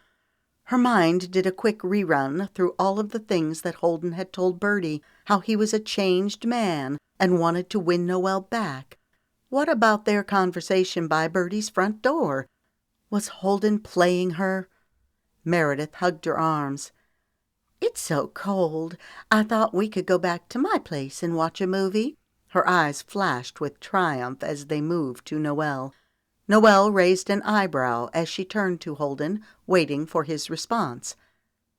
He rubbed his neck, looking intensely uncomfortable. "Yeah, that's not gonna work. I've got to take Noelle home after our shift." The words flew out of Noelle's mouth like sprinters going for the finish line. "Don't let me keep you from your date. I'm perfectly capable of getting my own ride home." She shot Holden a scathing look. "It's not what it looks like," he began. "Of course it's what it looks like," Meredith countered. "You and I are together." Noelle caught a glimpse of Janine, whose eyes were the size of golf balls. Holden glanced at Noelle before turning his attention to Meredith. "I'm sorry to do this now, but the two of us aren't going to work out. When you sent me the text this afternoon asking me to watch a movie at your place, I should have responded, but I was too busy watching snowflakes." Noelle wheezed out a startled snigger. Meredith gave her a look that could kill. She cleared her throat, drawing herself up to her full height. Her eyes pinged to Holden. "May I speak to you for a minute alone?" "I don't think that's a good idea," Holden countered. "Let's just end this on an amicable note." Tears glittered in Meredith's eyes as her lower lip trembled. "Please, all I'm asking is for a few minutes of your time. Is that too much?" Her voice broke. Was Meredith for real? Noelle wanted to gag. Talk about an award-winning performance. The woman would stop at nothing to get her way. "Sure," Noelle heard Holden say. He touched Noelle's arm. "I'll be right back." She nodded curtly as he went around the table. Meredith flashed Noelle a snarky smile before immediately pasting on her wounded expression. "Did you see that?" Janine asked, her voice filled with outrage. "That woman is something else."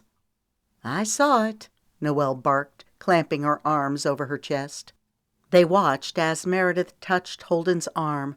Her face fell, tears rolling down her cheeks. Holden held out his hands as if trying to explain the situation to Meredith. A couple times Holden glanced at Noelle, as if talking about her. Meredith also shot Noelle malevolent glares. Noelle's insides tightened. She couldn't believe how fake and over-the-top Meredith was. It was sickening how she kept touching Holden's arm and gazing up at him with wounded puppy-dog eyes. "If he were my man, I certainly wouldn't sit back and let that hussy steal my ray of sunshine," Janine hissed. A bark of laughter broke through Noelle's lips. What? Janine's eyes sparked. "Honey, do I have to spell it out for you? Go over there and take back your man." Uncertainty trembled through Noelle, causing her knees to go weak. Meredith flung her arms around Holden, pressing her reed-thin body to his. That did it. Rage ignited through Noelle, making her feel like her head would shoot off her body and fly like a rocket into the thick ceiling of clouds. Her feet seemed to have a mind of their own as she marched around to where Holden and Meredith were standing. The shock on Meredith's face was almost comical. "What are you doing?" Meredith demanded, perching a hand on her bony hip. "Taking back what's mine." Noelle stepped up to Holden and slid her arms around his neck. Surprise blitzed through his eyes as she pulled his face down and pressed her lips to his. His skin was cold against hers. Even his lips were cold at first. She gave him a long, full kiss. She was vaguely aware of several wolf calls sounding in the distance, but everything around her got crowded out as a familiar thrill raced a dizzying current through her. His lips grew deliciously warm and compliant as they moved against hers. She could tell that he was holding back. Even so, her spirit exulted at being near him. She was drifting on a cloud of euphoria, the pieces between the past and the present fitting into place. In a way she couldn't fully explain, she felt whole again. When she pulled back, she caught the flame of hunger in his eyes, wrapping her in a blanket of heat. A smile, part arrogant, part tender, drifted over his lips. "What happened to our friendship?" She lifted her chin in a direct challenge. "Do you want me or not? I'm giving you the ball here, Coach," she taunted. "Are you going to fumble or run it for a touchdown?" His compelling eyes shimmered with a faint glint of humor. "Of course I want you, Noe. I've never stopped wanting you." Meredith let out a cry that turned to a growl. "You're a monster!" she cried to Holden. Hatred raged over her features as she looked at Noelle. "You'll pay for this," she promised. "Big time." With that, she stalked away. Holden shook his head, a sly grin moving over his face. "Well, that was interesting." He glanced at the people watching them before clucking his lips. "And you accuse me of taking you on madcap adventures? I don't think tongues will stop wagging about this until spring." He placed his arms around her as he searched her face. "Was that all for Meredith's benefit, or did you mean what you said?" His words were spoken lightly, but she caught the undercurrent of seriousness running beneath them. She touched his cheek. "I meant every word. I'm ready to claim my ray of sunshine." His expression turned quizzical. "Huh?" Noelle glanced at Janine, who gave her 2 thumbs up. A blip of laughter swelled in Noelle's throat. Then she immediately grew serious. "I want you, Holden Hunt." Her voice caught. "I always have." A look of pleasure overtook his expression. The next words that trembled from her lips came out of her soul's deepest desire. "I'm giving you my heart. Please don't break it." "Never again," he vowed fiercely. "This time there will be no fumbling the ball. I'm playing for keeps." Chapter 10. The next day Holden accompanied Birdie, Noelle, and Aiden to church. Noelle was surprised at how tight Holden and Pastor Charles were. Noelle's mom had often spoken of Pastor Charles and what a fantastic job he was doing with the congregation. After church, Holden went with Noelle, Birdie, and Aiden to the ranch where they had a big Sunday feast. This time Gina and her husband Hank joined them. Gina had prepared pot roast, mashed potatoes, gravy, and all the fixings to go with it. Noelle marveled at how natural it was to be with Holden, almost as if they'd never been apart. Aiden thought Holden was the greatest thing ever. Several times Noelle had to pull Aiden away from Holden, fearing that Aiden's constant attention would be overwhelming for Holden. That didn't seem to be the case at all. Holden was genuinely fond of Aiden. There was some talk of the fires over dinner. Noelle could see the strain around Knox's eyes. He'd heard the same rumors that the women were repeating at the Christmas festival and wasn't sure where they were coming from. At Ramsey's request, Knox had hired a private investigator to look into the matter. At 5 o'clock on the dot, Kyle called to speak to Aiden. Noelle, Holden, Aiden, and Birdie were all back at Birdie's house by this time, gathered in the den. Noelle's stomach tied in a hard knot as she handed Aiden the phone. She watched as Aiden nodded his head, his dark curls bobbing up and down. "Uh-huh. Yes. Okay. Love you too." He handed Noelle back the phone. Indecision shadowed her as she tried to decide if she should speak to Kyle or just end the call. She chose to do the latter. She placed her cell phone on the side table and clasped her hands in her lap as she turned to Aiden. "How's your dad?" "Fine," he responded. She swallowed. "What did he say?" "That he would see me on Christmas." She jerked. "What? Are you sure?" Noelle was sitting on the sectional beside Holden. His arm was draped around her. He started rubbing her back soothingly. Aiden nodded vigorously. An arrow of anger shot through Noelle. She looked at Birdie, who also looked peeved. "We're spending Christmas at the ranch with Birdie, Knox, Madison, and the rest of the family," Noelle reiterated. She could tell from Aiden's blank expression that he had no idea what was going on. Thankfully, he didn't realize that he was being used as the pawn in Dottie's twisted battle for control. "Maddie said I could play with her iPad," Aiden chimed eagerly. "We're going to have hot chocolate, popcorn, and watch a movie." "Yes," Birdie smiled tenderly. "We'll do all of those things." Her gaze went to Noelle. "We're going to stick to our plan. Don't let you know who get to you." Noelle nodded, nibbling on her lower lip. Birdie turned her attention to Holden. "What are your plans for Christmas? Are you going to your mom and dad's?" "No, my parents are going on a cruise to the Bahamas," Holden answered. Forgetting her own problems for a minute, Noelle turned to Holden. "Are you spending Christmas alone?" "Unless I get a better offer." His eyes zinged with amusement, turning them to golden caramel. Laughter rose in Noelle's throat, a coquettish smile curving her lips. "Holden Hunt, would you like to join us at the ranch this Christmas?"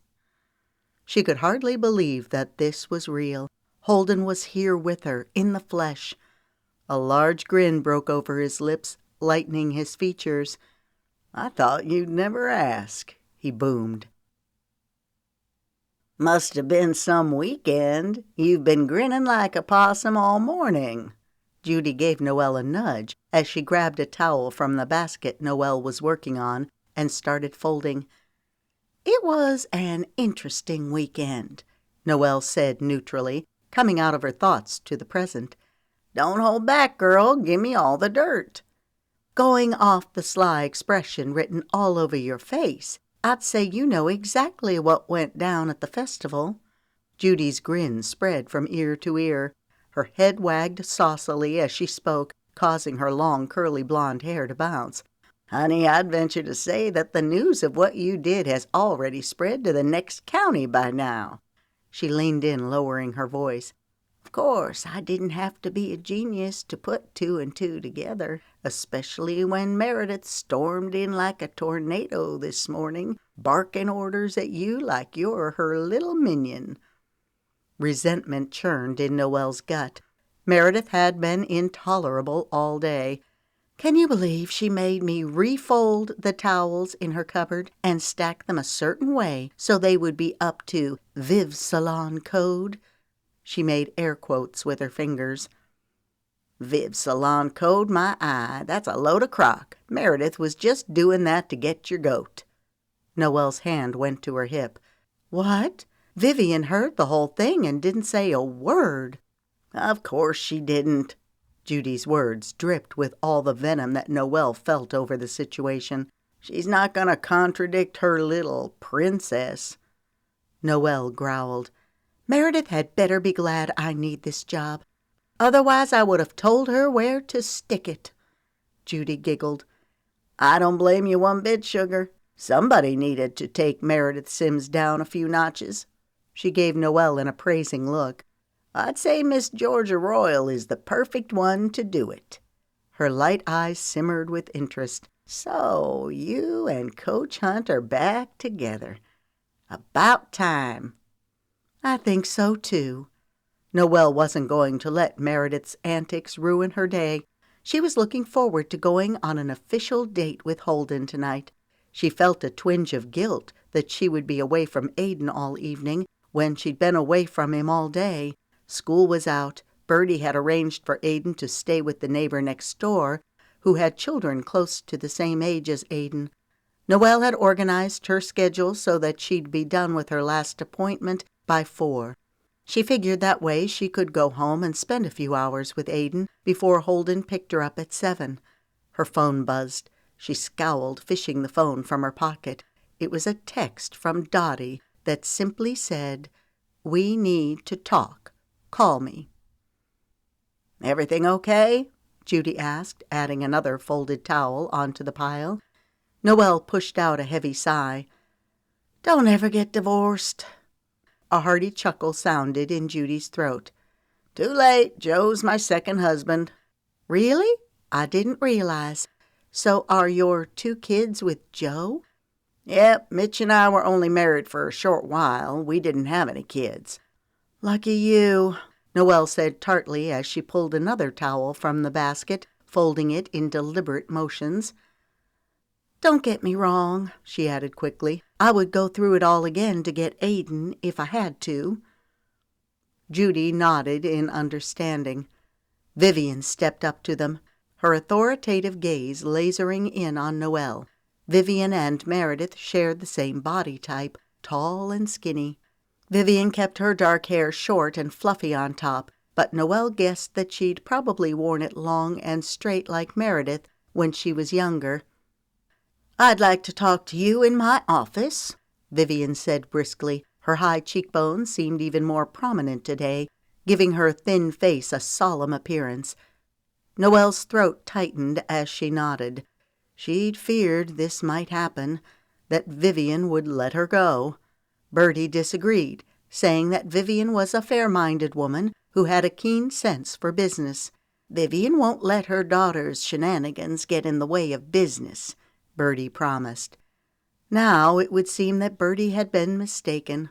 Noelle glanced at Judy, who was watching the unfolding scene with worried eyes. "I'll finish up the last of the towels," Judy said. "Thanks." As Noelle followed behind Vivian, she felt like she was being led to the gallows. Her mind raced, trying to determine what she would do if Vivian fired her. Viv's salon was the most notable one in Franklin. There were other smaller salons in town. Noelle could try to get hired at one of them. If that didn't work, she'd have to look in Nashville. It was only a 30-minute commute, but that would mean more time away from Aiden. "Have a seat," Vivian commanded with a flick of her wrist as she sat down behind her desk. Noelle sat down and crossed her legs, holding her hands in her lap. Vivian's office was stylishly modern, with sleek black glossy furniture and oyster-white walls. Expensive art completed the picture. A faint scent of Vivian's pungent perfume hung in the air. Vivian leaned forward in her seat, causing her large silver earrings to catch the overhead light in flashes. She folded her hands together. Her fingernails were a shiny burgundy. Delicate flowers were painted on her pinky nail beds, compliments of Ariana, the nail tech. "Meredith told me what happened at the festival." Not sure how to answer, Noelle remained silent, waiting for Vivian to continue. Vivian's staunch eyes cut into Noelle's. "What you do on your own time is your business, providing that it doesn't reflect negatively on the salon." For a second, Noelle wondered if she'd heard Vivian correctly. She cleared her throat. "I'm not sure where you're going with this. Are you firing me?" Vivian laughed in surprise, but her eyes remained cold. "Goodness, no, I can't fire you for stealing Meredith's boyfriend." She sounded disappointed. Noelle's spine went ramrod straight. "I beg your pardon. I didn't steal anything." Vivian waved a hand of dismissal. "I'm fully aware of the situation," she sniffed. "You and Holden have a long history together, and you are a former Miss Georgia Royal." She looked Noelle up and down. "That's a hard combination to beat. Poor Meredith didn't stand a chance. I tried telling her that, but she wouldn't listen." Her eyes took on the hard, glassy sheen of resentment. A disbelieving laugh bubbled in Noelle's throat. "This has nothing to do with my title." Was Vivian really that shallow? All she cared about was the stupid beauty queen title? "This is about me coming to terms with my past and fixing something that had been broken for a long time." Her voice grew fervent. "Before Holden and I dated, we were next-door neighbors and best friends. Holden has always been a part of me, even those years that I was away from him." The truth of her words settled into her heart, causing her eyes to mist. She was about to launch into more, but Vivian held up a hand, her voice dismissive. "I understand," she said curtly. "You don't need to say any more." Noelle bunched her brows. "I'm not sure where this conversation is going." Irritation was coming to a rolling boil inside her chest. She could certainly see why Meredith acted like she did. She'd come by it honestly. Vivian was so condescending. "I want to make sure this situation with Meredith isn't going to interfere with your work. My salon has a reputation for excellence, and I'll not allow anyone's personal problems to color the atmosphere." "I have no problem behaving in a professional manner," Noelle shot back, locking gazes with Vivian. "I would hope that my work would speak for itself." A hard amusement zapped through Vivian's eyes. "Are you referring to Marjorie Smalley's purple hair or Holden's Nick Deer?" Heat blasted Noelle's cheeks. She wrapped her hands around her knees. "I have no problem taking blame where blame is due. Marjorie's hair didn't go as I planned." "You think?" Vivian grunted. Noelle forged on, her words coming out in hard thrusts. "However, Meredith caused me to cut Holden's ear.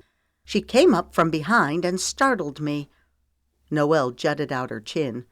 "Other than those 2 incidents, my work has been impeccable. I'm picking up lots of clients, many who have never stepped foot in your salon before." That was thanks to Birdie, Jackson, Zoe, and their spouses, but no need to point that out. "I know that's been helpful to your business."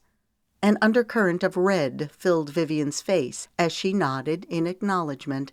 "I feel like we could have a good working relationship if we can get past this hiccup." I have no problem working here, and I have no problem behaving professionally to everyone." Noelle gave Vivian a pointed look. "Can you say the same about Meredith?" Vivian sat in stunned silence. Noelle didn't rush to fill the void. She just sat, looking at Vivian. Finally, Vivian cleared her throat. "I'll have a talk with Meredith.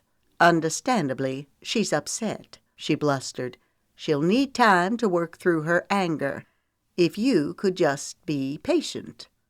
Noelle had to force herself to count to 10. What she wanted to tell Vivian was that she'd created a monster. Had she called Meredith on the carpet years ago, then Meredith might not be the entitled diva she was today. This situation was a bit too reminiscent of Kyle and how Dottie always made excuses for him. Noelle made a mental vow not to make the same mistake with Aiden. She wanted him to grow into a respectable adult who could take responsibility for his own actions.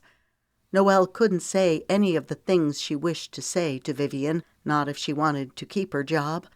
And she did want to keep it, despite having to put up with Meredith. "I can be patient," she clipped. Vivian breathed out a sigh of relief.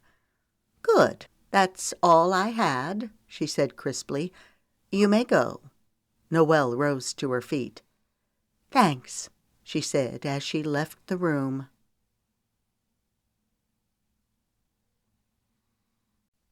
Chapter 11. "Where are we going?" Noelle asked as she shifted in her seat to look at Holden. He tightened his hold on the steering wheel, throwing her a mysterious grin. "You'll see."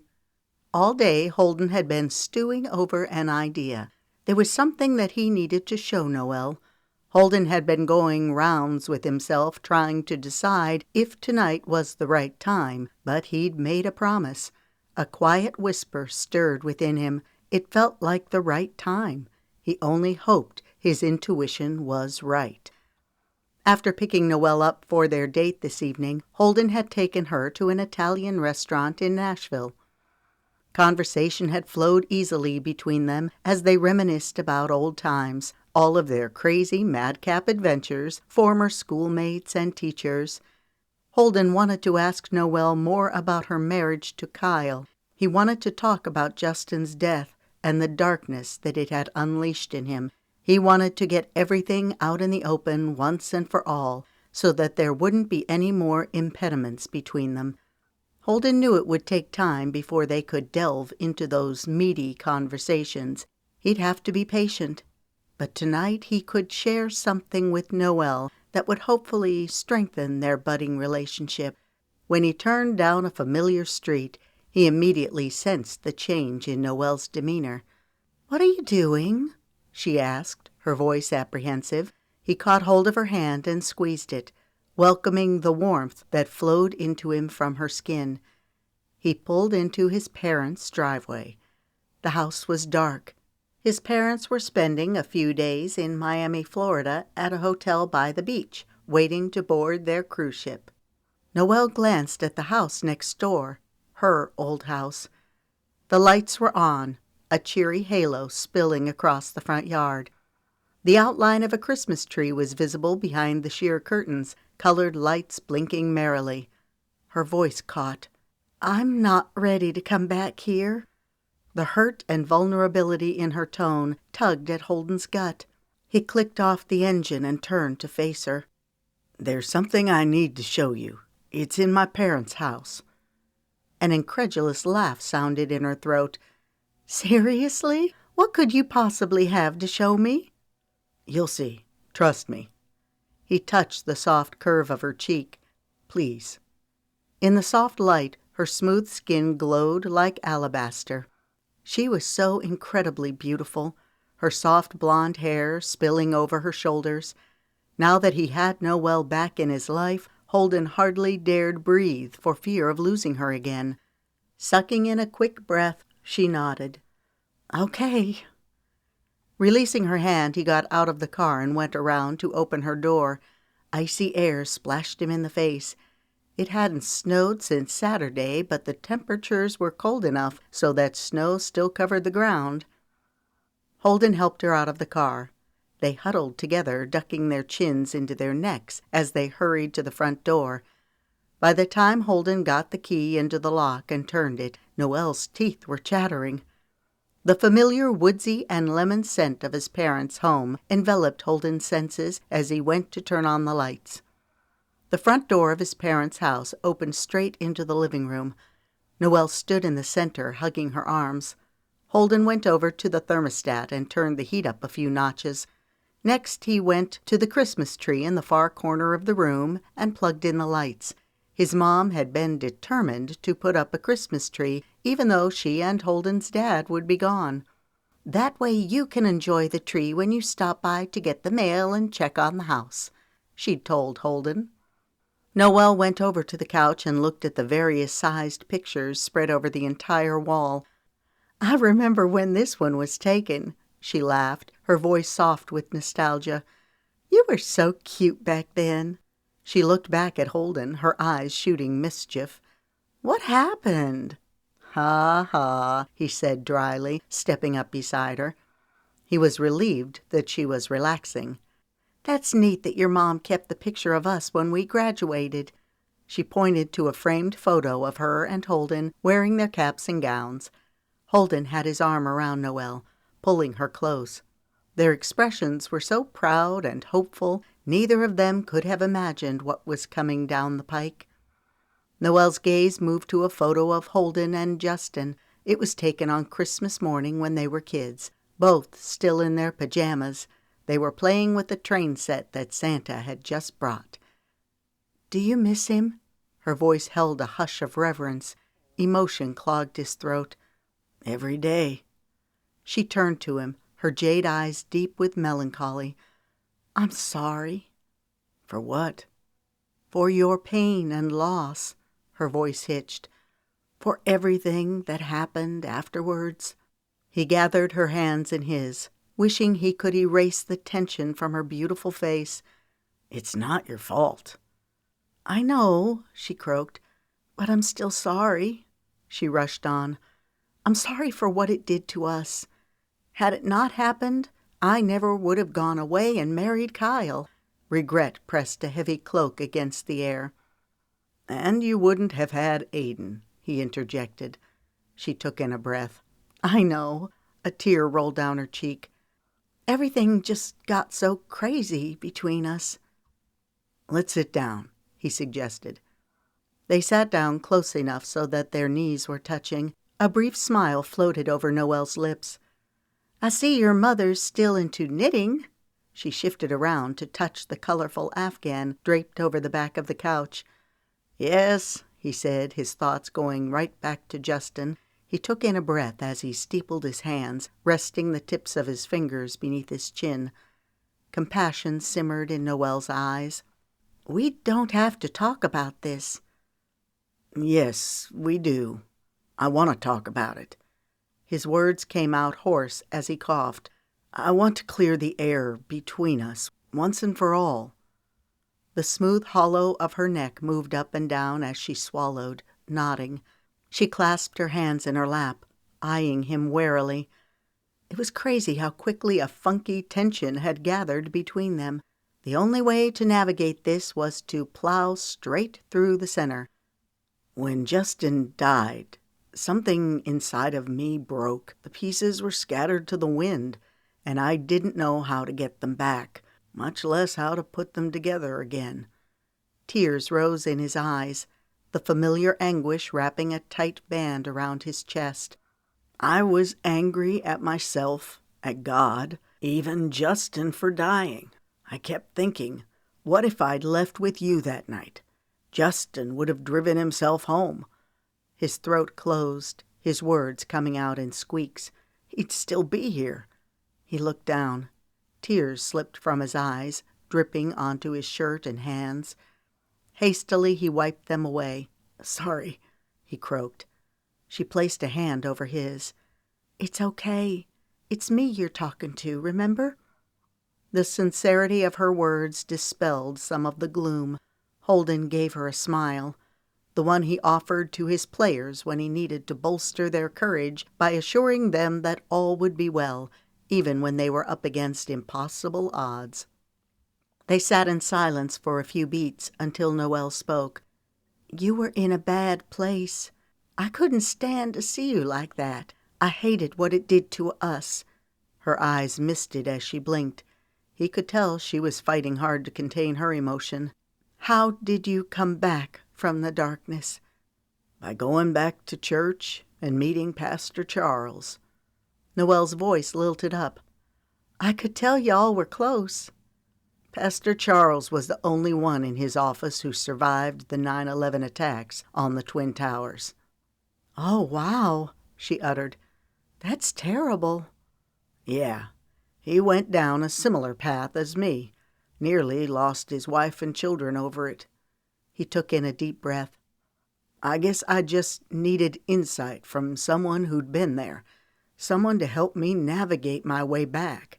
Pastor Charles helped me to understand that trusting in God doesn't mean that you aren't upset about the way things are going or how they went down. It means that you're willing to accept God's will over your own. It means trusting in Him, even when you don't understand why things are happening." A wry grin tugged at his lips. "It sounds so easy for me to sit here and declare that I trust in God, but I suppose the application of the principle is something that I'll have to keep working on for the rest of my life." She pushed out a soft grunt. "You and me both." Regret deepened her eyes. I'm sorry I wasn't there. Maybe if I'd stood by you, if I hadn't been so hasty to get out of town, I just couldn't stand to see you drinking. And then when I found out about the other women—" "You were justified in leaving," he chuckled darkly. "I'm lucky that you're even speaking to me right now. I betrayed you." His throat thickened, causing his words to come out raspy. "I'm sorry." A tear rolled down her cheek. "So am I." He looked at the beautiful, accomplished woman sitting beside him. She was more than the love of his life. She'd been his closest friend, the one who knew him best. The tenderness in her mesmerizing eyes nearly caused his heart to melt. His hand went to her face as he traced the curve of her cheek, his thumb stroking her smooth, milky skin. "For years I've prayed, asking God to help me find what you and I had together." She blinked in surprise as he continued. "All I could do was hope that God would show me mercy, that He would give me a second chance.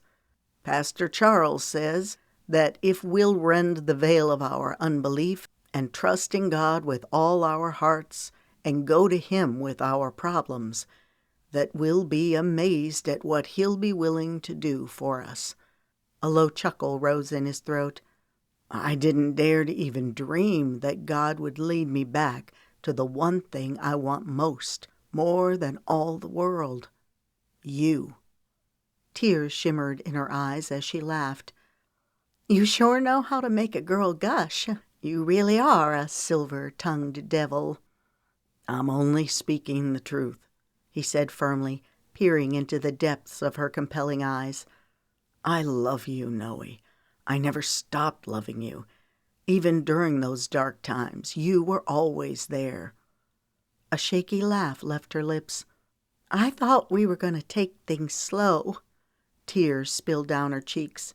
Tenderly, he wiped them away. "Could it ever be any other way with us than what it is?" They'd crossed that divide long ago. The two of them were inseparably connected. "No, I guess not." She let out a sigh. "Thank you for telling me all of this." A ghost of a smile passed over her lips. "While we're laying everything out, I must confess that I've thought about you over the years. Losing you was my biggest regret." A furrow dented her brows. "I was worried about coming home." She nibbled on her lower lip, something she often did when she was nervous. He wondered how a woman could be so dang cute and so incredibly gorgeous at the same time. "I was worried about the old feelings resurfacing." She laughed softly, her cheeks taking on a rosy hue. A part of me even feared that maybe the feelings wouldn't be there for either of us anymore, that you would have moved on." "Never," he said vehemently. "It has always been you." Her eyes met his. "And it has always been you." A bubble of pleasure glowed over him. "You have no idea what it means to hear you say that." He quoted one of his favorite Bible verses from Lamentations. "The Lord is good unto them that wait for him, to the soul that seeketh him." "Amen," she uttered quietly. The air sizzled with a new energy as their gazes locked. The need for her throbbed through his veins as he cupped her face with his hands. Her lips parted as his mouth took hers. Her lips were velvety soft, yet urgent, setting his entire body aflame. Her hands slipped around his neck, her fingers trailing up through his hair. He loved the feel of her touch. He loved her smell. He loved the softness of her hair as it brushed against him. Most of all, he loved the feeling of having her here with him. When their lips pulled apart, they were both breathing hard. A cheeky grin played over his lips. "You know what I call that?" "What?" she asked, her eyes kindling with a faint amusement. "A touchdown." Delicate laughter pealed from her lips. "Always the coach." He fingered a tendril of her hair. She stroked his arm. Her touch was light and sensuous. "Hey, I almost forgot. There's something I want to show you." A smile tipped her lips. "Okay, I'm game, I think." "You'll love this." He got up from the couch and reached for her hand to help her up. Linking his fingers through hers, he pulled her over to the Christmas tree. Many of the ornaments were handmade that had been kept over the years. "Look," Noelle cooed as she released Holden's hand and caught hold of a candy cane made from a pipe cleaner and red and white beads. "I remember when we made these in kindergarten." "In Miss Davis's class." She reached for another ornament. This one was a picture of Holden taken when he was in the 1st grade. The frame was made from popsicle sticks. Holden was wearing an elf hat and making a silly face for the camera. "I don't know if I was mad that we were in different classes or just plain old jealous that you got Miss Clark when I had Mrs. Stein," she chuckled. "I saw Mrs. Stein a few weeks ago at the grocery store." Noelle made a face. "She's still alive? She was old as the hills then." Holden grinned. "She's still alive and kicking, mean as ever. She was telling me all the things my team should have done at the playoffs that would have kept us from losing." "Ouch," Noelle giggled. "You're a good sport, Coach. I don't know how you can stand being in the limelight all the time." "It can be tough, but it helps that I love what I do." He did a quick search of the ornaments. "Where is it?" he mused. "Where's what? Oh, look, I'd forgotten about these. Our salt dough ornaments. Here's your snowman, the one with the ridiculous face. Here's my reindeer." There was a touch of pride in her voice. "See, it's still beautiful," she declared. "Yes, it is," he uttered, his gaze meeting hers. She blushed as a smile tipped her lips. "Thanks." "Aha, here it is." The ceramic ornament was the size and depth of a silver dollar. The outside was painted with a frame of holly and berries. Holden carefully removed it from the tree and held it in the palm of his hand for Noelle to see. Her eyes widened in understanding. "My mom painted this." Her eyes glistened. "When did she do this?" "She gave it to me right after I moved back to Franklin. She made me promise that I would show it to you when the time was right." Noelle read the inscription aloud. "Holden and Noelle, a match made in heaven." She looked at Holden. I don't understand. I was married to Kyle. How did she know that you and I would end up together?" "I'm not sure. I was as shocked as you when she gave it to me. I wasn't sure what to do with it, but my mom insisted that I let her put it on the tree. According to my mom, Jolie has always had a sixth sense about these things." Tears bubbled in Noelle's eyes. "My mom always loved you." She took the ornament from him, lovingly tracing her finger around the heart beneath the inscription. "I guess Mom was right." Her voice hitched as she smiled. "If only she could see us now." Holden's eyes grew moist. "She can, I'm sure of it. She's looking down from heaven, smiling." Noelle laughed. "More like she's saying, 'I told you so.'" "That too." Holden took in a deep breath. "Okay, enough with the sappy waterworks. Time to liven up this party." He motioned with his head to the large, freestanding, old-fashioned cabinet containing his dad's record player. "Dad got some new Christmas vinyls. We should check 'em out." Without music, he started dancing. She giggled. "Maybe you better stick to coaching." "Hey," he countered, adopting a wounded expression. "I'm a good dancer." "Yeah, I just love your chicken dance," she said sarcastically, rolling her eyes. "You mean this?" He did his goofy chicken dance. Her eyes rounded as she sniggered. Her shoulders shook, laughter convulsing out of her. It gave Holden great pleasure to know that he could still make her laugh. A few minutes later she hung the ornament back on the tree and mopped her eyes. "That was funny," she sighed. He grabbed her waist and pulled her close as he began twirling her around the room. "Hey, we move pretty well together."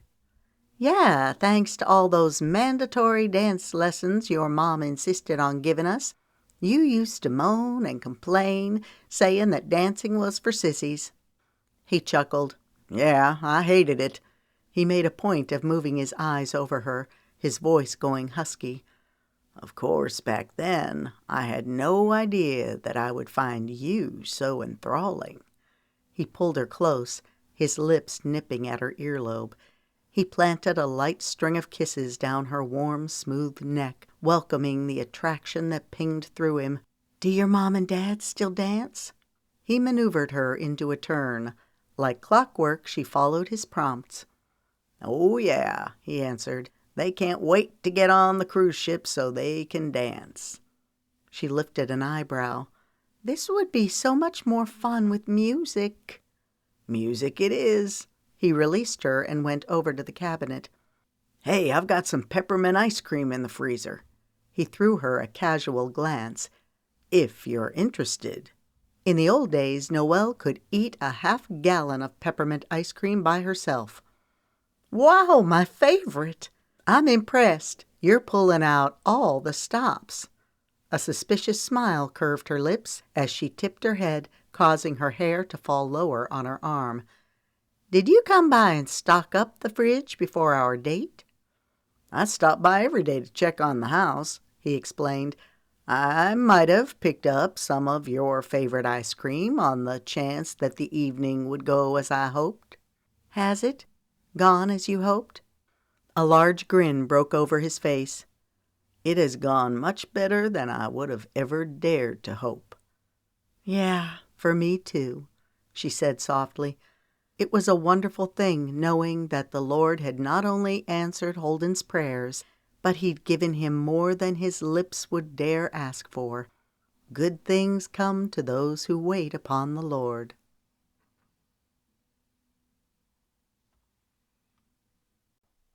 Chapter 12. "Hey, babe, how's it going?" "Great," Noelle sang. "I'm just finishing up." "Finishing up? I thought you'd already be on your way to Birdie's. I'm headed there now." "I got held up. A walk-in came in at the last minute. I'm leaving here shortly." "Awesome. I'll see you soon. Oh, yeah, I almost forgot. I've got a present for Aiden. I hope you don't mind if I give it to him tonight." She smiled, hearing the excitement in Holden's deep melodic voice. "You never could wait until Christmas to open presents." She cradled her phone on her shoulder as she worked the broom to sweep up the hair around her station. He chuckled. "You know me too well. See you soon." There was a slight pause. "I love you." The words came easily from her lips. "I love you too." As she ended the call, her heart did a little dance of exultation. Things were moving fast with her and Holden, but then again, Maybe not. The feelings had always been there. They were just percolating to the surface. "Look at you, girl, twirling that foot." Judy was at her station, wrapping the cord on her curling iron. She threw Noelle an insinuating smile. "Sounds like things are going well between you and Coach Dreamy." "Yes," Noelle answered, unable to stop a smile from stretching a mile wide over her lips. Things had been going gloriously well. Noelle could hardly believe what a difference a week could make. She'd been so uncertain about her future, so worried about getting back together with Holden. Now she was excited about moving forward. It was still rough dealing with Kyle and Dottie, but having Holden by her side imbued her with a new sense of confidence. Noelle and Holden had seen each other on a daily basis. Most evenings he came to Birdie's and had dinner with them. This evening they were going to the ranch to spend Christmas Eve. "I'm glad things are working out, sugar. You deserve to be happy." Judy frowned. "I'm just sorry that the witch has been putting you through the ringer." Noelle instantly knew who Judy was referring to. "Me too," she sighed. "Meredith had me blow dry and style 3 of her clients' hair today, the ones with long, curly hair." Judy's expression turned sour. "I saw that. I'm just glad she left early today," she sniffed. "You smell that? Even the air breathes easier." "Amen," Noelle chuckled. Not caring to discuss Meredith any more than she had to, Noelle changed the subject. "What do you have planned for this evening?" She reached for the dustpan and swept the pile of hair into it. "Joe and I don't do much for Christmas Eve. I'm mainly looking forward to putting my feet up and relaxing. Tomorrow we'll spend the morning opening gifts with the kids, and we'll go to my mama's tomorrow for Christmas dinner. How about you?" "We're going to the ranch tonight and tomorrow. The entire Romeo clan will be there." Judy's eyes lit up. "Will Cash be there?" "Yep," she squealed. "You lucky dog. That voice. What a cutie. I could listen to that man sing all day." Her voice grew sultry. "And watch him all day." Noelle laughed. "Yeah, Cash is cute enough, I guess, if you're into that sort of type." Judy snorted. "What? You mean the drop-dead gorgeous type?" She shook her head. "Honey, you've got it bad for the coach." An image of Holden flashed through Noelle's mind. Women swooned over Cash. Admittedly, her cousin was a cutie, but Noelle preferred golden brown eyes and deep dimples. Judy turned her attention back to her work as she continued putting away her tools and tidying up her station. Several minutes later, Tina stepped up to Noelle, her expression pinched. "Can I talk to you for a minute?"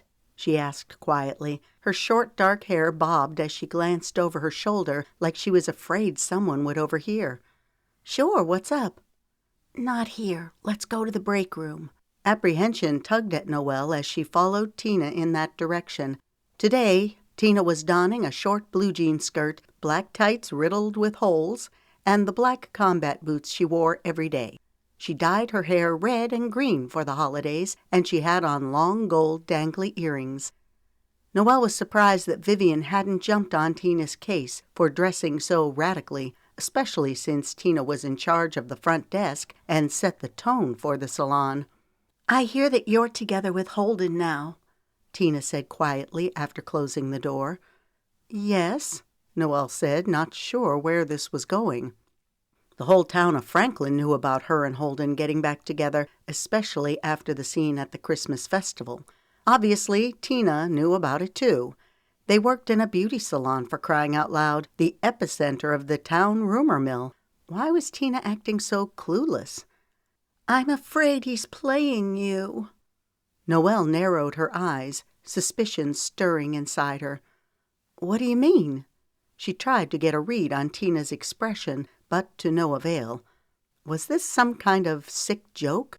Noelle liked Tina, but she didn't know if she could trust her.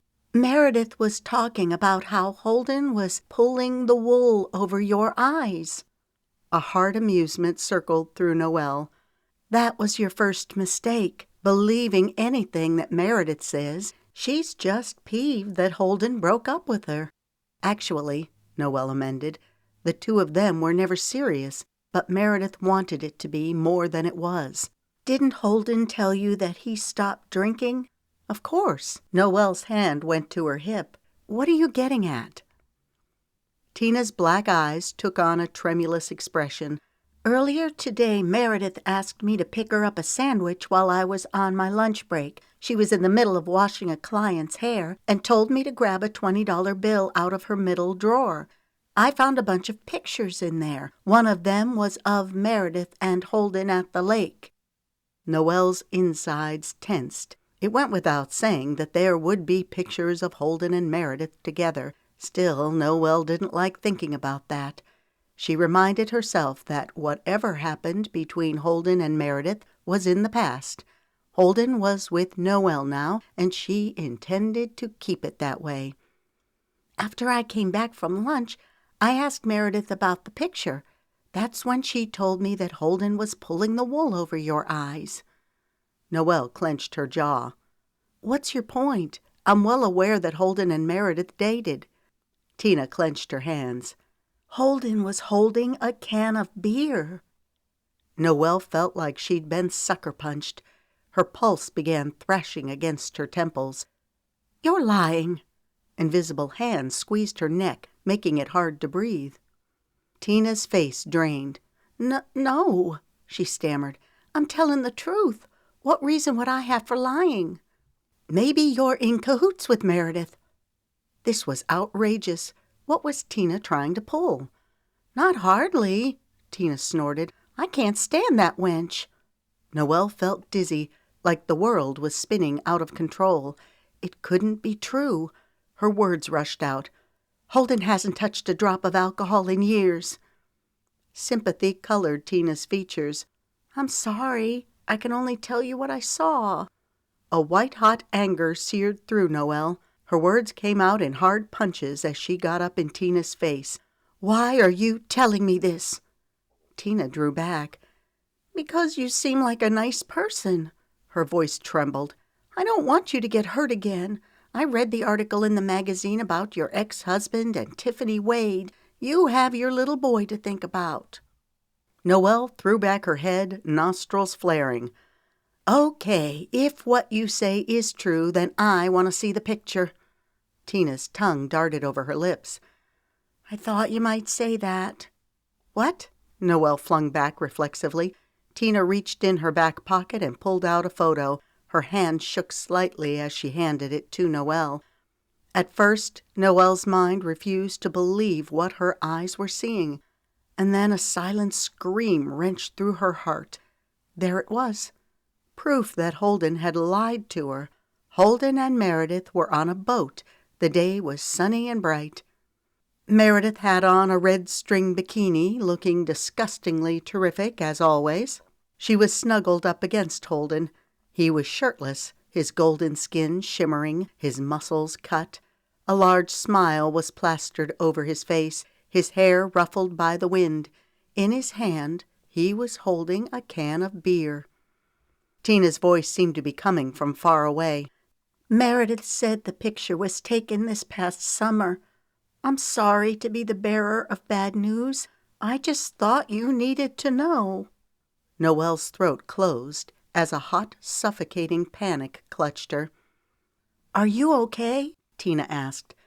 Noelle's knees buckled as Tina caught hold of her arm to steady her.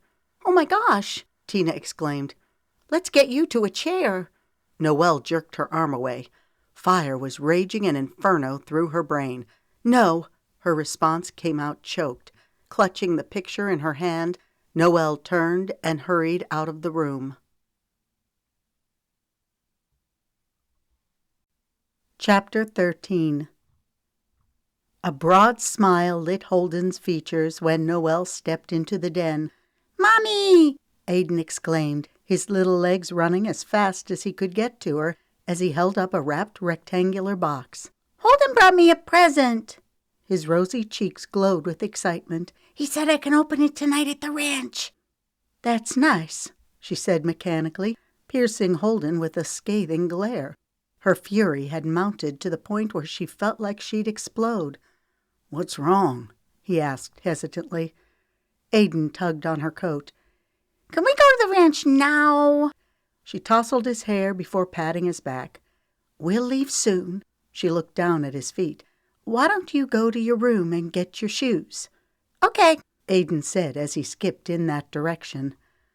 Holden arose from where he'd been sitting on the sectional. His eyes deepened with concern as he searched her face. What happened? Noelle felt like her heart had been hurled from 10 stories where it splattered into goo on the hard, unforgiving pavement. He was so ruggedly handsome, so intensely masculine. Even now her body craved him. How naive she'd been to think that they could just pick right back up where they'd left off. Her stomach churned, pushing acid into her throat. She detested the wretched tears that prickled her eyes. "How could you?" Her throat clogged. She balled her fists, willing herself to get a grip. He touched her arm. "What are you talking about?" "This." She reached into her coat pocket and shoved the picture into his hands. He looked at it, his face draining. "Where did you get this?"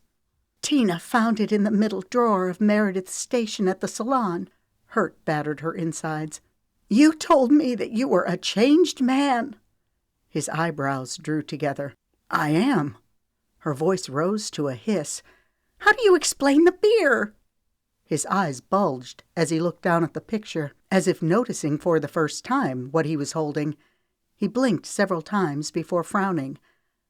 "I haven't had a drop of alcohol in years, since before I went to college at Clemson." A brittle laugh scratched through her throat. "Then how do you explain that?" He lowered the picture with one hand, rubbing his neck with the other. "I'm not sure." "Seriously?" she spat. He held out a hand. "Would you just calm down so we can talk about this like rational adults?" "Don't you dare patronize me." Her voice broke. "I trusted you. I thought we could build a life together." Aiden came back into the room, carrying the present with his shoes piled on top of it. He looked at Holden. "Can you help me?"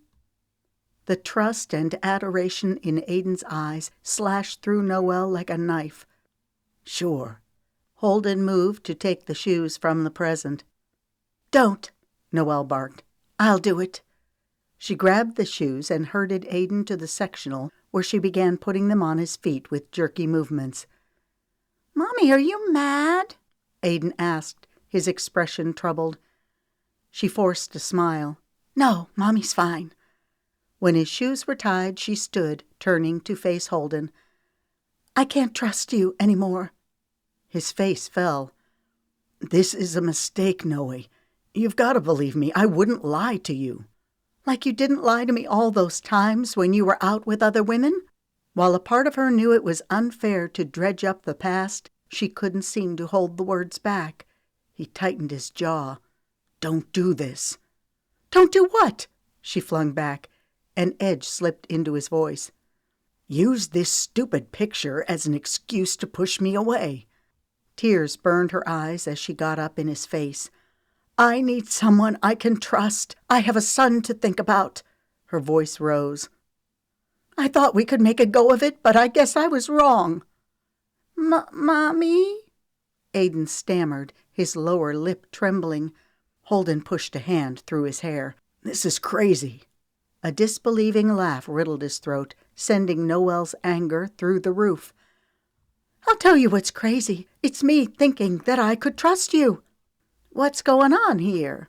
Birdie stepped into the room. A second later, Aiden burst into tears and rushed into her arms. She rubbed his back, looking at Noelle and Holden. "Tell me what's going on," Birdie demanded. Noelle shot Holden a heated glare. "Holden was just leaving. That's what's going on." His head swung back and forth.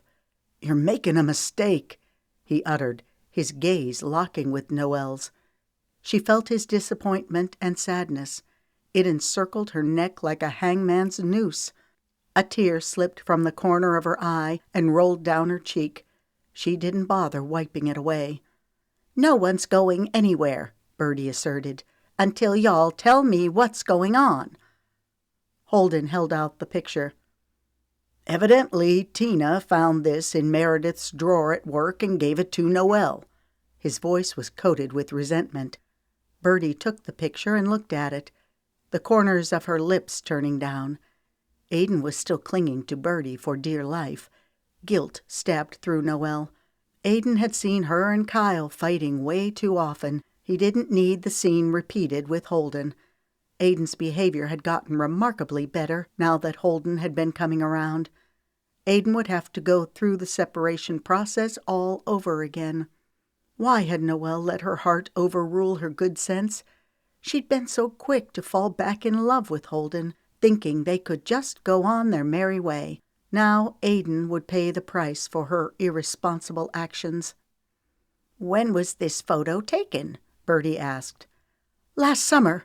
Noelle hurled the words like a javelin. "You told me you stopped drinking." Birdie's face was masked in confusion as she looked at Holden. His jaw was hard as glass. "I did." Birdie's brows bunched. "Then how do you explain this?" He shrugged. "My guess is Photoshop." A hard laugh clipped through Noelle's throat. "Seriously? That's your defense?" He rubbed his neck. "Yeah, I remember when that picture was taken. Meredith invited me to go out on the boat with her and some of her friends on Labor Day. I was holding a soft drink, not a beer." "It sounds like we've got some things to discuss." Birdie bent down to look Aiden in the eye. "Let's put you on a show. After it's over, we'll go to the ranch." He nodded. A second later he turned, ducking his chin in his chest, his eyes wary as they moved to Noelle. "Come here," Noelle prompted, holding out her arms. He bounded into them, clutching his present in his hands. "I'm sorry I upset you," she breathed into his hair. "Let's put you on a show." A few minutes later, Noelle, Holden, and Birdie sat down around the kitchen table. "All right," Birdie began. "Spill it." Noelle related everything that happened, taking careful note of the fury raging in Holden's eyes. He certainly seemed outraged. Birdie sat back in her seat. She folded her arms, tapping her fingers on her sweater. "It sounds like you've been set up." Noelle made a face. "You think so?" Birdie continued. "Tina happens to find a picture in Meredith's drawer, and out of the goodness of her heart, she shows it to you because, in her words, she doesn't want to see you get hurt again." Birdie pinged Noelle with piercing eyes. "Doesn't that seem fishy to you?" Noelle felt like she was being pinned in a corner. "I gave Tina the 3rd degree," she said defensively. "Tina can't stand Meredith. What reason could Tina have, other than my best interest, for showing me the picture?" "I don't know," Birdie answered. Her eyes took on a determined glint. "But I do know one thing. If you and Holden have any hope of making things work, then you're going to have to learn to trust him." Noelle rubbed her arms, her gaze flitting to Holden. His expression, a mixture of frustration and hurt, sat like lead on her chest. He lifted an eyebrow, waiting for her to respond. She wanted to be able to tell him that she did trust him, but there was still a nagging doubt gnawing at her. This whole ordeal had made her realize that she wasn't ready to make a serious commitment right now. "I'm sorry," she said, but the words rang wooden and false in her ears. Holden knew her too well. He picked up on everything she was too chicken and weary to say right now. He blew out a long breath, his eyes flat with disappointment. "Maybe I should just go." "Oh, no," Birdie asserted. "You're not running away from this. The only place you're going is to the ranch like we planned." Noelle's jaw went slack. Maybe he should go. Fire blazed in Birdie's eyes with enough fury to burn a hole clean through Noelle. "I promised my sister that I would look after you like you're my own daughter."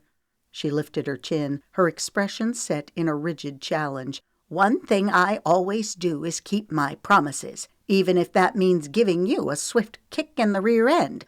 Holden is not just a good man, but a great man. He loves you, and you love him. I refuse to let you throw away your future because of Meredith, and that harebrained Tina and her ridiculous combat boots." Noelle's eyes bulged as an incredulous cackle rose in her throat. She looked at Holden, who wore an expression of amusement. Their gazes met for one long moment. One part of her wanted to fling her arms around him and beg his forgiveness for thinking the worst of him. The other part of her was shouting from the rooftop that she needed to exercise caution. Even if the whole thing was a setup, as Birdie asserted, it was a good reminder that Noelle didn't need to be so quick to jump into a relationship. She needed time to heal, time to come to terms with her conflicting feelings. "Fine," she said dully. "Come if you want." His mouth curled into a hard smile. "Sure, I'll go, for Birdie and Aiden's sake." Chapter 14. After eating a delicious meal of chili, cornbread, and various platters of appetizers, the entire Romeo family gathered in the den to sing Christmas carols and let the kids open one present each. A cheerful fire crackled in the fireplace, stockings hung from the mantel, greenery, pine cones, red berries, and ribbons covered the hearth.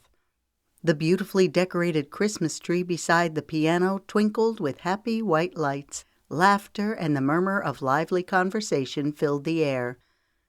Noelle's gaze surveyed the group. No doubt about it, the Romeos were impressive in every sense of the word. Zoe and Briggs were sitting on the floor, their backs resting against the wall. Beside them were Ramsay and Hartley, their faces kissed with the glow of the sun from their time spent in Hawaii.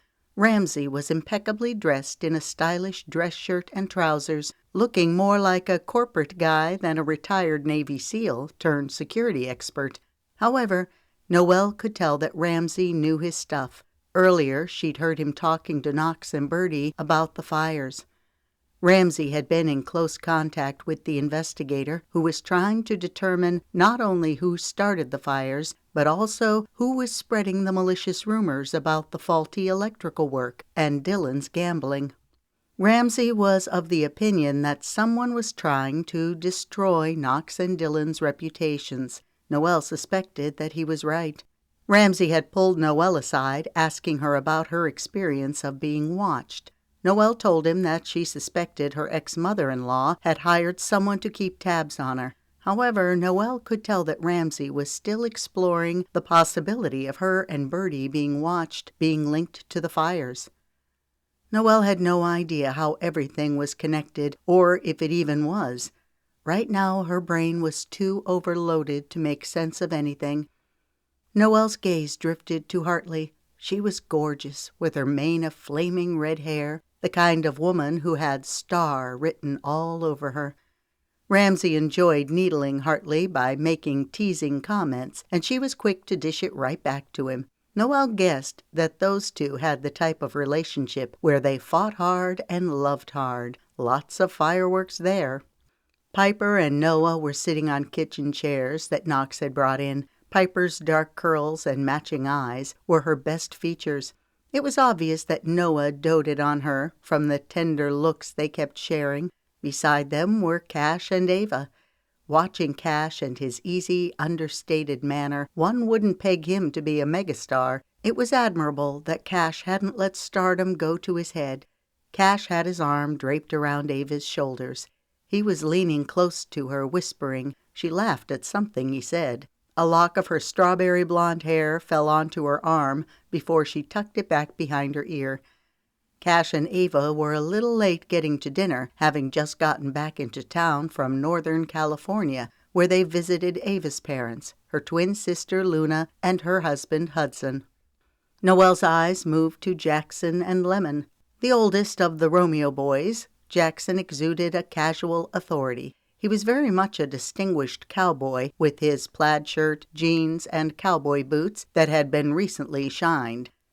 Noelle thought about everything that Lemon had been through, the crazy stalker, her mom being murdered.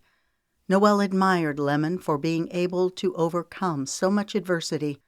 Noelle hoped to one day be more like Lemon. Right now, she felt so despicably weak and broken. She wished she could pull Lemon aside right now and ask her how she'd gotten through everything. Lucas and his wife Magnolia were sitting beside Jackson.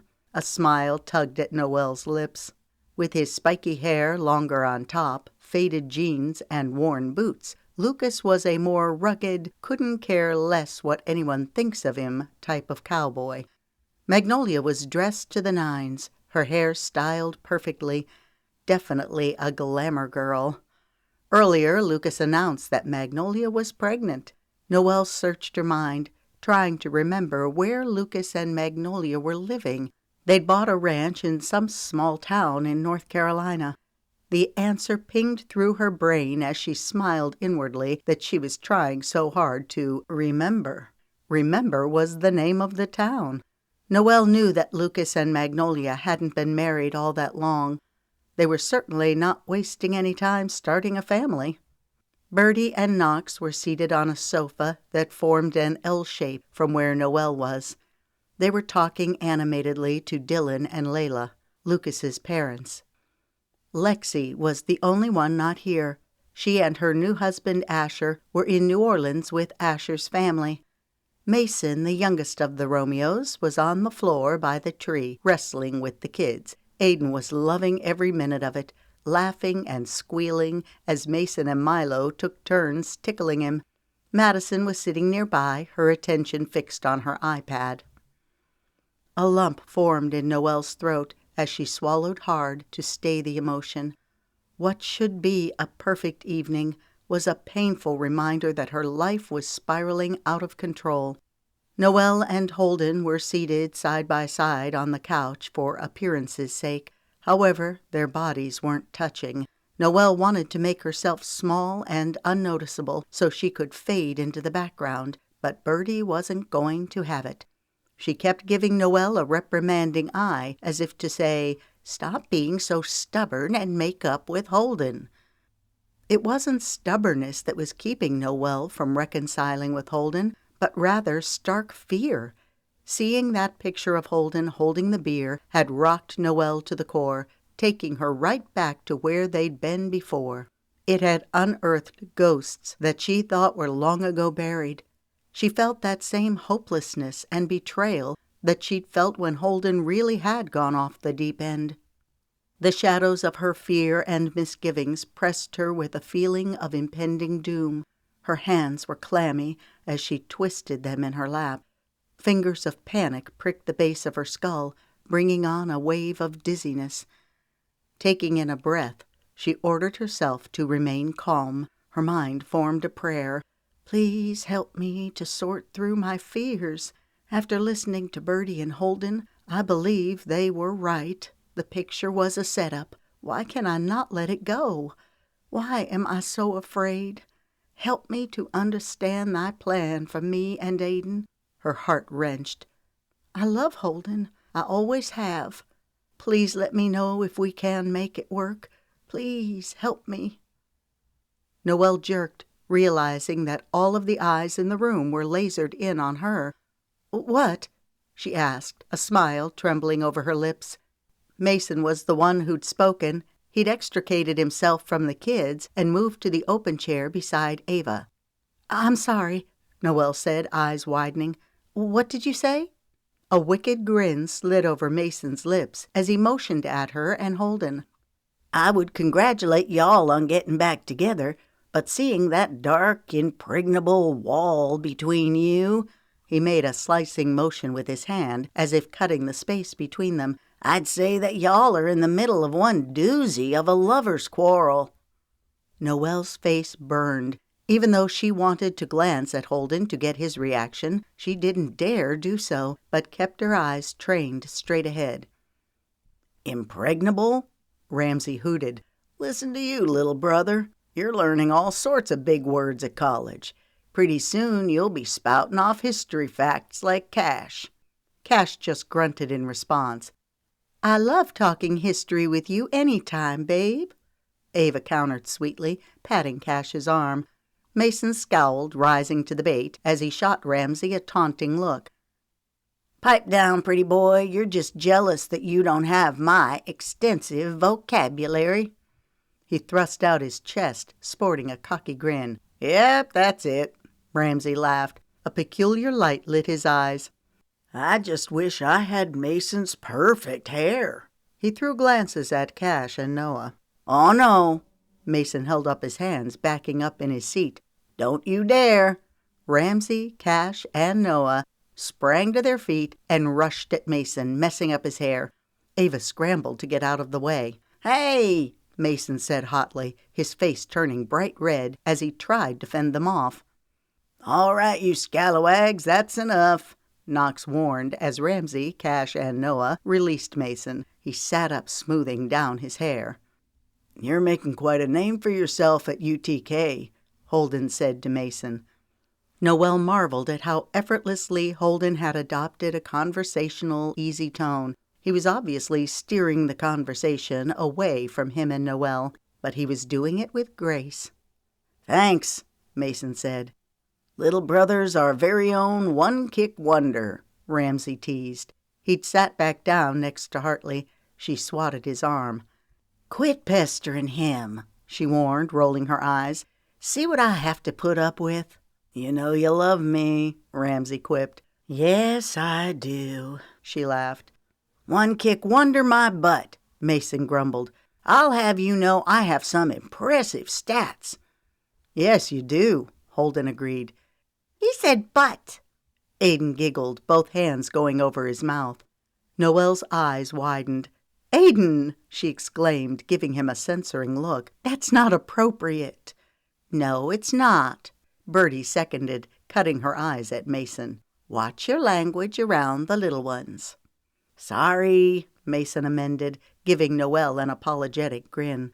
Knox cleared his throat as he sat up and scooted forward, clasping his hands. It's such a blessing having all of y'all here tonight. His voice caught, eyes shining. I couldn't be prouder of my family. He turned to Birdie. We did good, didn't we? Her eyes shimmered as she looked around the room. Yes, we did. Her gaze lingered on Noelle. I'm proud of all of my children. An unexpected feeling of warmth rose in Noelle's chest. She was so grateful for Birdie. How she'd welcome Noelle and Aiden with open arms. Birdie continued. Holden, I'm glad that you could join us tonight as well. Thank you. Noelle heard the smile in Holden's voice.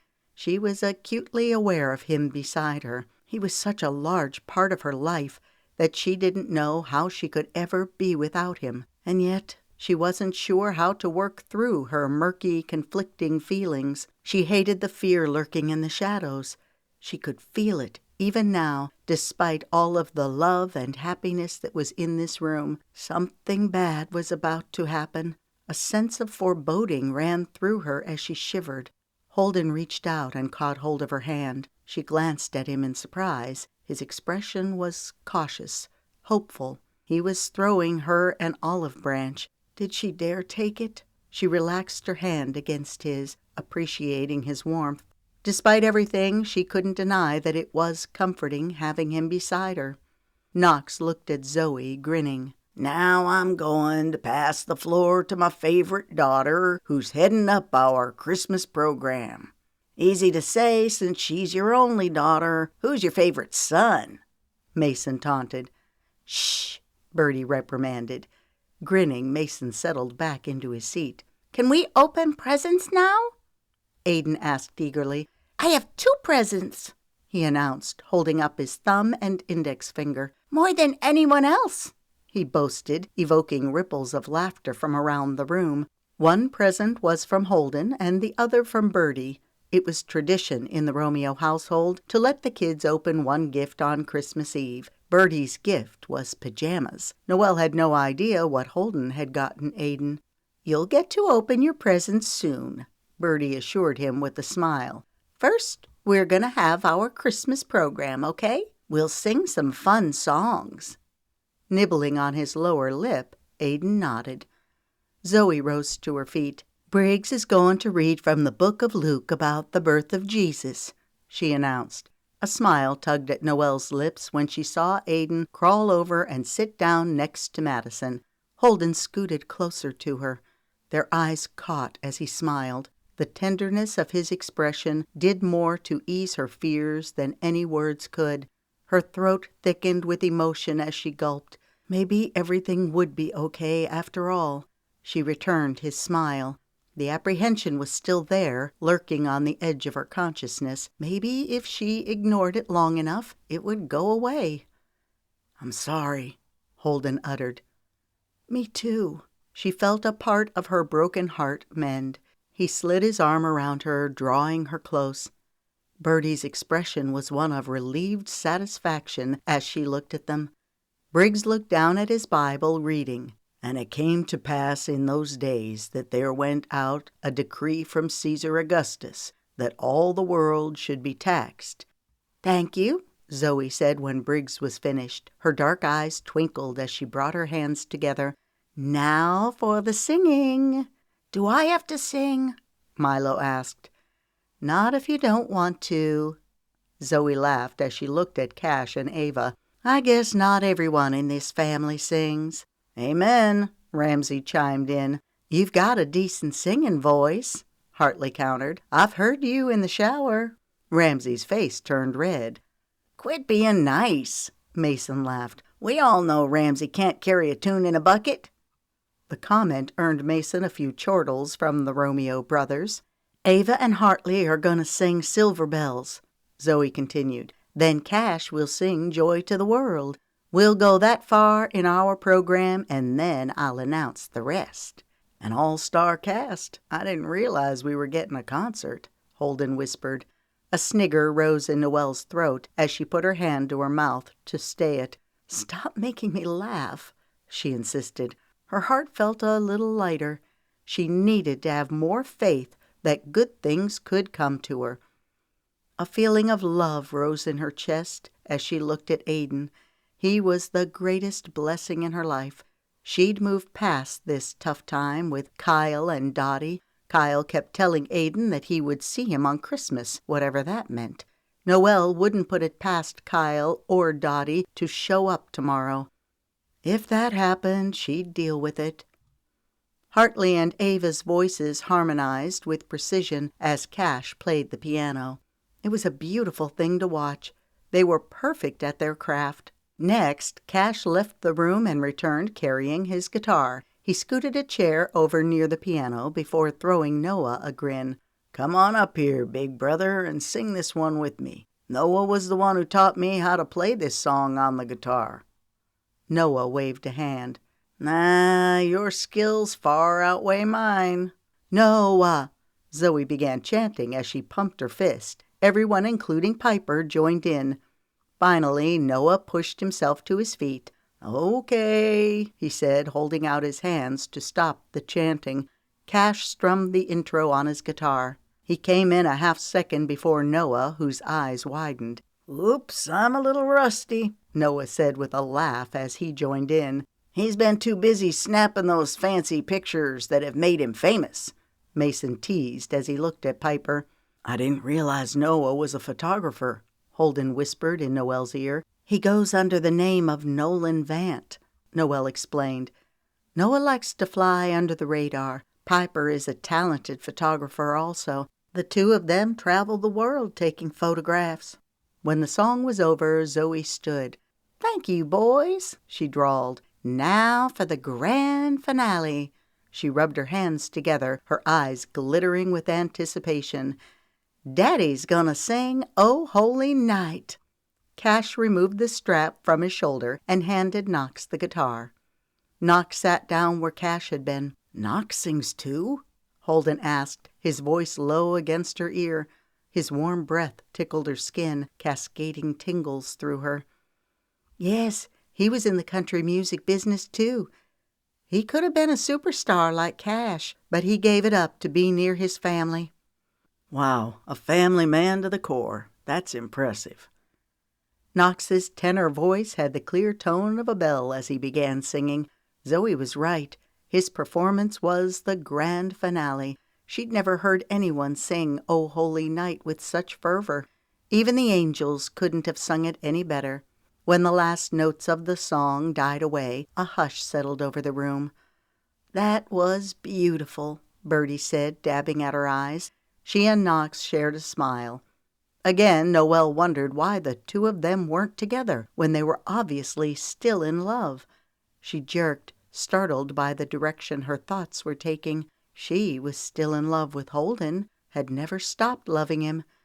She couldn't let her fears keep her from living. She had to push past the uncertainty, push past the doubts.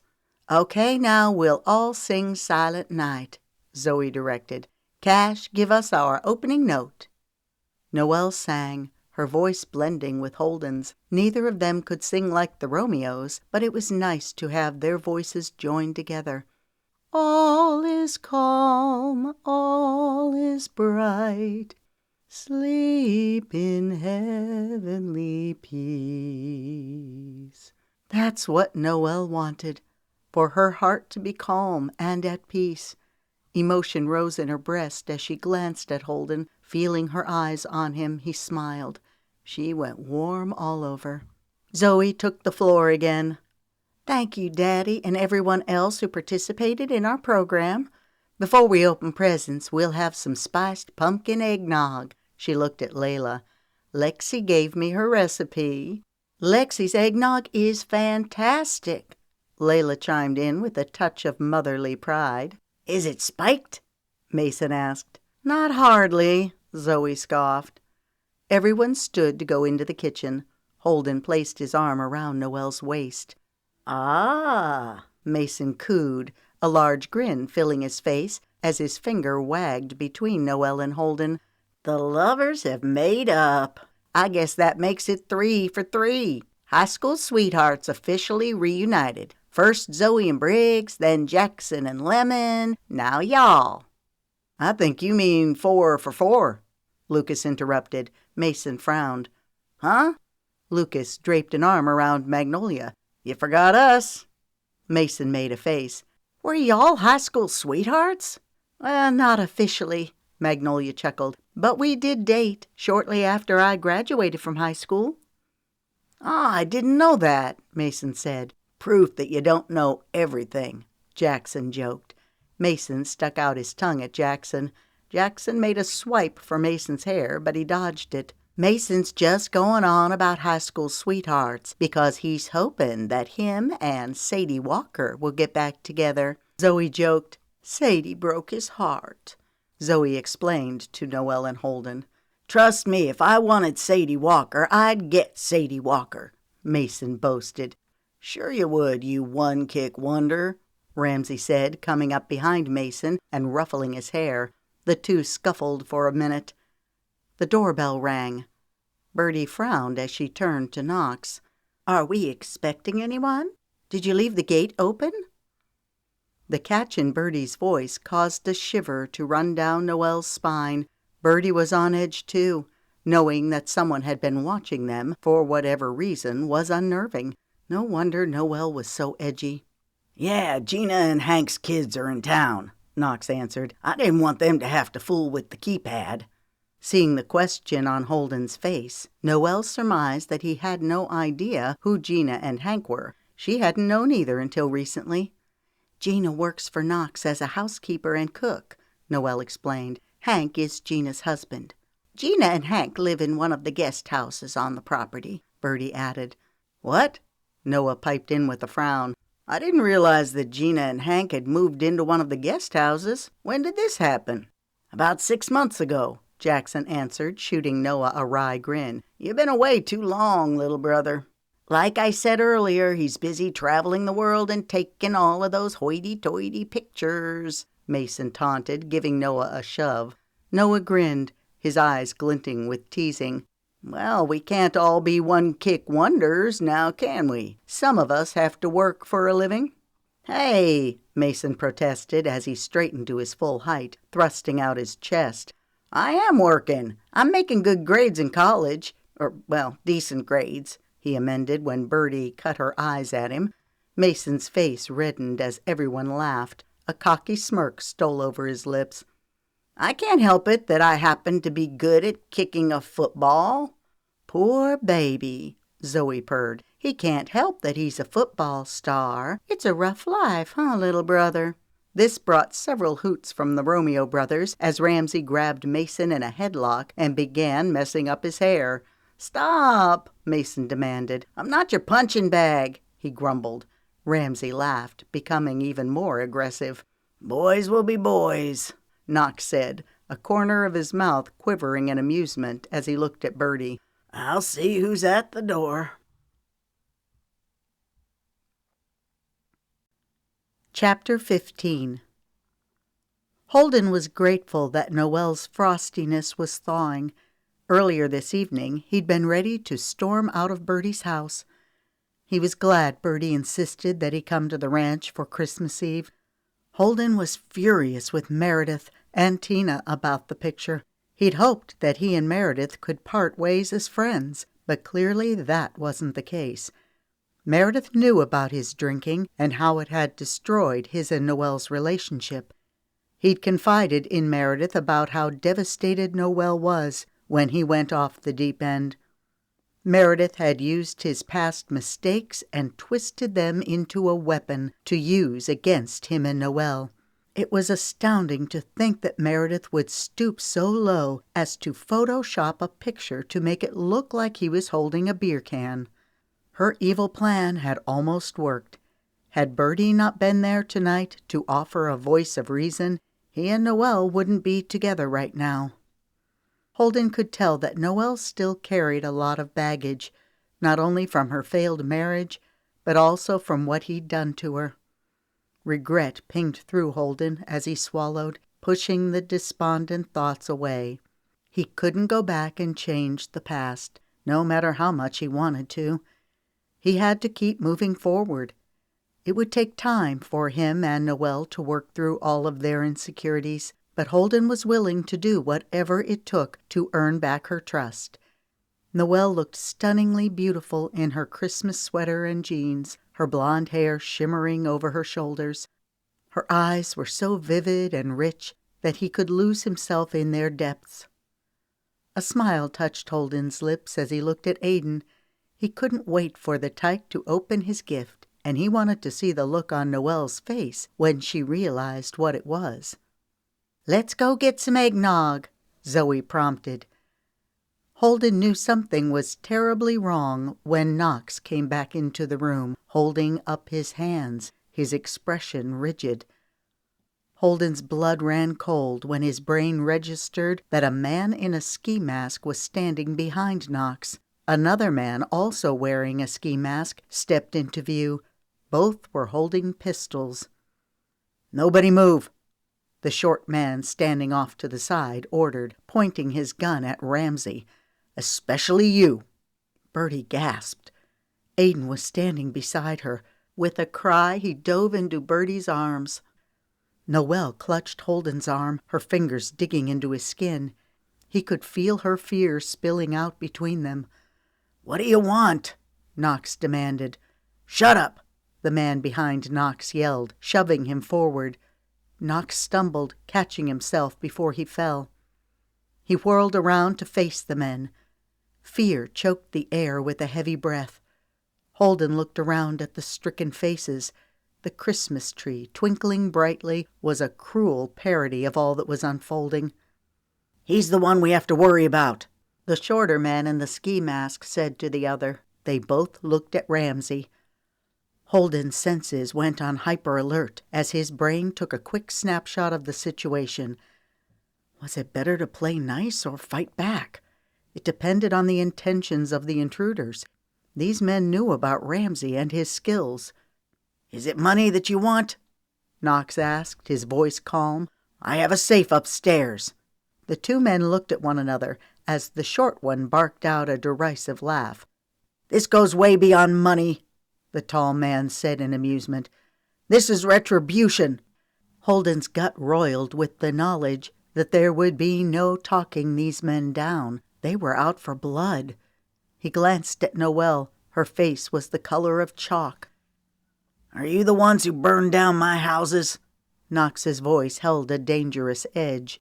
"Who are you working for?" "Shut your trap," the tall man yelled, "before I put a bullet between your eyes." Zoe's daughter began to whimper. "Shh," Zoe said as she pulled her daughter close. Holden looked at Ramsay. His body was pulled taut, and he was studying the men with careful precision. Holden could almost read Ramsay's thoughts. He was wondering if he could take out the man nearest him before the man could fire off a shot. Jackson and Lucas were on the other side of Holden. Holden could feel the energy building in the room, a powder keg waiting to blow. "You," the tall man ordered as he pointed at Birdie. "Come here. Bring the kid with you." Holden's stomach twisted. Not Aiden. "No!" Noelle cried. "Shut up!" the short man screamed, pointing his gun at Noelle. The man's voice was high-pitched, unhinged. Holden eased in front of Noelle. "You'll have to go through me first," he growled through clenched teeth. He would do anything to protect her, even if it meant losing his life. "Tough guy, huh? Well, that can be arranged." The man's voice was cold and mocking. He cocked his pistol, aiming it straight at Holden's chest. The tall man grabbed Birdie and Aiden. Aiden began crying. As the man held the gun to Birdie's temple and dragged her back, Birdie pushed Aiden forward, out of her arms. "That was a dumb move," the man snarled. "Now the kid will pay." He pointed the gun at Aiden. A sob wrenched Noelle's throat. "Please, no!" Holden's brain shouted for him to act now. At the same instant, the tall man fired the gun. Holden lunged at him, tackling him to the ground. He was vaguely aware that 2 shots had been fired. The gun had fallen out of the guy's hand. They wrestled on the floor, knocking over chairs before Holden socked the guy in the face. The guy grunted, his head falling back. But Holden wasn't finished. Rage tore through him as he pulled his fist back and punched the guy again and again. Finally, the guy's body went slack as his head lobbed to the side. Holden glanced over and realized that the short guy was on the floor. Holden was pretty sure the guy was dead. His eyes were vacant, blood trailing from a small circle in the center of his forehead. Holden's brain pulled the pieces together. He surmised that Ramsay had taken the guy out with a shot. Holden hadn't even realized that Ramsay was wearing a gun on his person, but it made sense. In Ramsay's line of business, one had to always prepare for the unexpected. A heady relief pulsed through Holden as he got up off the tall man. Disaster had been averted. His body was still shaking with adrenaline. The next events seemed to happen in slow motion. Holden turned. Noelle let out a ragged gasp as she fell to her knees, gathering Aiden in her arms. "Oh no, he's been shot!" Aiden's body convulsed, a circle of red spilling over his light blue sweater. "Call 911!" Noelle's strangled scream cut through her tears. "Stay with me, honey," she begged. "Please." Her voice broke. Holden felt the breath leave his lungs as his legs went weak. He crumpled down beside Noelle. The anguish on her face riddled his insides. "Do something!" she screamed, looking to him for help. Despair gripped him in a tight hold as he looked at Aiden. Tears blurred Holden's vision, and he was thrust back to the past, seeing not only Aiden, but also his brother Justin. A prayer wrenched through his lips. Please, God, help him. A curious numbness seeped through Noelle as she glanced at the clock on the wall. The black arms were ticking, inching ever so slowly around the face of the clock, like the march of doom. Holden was with her in the waiting room of the hospital, as was Birdie. Other members of the Romeo family had offered to come and sit with Noelle, but Birdie suggested that it would be better for just her and Holden to go. Noelle's gaze darted around the space. Sterile tables with sharp angles, chairs with neutral patterns that blended together in a blur, a round brown stain on the beige industrial carpet, worn magazines. There was a spindly Christmas tree in the corner. It was sparsely decorated with cheap ornaments, not even a tree skirt around the bottom. The stark cord from the lights was stretched to the nearest outlet. Except for the 3 of them, the waiting room was empty. No one wanted to be at a hospital on Christmas Eve. The silence of the room was deafening. Had it just been a short while ago when they were all gathered together singing Silent Night? Now the term Silent Night brought a new meaning as they sat, waiting.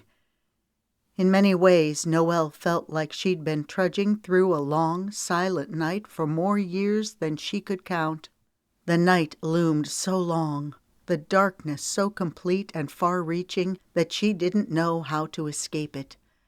Phrases that Noelle had heard the medical professionals say floated through her mind like ashes tumbling haphazardly in the wind.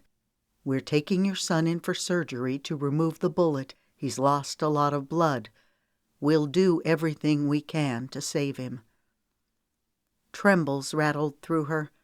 She clasped her hands to stay the shakes. There had been so much blood, Aiden's blood. She kept seeing the red liquid flowing over her like syrup. Aiden's normally rosy cheeks had faded to ghostly pale. At Birdie's request, Noelle had gone into the restroom and washed the blood from her hands and arms, but her sweater was crusted with dry blood. Holden placed his arms around her. "It'll be all right," he kept repeating. But Noelle could see the truth in his eyes. No one could guarantee her that Aiden would live. A black wave of anger engulfed her, nearly stealing her breath away. She was weary to the bone. A mind-numbing, soul-sickening weariness that no amount of sleep could cure. Tears pressed against her eyes as a prayer rose in her heart. "Dear God, please don't take my son. I'm trying to understand your plan, but I can't understand this. Please, help Aiden be okay." Birdie's phone rang. She reached in her purse, eyes widening. "It's Knox. I should get it." She stood and walked a short distance away from them. Birdie paced back and forth as she talked. Every few minutes, shots of anger would dart over her drawn features. Tears ran down Noelle's face. Why did they shoot my son?" She wasn't expecting Holden to answer. There was no answer for senseless violence. Noelle hoped she was in the middle of a nightmare, that none of this was real. She'd wake up in the morning and Aiden would be jumping up and down, his face beaming, ready to open presents. Her heart twisted, head spinning. She felt like she was losing her grip on her sanity. She took in a deep breath, trying to hold herself together. Birdie came back a few minutes later, her expression rigid. "What did he say?" Noelle demanded. Birdie pushed the hair back out of her face with a shaky hand. "I don't know if right now is the best time to talk about this. Maybe we can discuss it when you're—" "No!" Noelle hissed. "I want to know who did this to my son." She glared at Birdie. Birdie sat down, clutching her phone in both hands. She took in a heavy breath. "Ramsey questioned the guy who lived. The men were hired guns." Her eyes flashed with a hot anger. "The whole sordid plan was orchestrated by Ellis Livingston." "The real estate developer in Nashville?" Noelle shot back. She rattled out a hard laugh, her hand encircling her throat. "Retribution! That's what the man said." "Yes," Birdie uttered, her eyes filling with sadness. "Ellis wanted retribution for Ramsey killing his son." "What?"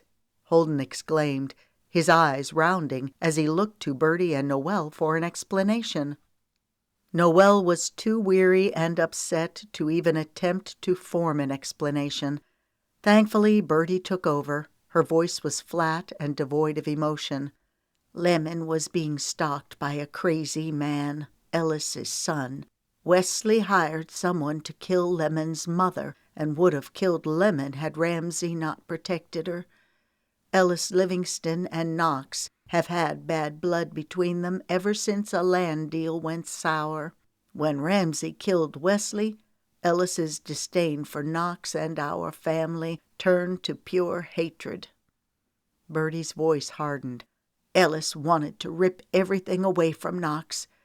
He hired the men to burn down the houses and spread rumors about the faulty electrical work and Dylan's gambling. Ellis waited until the family was gathered together in one place to exact his revenge. She took in a breath, giving Noelle a meaningful look. It was Ellis's men who have been watching us. Noelle's breath caught.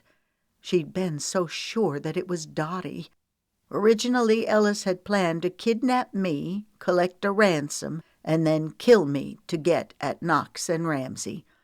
That's why they've been watching my house. But then Ellis decided it would make more of an impact for Knox and Ramsey to watch it all unfold. They planned to kill me in front of the family. Birdie's voice trembled. I'm so sorry that Aiden got caught up in this. It's not your fault, Noelle gulped. Hot tears trailed rivers down her cheeks. She didn't bother wiping them away. A sardonic smile touched her lips as she stared into the distance. I can't believe it's Christmas Eve. Aiden has been so excited about Santa coming. He's been talking about it for weeks. Emotion overtook her as she broke down crying, her shoulders shaking as she buried her face in her hands. She was vaguely aware of Holden rubbing circles on her back. When the tears were spent, she hugged her arms as she sat in stone silence. Noelle didn't know how long they sat, waiting, before a doctor strode into the room. He was young, with sharp, perceptive eyes. Mrs. Staley, he said in a way of greeting. Noelle's heart leapt into her mouth as she rose to her feet. Her heart was beating so profusely that she feared it would break out of her chest. Holden and Birdie also stood. Holden placed a hand on Noelle's arm for support. She wiped her slick palms on her jeans. The bullet grazed Aiden's collarbone, but that's nothing to worry about, he said quickly. It nicked the underside of the vein, which bled into the lung cavity. The blood filled his chest on that side, and the resulting hemothorax collapsed his lung. The words came at Noelle like an arsenal of fiery darts. She felt like her spirit was splitting from her body and watching everything from a distance. I was able to remove the bullet. Also, I evacuated the blood during the operation to close the hole in his vein. Aiden will need to spend a couple of days in the ICU with the suction drain coming out of his chest. After we pull out the tube, we'll observe him on the pediatric surgery floor for a day and then send him home. Send him home? Noelle croaked. Is he going to be okay? The doctor offered an encouraging smile. Aiden's a fighter. I expect his recovery to take a couple of weeks, and then he should be back at school. Wow, that's great! Tears of relief sprang to Noelle's eyes. She could hardly believe the words the doctor was saying. It was miraculous to think that Aiden would be well in 2 short weeks. Compassion touched the doctor's features. The bullet came close but missed the whole brachial plexus, which are the nerves to the arm. All in all, I'd say that Aiden is a very lucky young man. Luck has nothing to do with it, Holden said, giving Noelle a significant look. He was being watched over. Noelle's knees went weak as she started crying in relief. Thank you, she breathed. When can I see him? We're moving him to a room in the ICU unit now. When he wakes up, we'll make sure to keep him happy with drugs so that he doesn't try to pull the tube out of his chest. Thank you, doctor, for everything, Noelle uttered. The doctor nodded before walking away. Can you believe it? Noelle's voice hitched. That's the best-case scenario. Yes, Birdie said. Thank God he's okay. Holden placed his arm around Noelle, pulling her close. There's one more thing that needs to be done, Birdie said. Noelle frowned. What's that? We need to call Kyle and tell him what's going on. Noelle nodded, knowing that Birdie was right. I'll call him if you want, Birdie offered. Noelle considered the request. It was so tempting to just let Birdie handle it. No, she finally said resolutely. I'll do it.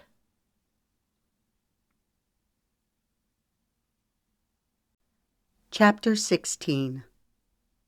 Noelle felt a tug on her sleeve.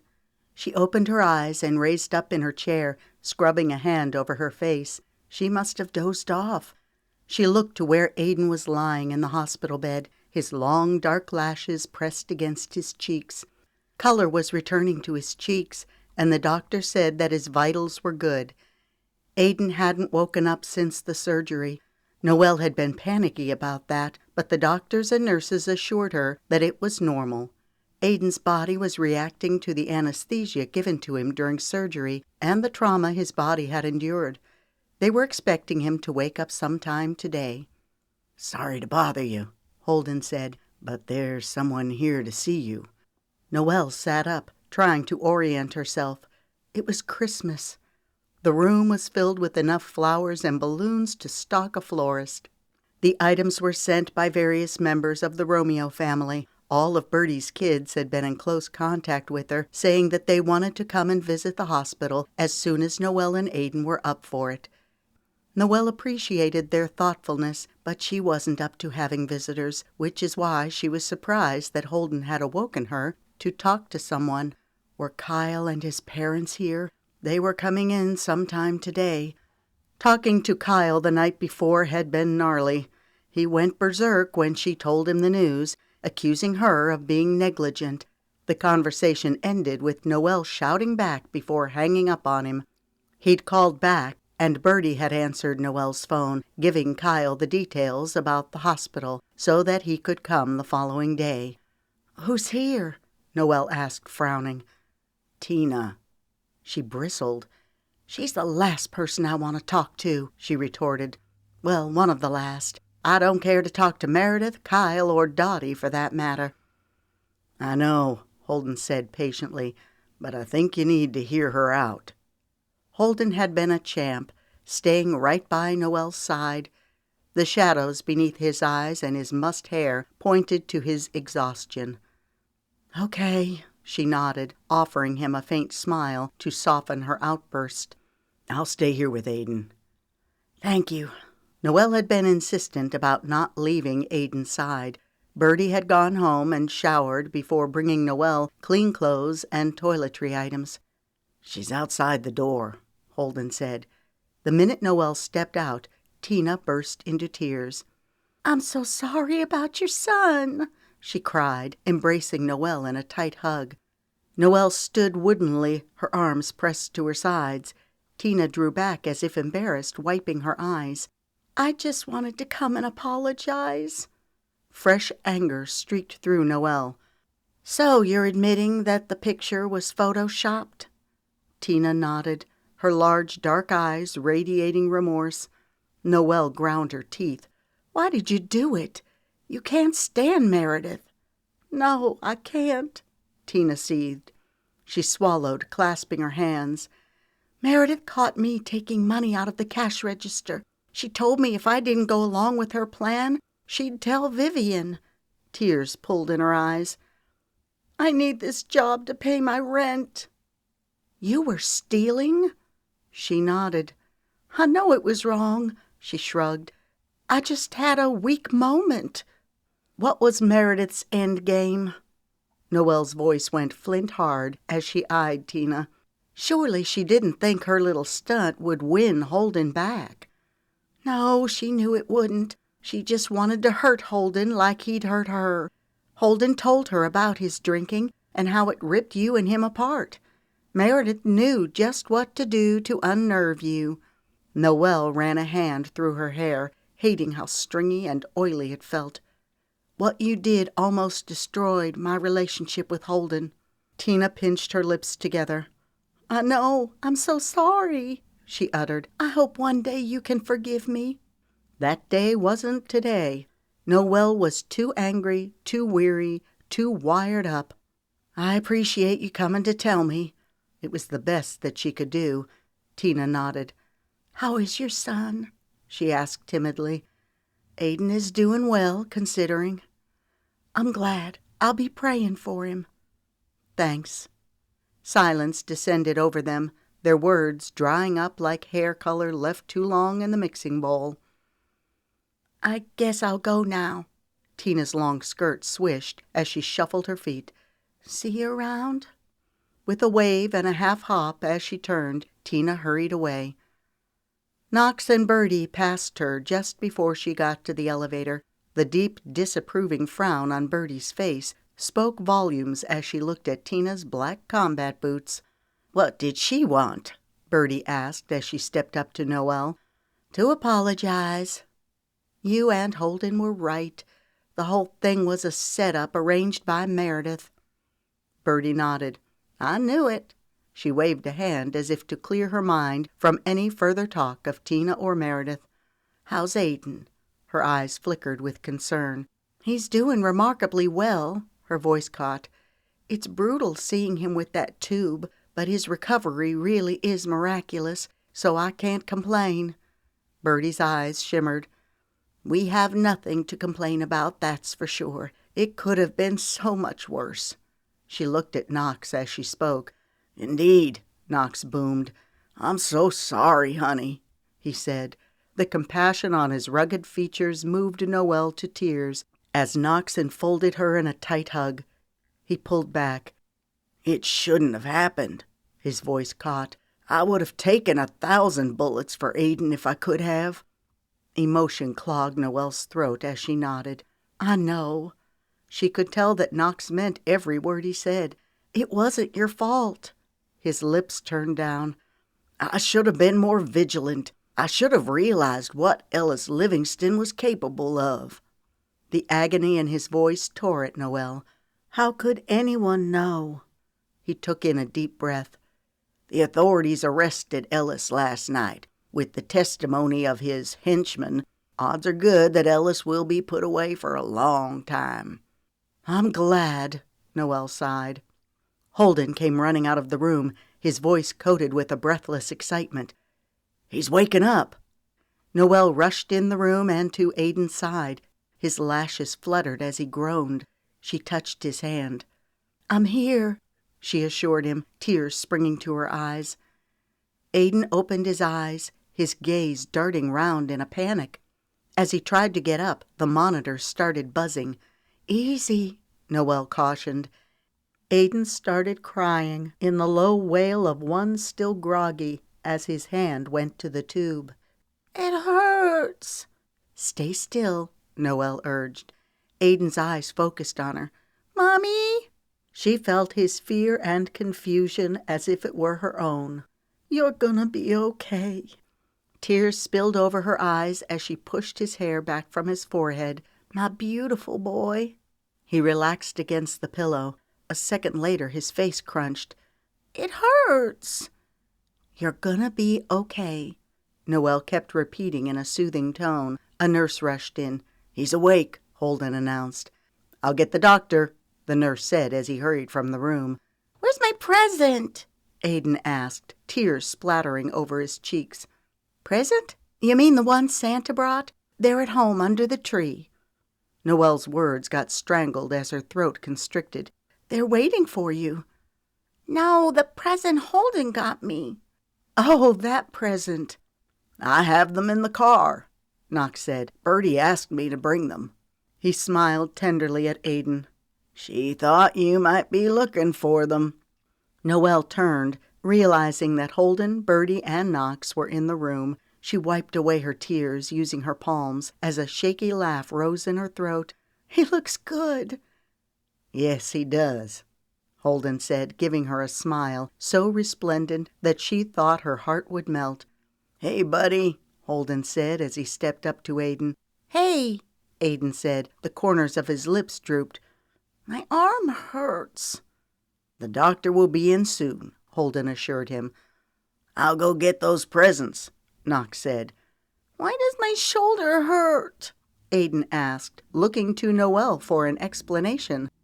Noelle wasn't sure how much Aiden remembered. She had no idea how to navigate the situation. She looked to Birdie for help. Do you remember the bad man who came into the den? Aiden's eyes filled with worry as he nodded, biting down on his lower lip. Do you think it's a good idea to remind him of everything? Noelle whispered. It's better to get it out in the open so Aiden can deal with it. Birdie said in a low, firm tone. Noelle turned to Holden. He placed an arm around her shoulders. Birdie's right. Sucking in a breath, Noelle nodded. The bad man shot you, Birdie said. Tears gathered in Aiden's dark eyes, his lower lip trembling. It hurts, he wailed, tears streaming down his cheeks. Noelle started crying too. She would have thought by now that she wouldn't have any tears left, but here they were. You're going to get better, Birdie said, her voice energetic. You're in the hospital. You'll get to eat lots of Jell-O and ice cream. Aiden sniffed. Really? Uh-huh, Birdie nodded. And you can watch all the TV you want. We can even go and get your Legos. His expression took on a new excitement, a partial grin tugging at his lips. A doctor stepped into the room. They had not met him before. He was middle-aged, his temples going silver. He smiled and nodded his head at the adults in the room before turning his full attention to Aiden. Hello, Aiden. I'm Dr. Christopher. How are you feeling? My arm hurts, Aiden complained. You mean your shoulder? Aiden nodded vigorously. Let's have a look at it, shall we? Carefully, the doctor did his examination. After it was over, he looked at Noelle. Can I talk to you outside? Her stomach tightened. Sure. During the examination, the doctor hadn't given any indication as to how Aiden was doing. Last night, the doctor had been so positive and upbeat. Had the situation changed? They stepped into the hall. Noelle's knees were wobbly, her pulse hammering in her ear. Aiden seems to be progressing very well. She blew out an audible breath. Really? She gulped. He smiled. Considering the circumstances, I'd say that Aiden is very lucky. Tears brimmed in her eyes. Blessed, she croaked. He's very blessed. Yes, he agreed. I'll have the nurse up the drug dosage so Aiden won't be tempted to pull at the tube in his chest. Also, it'll help temper the pain. We'll order him something to eat. Jell-O would be great, he chuckled. Jell-O it is. As Noelle went back into the hospital room to give Holden and Birdie the good news, an unexpected feeling of warmth blanketed her. It came from someplace outside of her, speaking peace to her soul. She felt the comfort of loving heavenly arms wrapping around her. The long, silent night was finally over, and blessed daylight was shining through. Birdie held the present, while Aiden tore off the wrapping. Birdie opened the box and pulled out the gift. A snow globe! Aiden exclaimed. It has a Christmas tree. Thank you, he said to Holden. You bet. Holden smiled. You can shake it any time you want snow. Birdie gave the globe a good shake, and they watched the snowflakes whirl around the tree. Noelle stepped close to Holden as he draped his arm around her shoulders. She reached for his hand, linking her fingers through his. The two of them moved off to the side, taking this time to talk privately while Birdie and Knox were with Aiden. Thank you for the gift. She smiled up at him. You're welcome. The love and gratitude brimming in her jade eyes made his soul soar. The two shared a long, tender look. She chuckled, mischief zinging over her beautiful face. I guess it's official. Aiden can start his own collection of snow globes. Every guy needs his own snow globe collection. He grinned. Her expression grew serious. I'll never forget what you did for Aiden, she said softly. You saved him. A shadow crossed her face. If you hadn't tackled that man like you did, we were all being watched over, he inserted. Holden had acted on instinct. There were infinite ways in which the situation could have gone worse. He didn't want to contemplate on what could have happened, but rather on what had happened. He was so grateful that they had been protected. Yes, we were being watched over, she sighed. She pursed her lips thoughtfully. Something that you told me at your parents' house keeps running through my mind. What was that? Curiosity simmered inside him. "It was what Pastor Charles told you." She crinkled her nose. "I know I'm butchering this, but it was something to the effect of, if we'll pull away the veil of our unbelief and put our trust in God, we'll be amazed at what He's willing to do for us." Her eyes shimmered. "My cup is overflowing. Thank you for not giving up on me. I'm sorry I doubted you." "I'm sorry I ever gave you reason to doubt me." "My poor little boy," Dottie shrilled as she rushed into the room. Her husband, Trent, and Kyle were on her heels. Trent nodded to Noelle before his gaze moved to Holden. Shock blitzed through his eyes when he realized that Noelle was with another man. Noelle was ambivalent about her former father-in-law. He'd always been polite but distant. No surprise, Kyle sneered at Noelle and Holden. Even now, despite her frustration and distaste for Kyle's rotten actions, Noelle had to admit that he was a handsome man with his dark eyes and matching curly hair. However, there was no comparison between him and Holden. Kyle was soft and pampered, whereas Holden was ruggedly handsome and so wonderfully muscled and fit. Even more important, Holden was the real deal, a kind, compassionate man that she could build a life with. He was her best friend, her soulmate. Her heart exalted at the knowledge that she was finally coming into the light. And what a glorious light it was. "Hey, Graham," Aiden said. Tears gushed from Dottie's heavily mascaraed eyes. "I can't believe this happened to you," she cried, her hand going over her own chest as she looked at the tube coming out of Aiden. Dottie was notorious for being overly dramatic. Her makeup was too heavy, her short bleached hair too big and too heavily styled. Even from where she was standing, Noelle caught the odor of Dottie's heavy perfume. It tickled her throat, making her want to cough. Seeing the distaste on Birdie's face as she watched Dottie rose a short giggle in Noelle's throat. Noelle swallowed it before it could escape. Birdie was so classy, which made Dottie all the more garish. "How are you feeling?" Dottie asked. "Better," Aiden answered with a large grin. "I got some Jell-O and a snow globe." He motioned at the snow globe sitting atop the tray attached to the bed. Thank goodness for modern medicine. Aiden was a new kid now that the pain medicine had kicked in. "We were at Tybee Island when we got the news." Dottie looked at Knox and Birdie as if they were supposed to be impressed that she was at Tybee Island. "We got here as soon as we could." "Hello," Trent began formally to Birdie and Knox. "I'm Trent Staley, Aiden's grandfather." Birdie spoke first. "I'm Birdie, Noelle's aunt. This is Knox, Noelle's uncle." Knox and Trent clasped hands. Noelle bit back a grin, noticing that Birdie had neatly sidestepped the topic of her and Knox being divorced. "Hey, sport," Kyle said, his voice going soft. "Daddy," Aiden sang, "look at my snow globe. I have more presents at home under the tree." "That's awesome," Kyle said, his tone forced. Aiden made a face. "Birdie and Knox got me a present, too. Pajamas." His voice dropped with disappointment. They chit-chatted for a few minutes before Dottie threw Noelle a piercing glare. "I need to talk to you."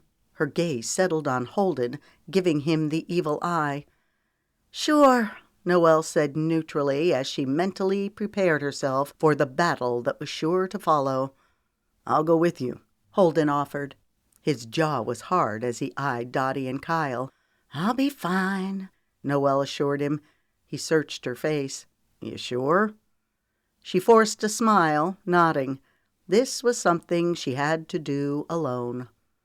She followed Dottie out in the hall, where Dottie spun around. "I can't believe you got my grandson shot," she fumed. "You are the most irresponsible person. Had you let Aiden go to Tybee Island like I asked, this wouldn't have happened." The hair on the back of Noelle's neck rose. It took all the willpower she could muster to keep her voice even. What happened to Aiden was an accident. The man responsible has been arrested.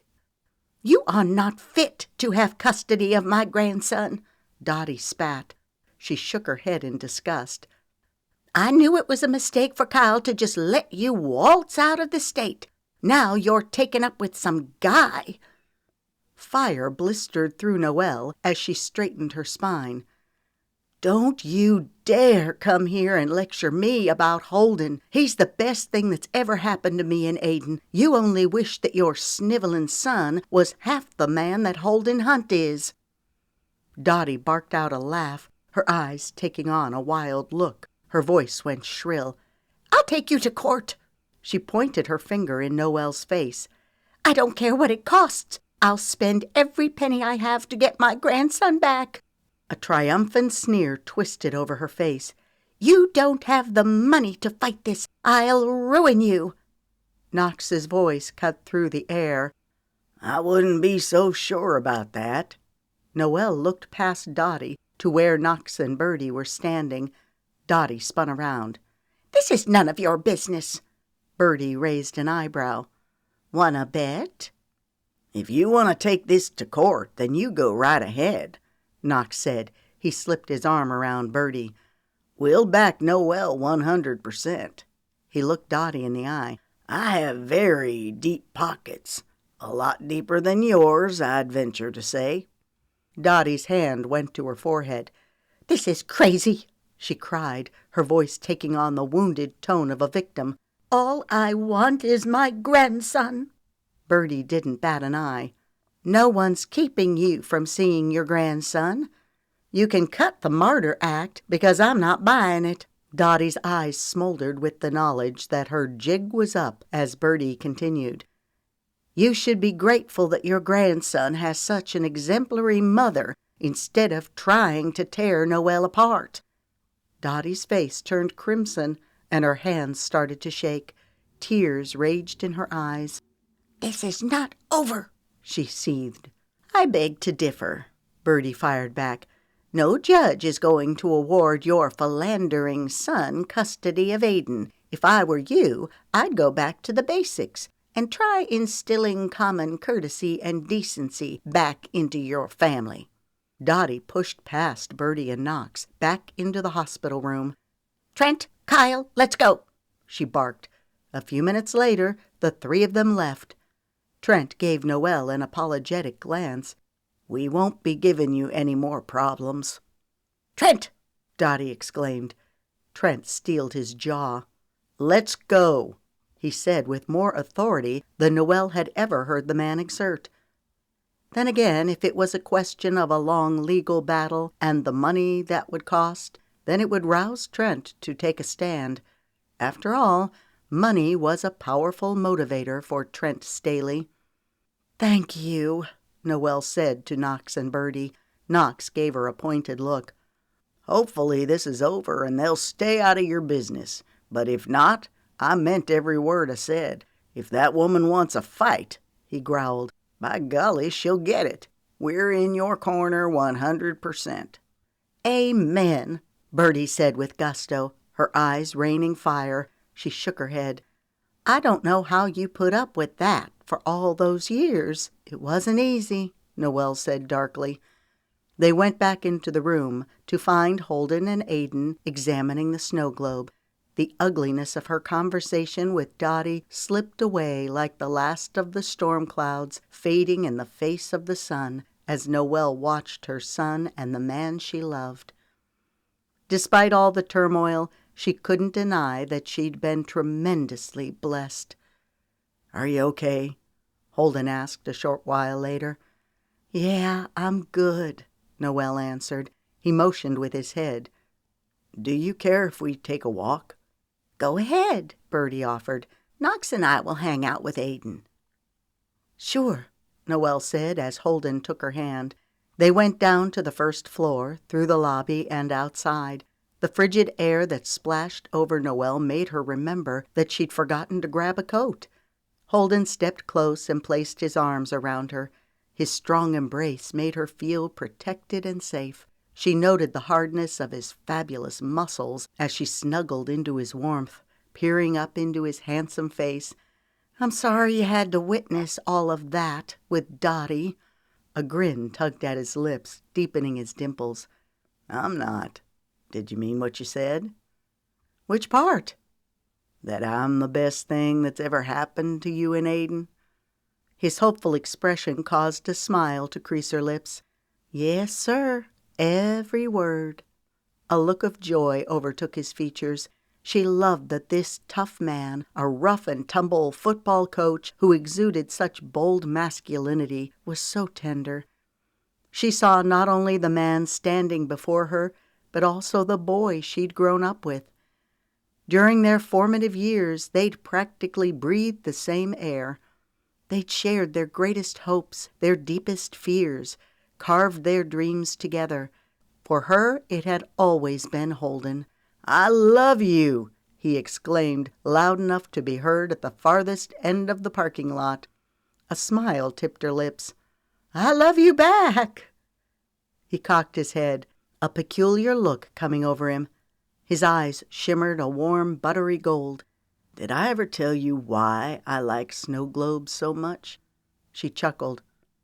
"No, I don't suppose you did." "Because the snow never gets old and dingy. When you shake that globe, everything becomes as pristine as the newly fallen snow." His jaw worked as his eyes locked with hers. "That's what I want for us, a clean slate. This time I won't mess it up. You have my word." "I know," she said simply. Even as the words left her mouth, she knew to the depth of her soul that she could trust Holden with her heart. This new revelation was like getting a splash of pure, undiluted sunshine straight to her core. Laughter bubbled in her throat. "I guess my mother was right. We are a match made in heaven." "Yes, we are." She heard the ring of certainty in his melodic voice. As if on cue, snowflakes twirled in the air, landing on their faces. "See," Holden said exuberantly, "even the snow agrees." His gaze moved over her in a slow, leisurely way that warmed her blood. She parted her lips, welcoming the sizzle that zinged through her veins when his lips found their way home to hers. She clutched his shirt, clinging to him. This moment was hers and Holden's to savor, and yet, just before she gave herself completely to the demands of his insistent lips, she felt more than heard her mother's contented sigh, drifting in the air in a dance of jubilation before landing soft and silent on the peaceful ground. Epilogue. 5 months later. It had been one of those days. Meredith was on her high horse at the salon, and Noelle had worked as fast as she could go from the moment she got to work, taking care of her full schedule of clients in what little amount of time that she had. Noelle normally worked until 6, but today she had to stop work early to pick up Aiden from school. Birdie was great about picking Aiden up on most days, but today she was meeting with one of her suppliers at the boutique. Noelle glanced in the rearview mirror at Aiden. "How was school today?" "Great," Aiden responded with a gigantic grin, so infectious that Noelle felt herself smile. "I played with Doug and Cannon on the monkey bars." Aiden rocked his car seat from side to side, bubbling enthusiasm. "That's awesome. Can I go to the park with Doug and Cannon?" "Sure, we could do that sometime. I'll call their moms and arrange a play date." It was good to see Aiden doing so well in school and making friends. The first few weeks after Aiden got shot were rough. However, as the doctors predicted, Aiden made a full recovery. To see him now, one would never know how close he came to losing his life. The experience taught Noelle to not take one single day for granted. She was grateful that Aiden was healthy and a bundle of energy. Dottie had eased up tremendously, which was a huge relief. She did frequent video calls with Aiden, and Noelle made a point of taking Aiden to Georgia to visit his grandparents and Kyle every few weeks. Thankfully, there had been no more talk of Kyle trying to get custody of Aiden. It seemed that Trent had more control over Dottie's behavior than Noelle realized.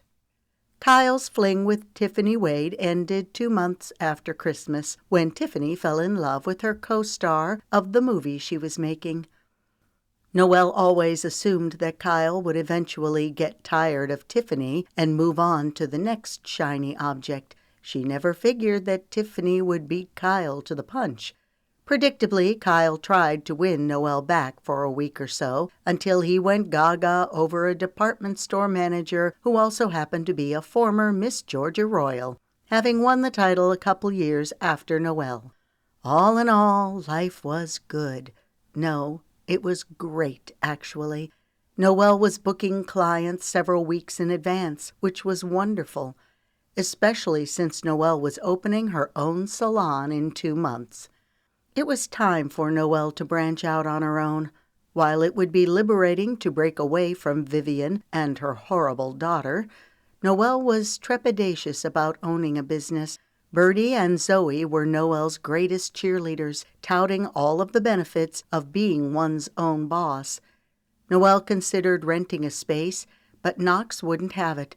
He bought a building just off the main square of town. He was remodeling it to house Noelle's new salon, as well as a few office spaces. Noelle argued that she didn't expect him to give her partial treatment, but Knox replied with a hearty, "If I can't help my family, then what good am I?" Oh, how Noelle loved her aunt and uncle.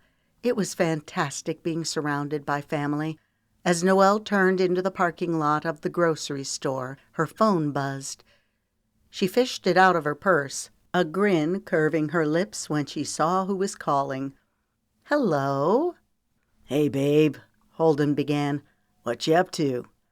"Just stopping by the store. Birdie asked me to pick up a few things for dinner tonight. You still coming over?" "I wouldn't miss it." The warmth in Holden's tone wrapped Noelle in a silky cocoon of bliss as her smile widened. "I love you." "I love you back." He paused. "How's our boy doing?" "Great," she chimed, glancing back at Aiden. Holden treated Aiden like he was his own son. Likewise, Aiden was coming to think of Holden as a dad. Holden had effortlessly and seamlessly stepped into the gaping hole that Kyle had left, healing the broken parts, not only in Noelle, but also in Aiden. "Can I talk to him?" "Sure," she said in surprise. "Holden's on the phone. He wants to talk to you." She handed Aiden the phone, watching him in the rearview mirror. Aiden nodded, his brown locks bobbing up and down in sync with his head. "Yep. Okay. Bye." He handed Noelle back the phone. She put it to her ear. "You still there?" Holden had hung up. She looked back at Aiden. "What did Holden say?" "He wants me to get him some ice cream." "Ice cream?" "Yep." "Was that all?" Aiden nodded. "Okay, ice cream it is." It was thoughtful of Holden to talk to Aiden, to make him feel involved by giving him the task to get ice cream. Noelle only thought she knew what it was like to love her best friend because of their history together. However, now that she and Holden were grown adults with a greater scope on life, their relationship had taken on a new, enhanced dimension. She looked through the windshield at the bright sun, shining like a coin in the clear azure sky. She sighed in content, offering a silent prayer for all of her blessings. She felt so blissfully alive, so grateful for all of the goodness in her life. "All right, let's do it." She opened her door and helped Aiden out of the car. "Can we get some cookies?" Aiden asked eagerly. "Yep, sure can, but you have to eat your dinner before you can have any cookies or ice cream." She reached for his hand.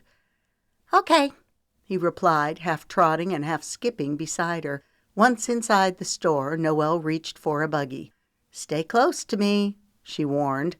Aiden nodded vigorously. After the fiasco with the canned ham, Noelle made a practice of saying the same thing to Aiden every time they went to the grocery store. Noelle ran through a mental list of the items she needed to get. Birdie was making chicken Alfredo and needed fettuccine noodles, heavy whipping cream, and Parmesan cheese. Noelle went down the pasta aisle, grabbing a couple boxes of noodles. She also picked up a bottle of her favorite spaghetti sauce. She liked dipping her garlic bread in marinara sauce. French bread. She needed to add that to her mental list. Aiden was getting farther ahead of the buggy than she liked. "Aiden," she called, "slow down." But he rounded the corner. She was about to go into charge mode to catch up with him when someone called her name. She turned to see Judy hurrying toward her, pushing an empty buggy. "Hey," Judy said breathlessly with a big smile. "You're a hard woman to catch. I saw you coming into the store. I called your name, but you didn't answer." Noelle made a face. "Really? I'm sorry, I didn't hear you." Judy waved a hand. "No biggie." "I thought you were working late tonight at the salon." "Nope, I took off early to run a few errands." Noelle glanced in the direction that Aiden had gone. I need to grab Aiden. He just went down one of the other aisles." "No problem, I'll walk with you," Judy said, matching her pace to Noelle's. "The new salon is looking great, by the way." Judy's eyes sparkled. "I can't wait to make the move." "Me either." Judy, along with two of the other hairstylists at Viv's salon, were leaving to go to work for Noelle. Vivian wasn't happy about the situation, but there was nothing she could do about it. Noelle welcomed the opportunity to work with stylists that she knew and trusted. When they reached the adjacent aisle, Noelle's heart dropped. No Aiden. Where did that little stinker go? She tightened her jaw. "Not again. I've got to teach him somehow not to get away from me, especially in stores," she fumed. "I'm sure he's close by," Judy assured her. They increased their pace to nearly running. When they reached the end of the aisle, Noelle stopped in her tracks, her jaw dropping to her feet when she spotted the group, standing in the deli section. Holden and Aiden were in the front. Holden had his hand resting on Aiden's shoulder. Birdie, Knox, Zoe, Briggs, Jackson, and Lemon were there, wearing large grins. A perplexed smile crossed Noelle's lips as she glanced at Judy. "What's going on?" Judy chuckled. "Do you know how hard it was to catch you at the exact moment when Aiden turned that corner? I felt like a stalker lurking behind you." That's right. Judy's buggy was empty. Noelle assumed that she just hadn't started shopping yet. Noelle stepped up to the group. "Hey, what are y'all doing here?" Aiden glanced back at Holden. "Can I give it to her now?" "Yep," Holden answered, nudging him forward. Noelle searched Holden's handsome face. A faint light twinkled in the depths of his eyes, washing them in that shimmery gold that she loved. "Give me what?" She gasped when she realized that Aiden was holding a small black box. Her eyes grew moist. "Is that what I think it is?" "Open it," Birdie instructed Aiden with a loud whisper. "Oh, yeah." Aiden fumbled for a second, nearly dropping the box before flipping open the lid, revealing a sparkling diamond ring. Noelle's hands went to her mouth as she looked at Holden. He stepped up to her and got down on one knee, reaching for her hands. "I love you, Noe." His voice trembled. "You and Aiden are my everything." His eyes searched hers. "Marry me?" "Yes!" she exclaimed, exuberant laughter rising in her throat. He stood as she flung her arms around his neck. His arms encircled her waist, pulling her close, where she rested her forehead against his, their noses touching. "I can't believe you orchestrated all of this." She drew back and looked at Birdie. "A meeting with a supplier? Ingredients for chicken Alfredo?" Birdie grinned sheepishly. "I had to come up with some excuse to get you here so we could recreate the scene of Aiden darting off." Noelle's head swung back and forth, a smile stretching over her lips. "You're a little stinker. You ran off on purpose." Aiden nodded. "Yep, it was your big surprise. See, I didn't tell Mommy anything." he bragged to Holden. "You did great, buddy," Holden said. The last of the pieces snapped into place in Noelle's brain. "Aha! Now I know the real reason why you wanted to talk to Aiden on the phone earlier." "Yep, I'm proud of the little guy for not giving me away." Holden's expression was filled with the promise of the beautiful, splendid future they would have together. "I hope you don't mind my proposal taking place here." A boyish grin streaked over his features. "I figured it was only fitting." She chuckled.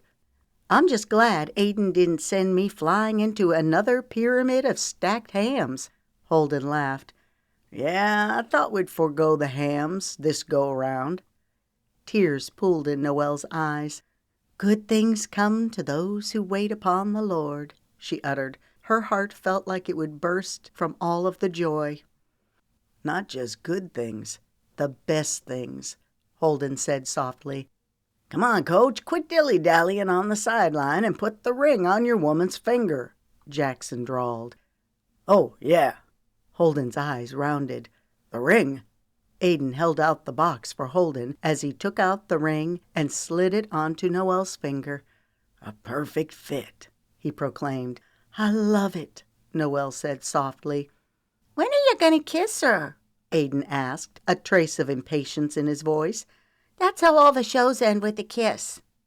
Laughter erupted from the group as Noelle's eyes widened. She focused her attention on Aiden. "Exactly what kinds of shows have you been watching?" With Birdie, Aiden answered. Birdie's face turned red as she giggled. "You must be talking about my Hallmark movies." "And those Cammy Checkett's romance books you can't get enough of," Zoe inserted. A lopsided grin tugged at the corner of Holden's lips, showcasing his signature dimples. "All right, if it's a kiss you want, it's a kiss you'll get." Slipping an arm around her waist, his eyes deepened with a sexy smolder that caused Noelle's breath to come faster. "How's this for a happy ending?" Holden uttered as his mouth took hers. Noelle heard clapping and cheering that quickly got drowned out by the rapid beating of her own joyous heart.